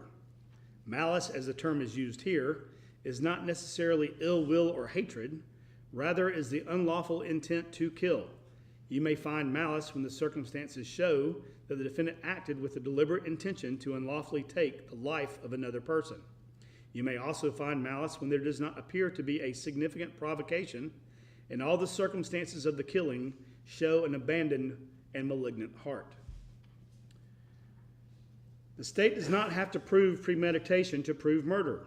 If a killing is done with malice, it is murder regardless of how briefly the malicious intent existed. No specific length of time is required for malice to arise in the defendant's mind. Malice may be formed in a moment, and instantly a fatal wound may be inflicted.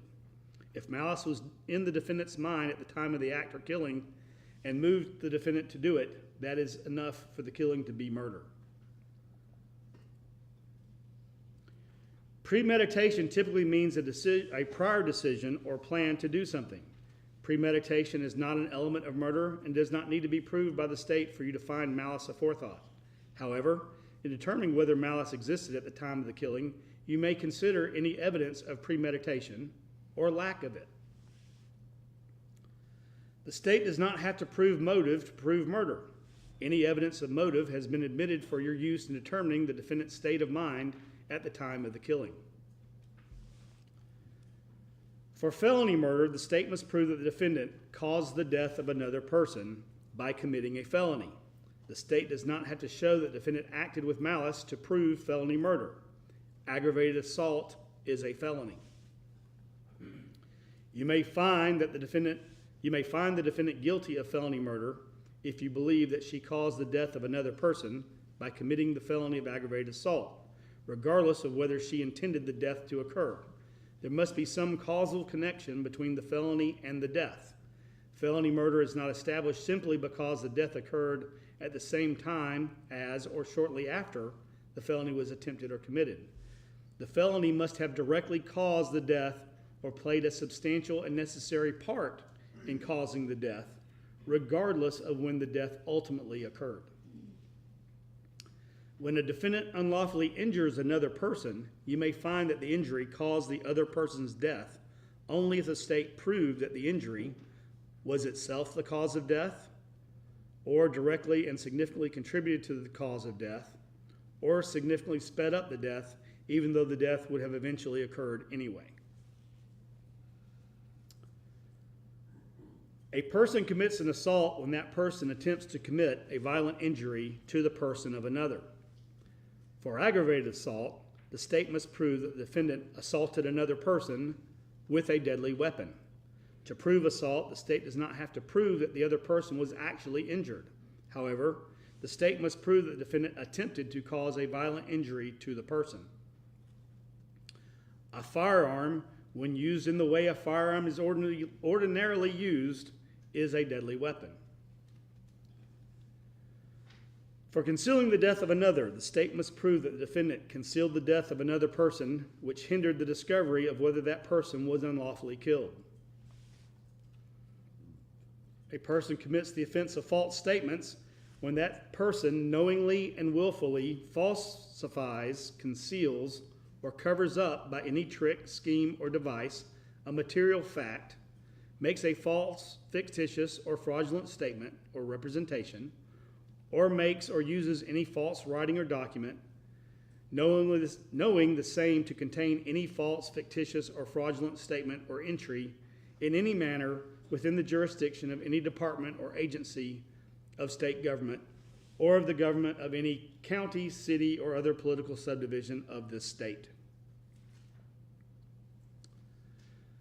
The law provides that criminal actions shall be tried in the county in which the crime was committed. Venue, that is, the crime was committed in Cherokee County, is a jurisdictional fact that must be proved by the state beyond a reasonable doubt as to each crime charged in this indictment, just as any other element of the offenses. Venue must be proved by direct or circumstantial evidence, or both. All right, you'll be provided a verdict form for each offense the defendant is charged with committing. Each count is to be considered separately. For each count and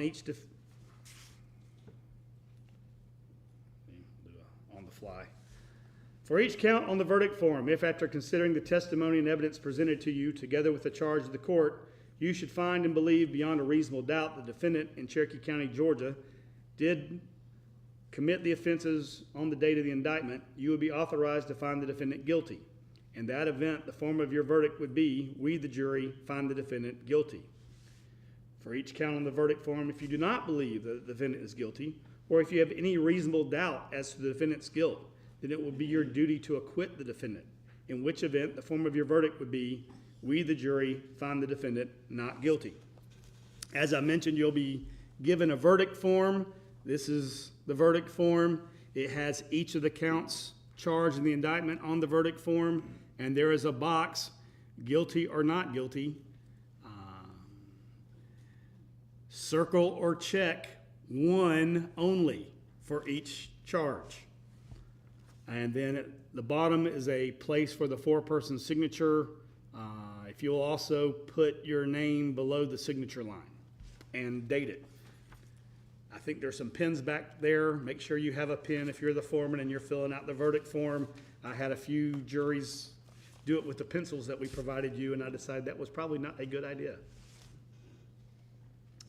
By no ruling or comment or action that the court has made during the progress of this trial, nor any ruling in any pretrial hearing, has the court intended to express any opinion upon the facts of this case, upon the credibility of the witnesses, upon the evidence, or upon the guilt or innocence of the defendant.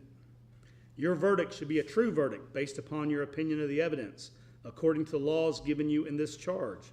You are not to show favor or sympathy to one party or the other. It is your duty to consider the facts objectively, without favor, affection, or sympathy to either party.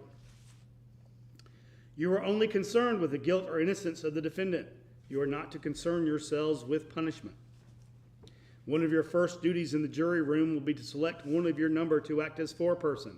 That person will preside over your deliberations and will sign the verdict to which all 12 of you freely and voluntarily agree. You should start your deliberations with an open mind. Consult with one another and consider each other's views. Each of you must decide this case for yourself, but you should do so only after a discussion and consideration of the case with your fellow jurors. Do not hesitate to change an opinion if you are convinced that it is wrong. However, you should never surrender an honest opinion in order to be congenial or to reach a verdict solely because of the opinions of the other jurors. During your deliberations, you must not communicate with anyone other than your fellow jurors about this case. You are also not permitted to conduct any research about this case, including persons or places or legal concepts mentioned during the trial. These rules apply not only to in-person communication, but also to communications or research using cell phones, text messaging, websites, blogs, or social media of any kind. As I instructed y'all before, y'all will take your device, the bailiffs will take up your devices and put them in a box, and they will be in the hallway during the course of your deliberations. We will take a short break while we gather everything up to present to you to take out to the jury room. During that period of time, y'all have an opportunity to call home. Again, you can tell them that y'all are starting your deliberations, that they will hear from you at the end of the day when y'all break or when y'all reach a verdict. I will give you additional instructions when we break for the day if y'all decide to come back and deliberate tomorrow. I have had jurors in the same situation as you who have decided after 6 hours of closing argument and instructions from the court that y'all are done and want to come back and start fresh in the morning. If that is what y'all want to do, that is perfectly fine. If y'all want to stay here till 8 o'clock or 10 o'clock or 2:30, as I told y'all I had a jury do, y'all are welcome to do that. If y'all stay late, we'll order some food for you if y'all choose to do that. I've also had folks that have been deliberating for some period of time who decide that they want to get away from each other, go off-site, have dinner on their own, and then come back and kind of refresh. Again, I will leave that up to y'all's decision, and how you want to deliberate, I will, for the most part, leave up to you. There is a lot of evidence in this case. The attorneys and I have gone through it, made sure that y'all have everything you're supposed to have. Do we have a list of the exhibits for them? All right. All right. All right. There's a list to help guide you through all the evidence as best we can. For, I think, all of the photographs, there are hard copy printouts of the photographs, so you don't have to ask to see those again. If you want to see videos or hear recordings, despite my technological prowess, I have been trying to come up with a way for y'all to view digital evidence in the back. Nobody else other than me trusts that process, and so therefore we haven't done it yet. That is still something I intend to do before I retire. But for now, if y'all need to review any digital evidence, you will have to request it in writing, and you will come back in here, and we will put it on the screen or put it on the audio. Along with that, if you have any questions, you can, again, through your foreman, you will give me those questions in writing to the bailiff. I will do my best to answer those questions as best as I can. You may not like my answers. For any communication between you and the court, it has to be in writing through the bailiff. Now, I will probably, if y'all are here this evening around 6:30, I will ask the bailiff to check in on y'all and see if y'all want to stick around for a little bit longer and whether you want us to order you dinner. That will be the extent of the conversations that I have with you through the bailiff, will be really timing. Any communication to me needs to be in writing from you. If you have requests, put them in writing, make a list. Let me explain to you what that process will look like. It will take, the district attorneys are going to go upstairs to their office. The defense attorneys have a conference room out front. They're going to be there. The DAs are going to be up there. I'm going to be in the back, and the folks in the courtroom are going to kind of scatter.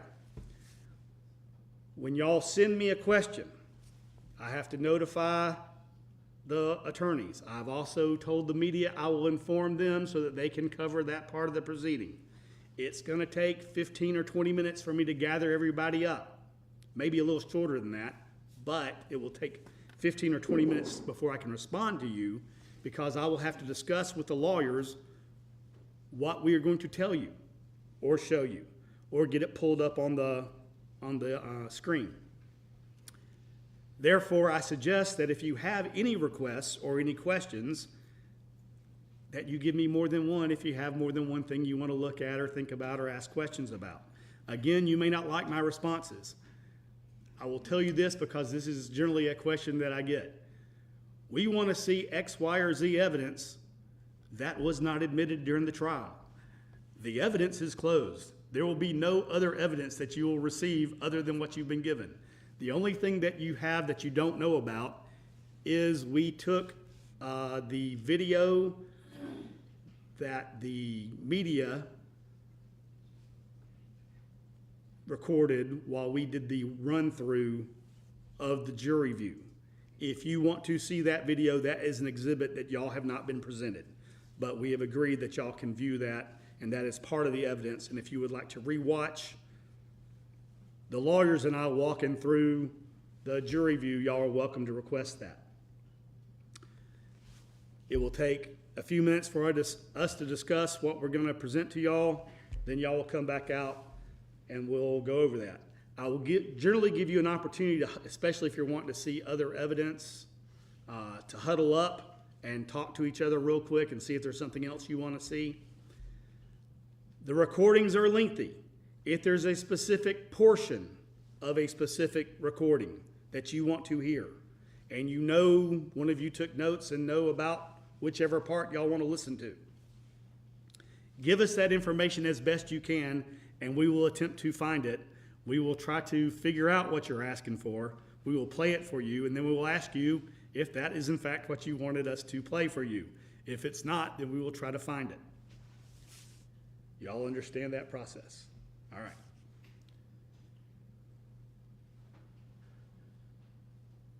Whatever your verdict is, it must be unanimous. That is agreed to by all. The verdict must be in writing and signed by one of your members as foreperson, dated, and returned to be published in open court. Georgia law does not provide for the alternate jurors to sit in on the deliberations of the jury.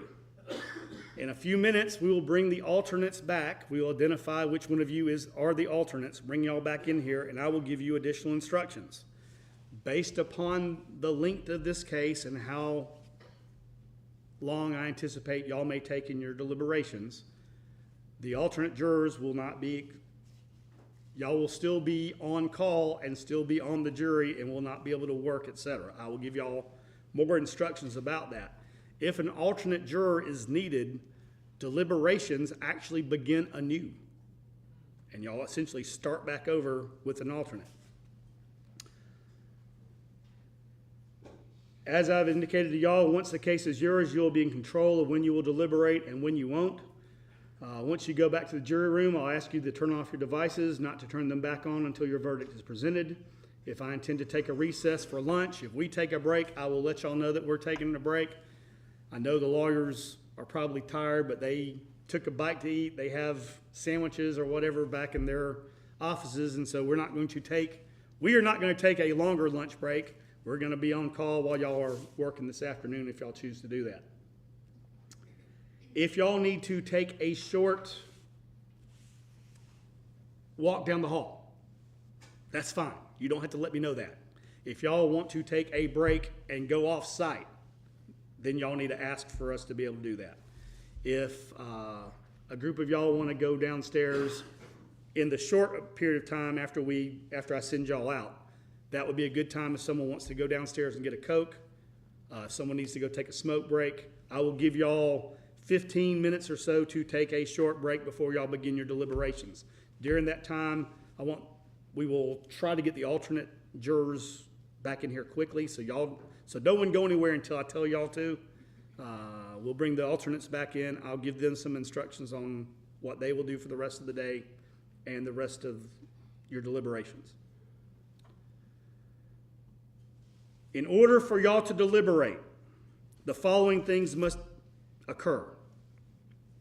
There must only be 12 of you. You all must be in the jury room. You must have all of the evidence, which includes the indictment, the stipulations, and the verdict form. Unless all of those things are present, you may not discuss the case whatsoever. So if one of you goes to the bathroom, y'all stop talking. If one of you goes down and has a smoke break, y'all don't talk about the case. Until all the evidence is gathered and presented to you outside, y'all don't discuss the case. Do not touch these once you turn them off. During the break, you can call home. I've given you that instruction, but I'm telling you again. If there is something you need, ask for it in writing from the bailiff. I have a calculator up here. We have a large writing pad, if you want that. If you want the easel, the writing pad, some markers, I'm going to send those out for you anyway. But if there's anything else like that that you want, ask for it. Don't try to obtain it on your own. All right? With that, y'all step out in the hallway for a moment. You can make your phone calls. We'll identify the alternates and bring them back in here. This is on my desk. You had it. I did have it. I told you it was up here. Would you like to keep it I knew I'd lost it somewhere. for the court TV then? Or do you want us to keep it over You just here? hold on and we'll.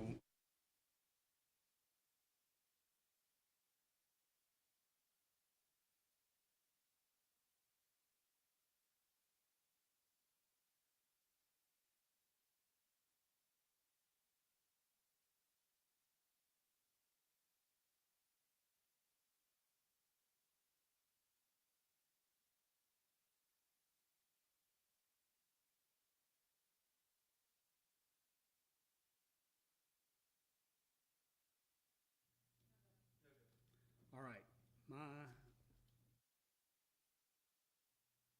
alternate jurors are 91.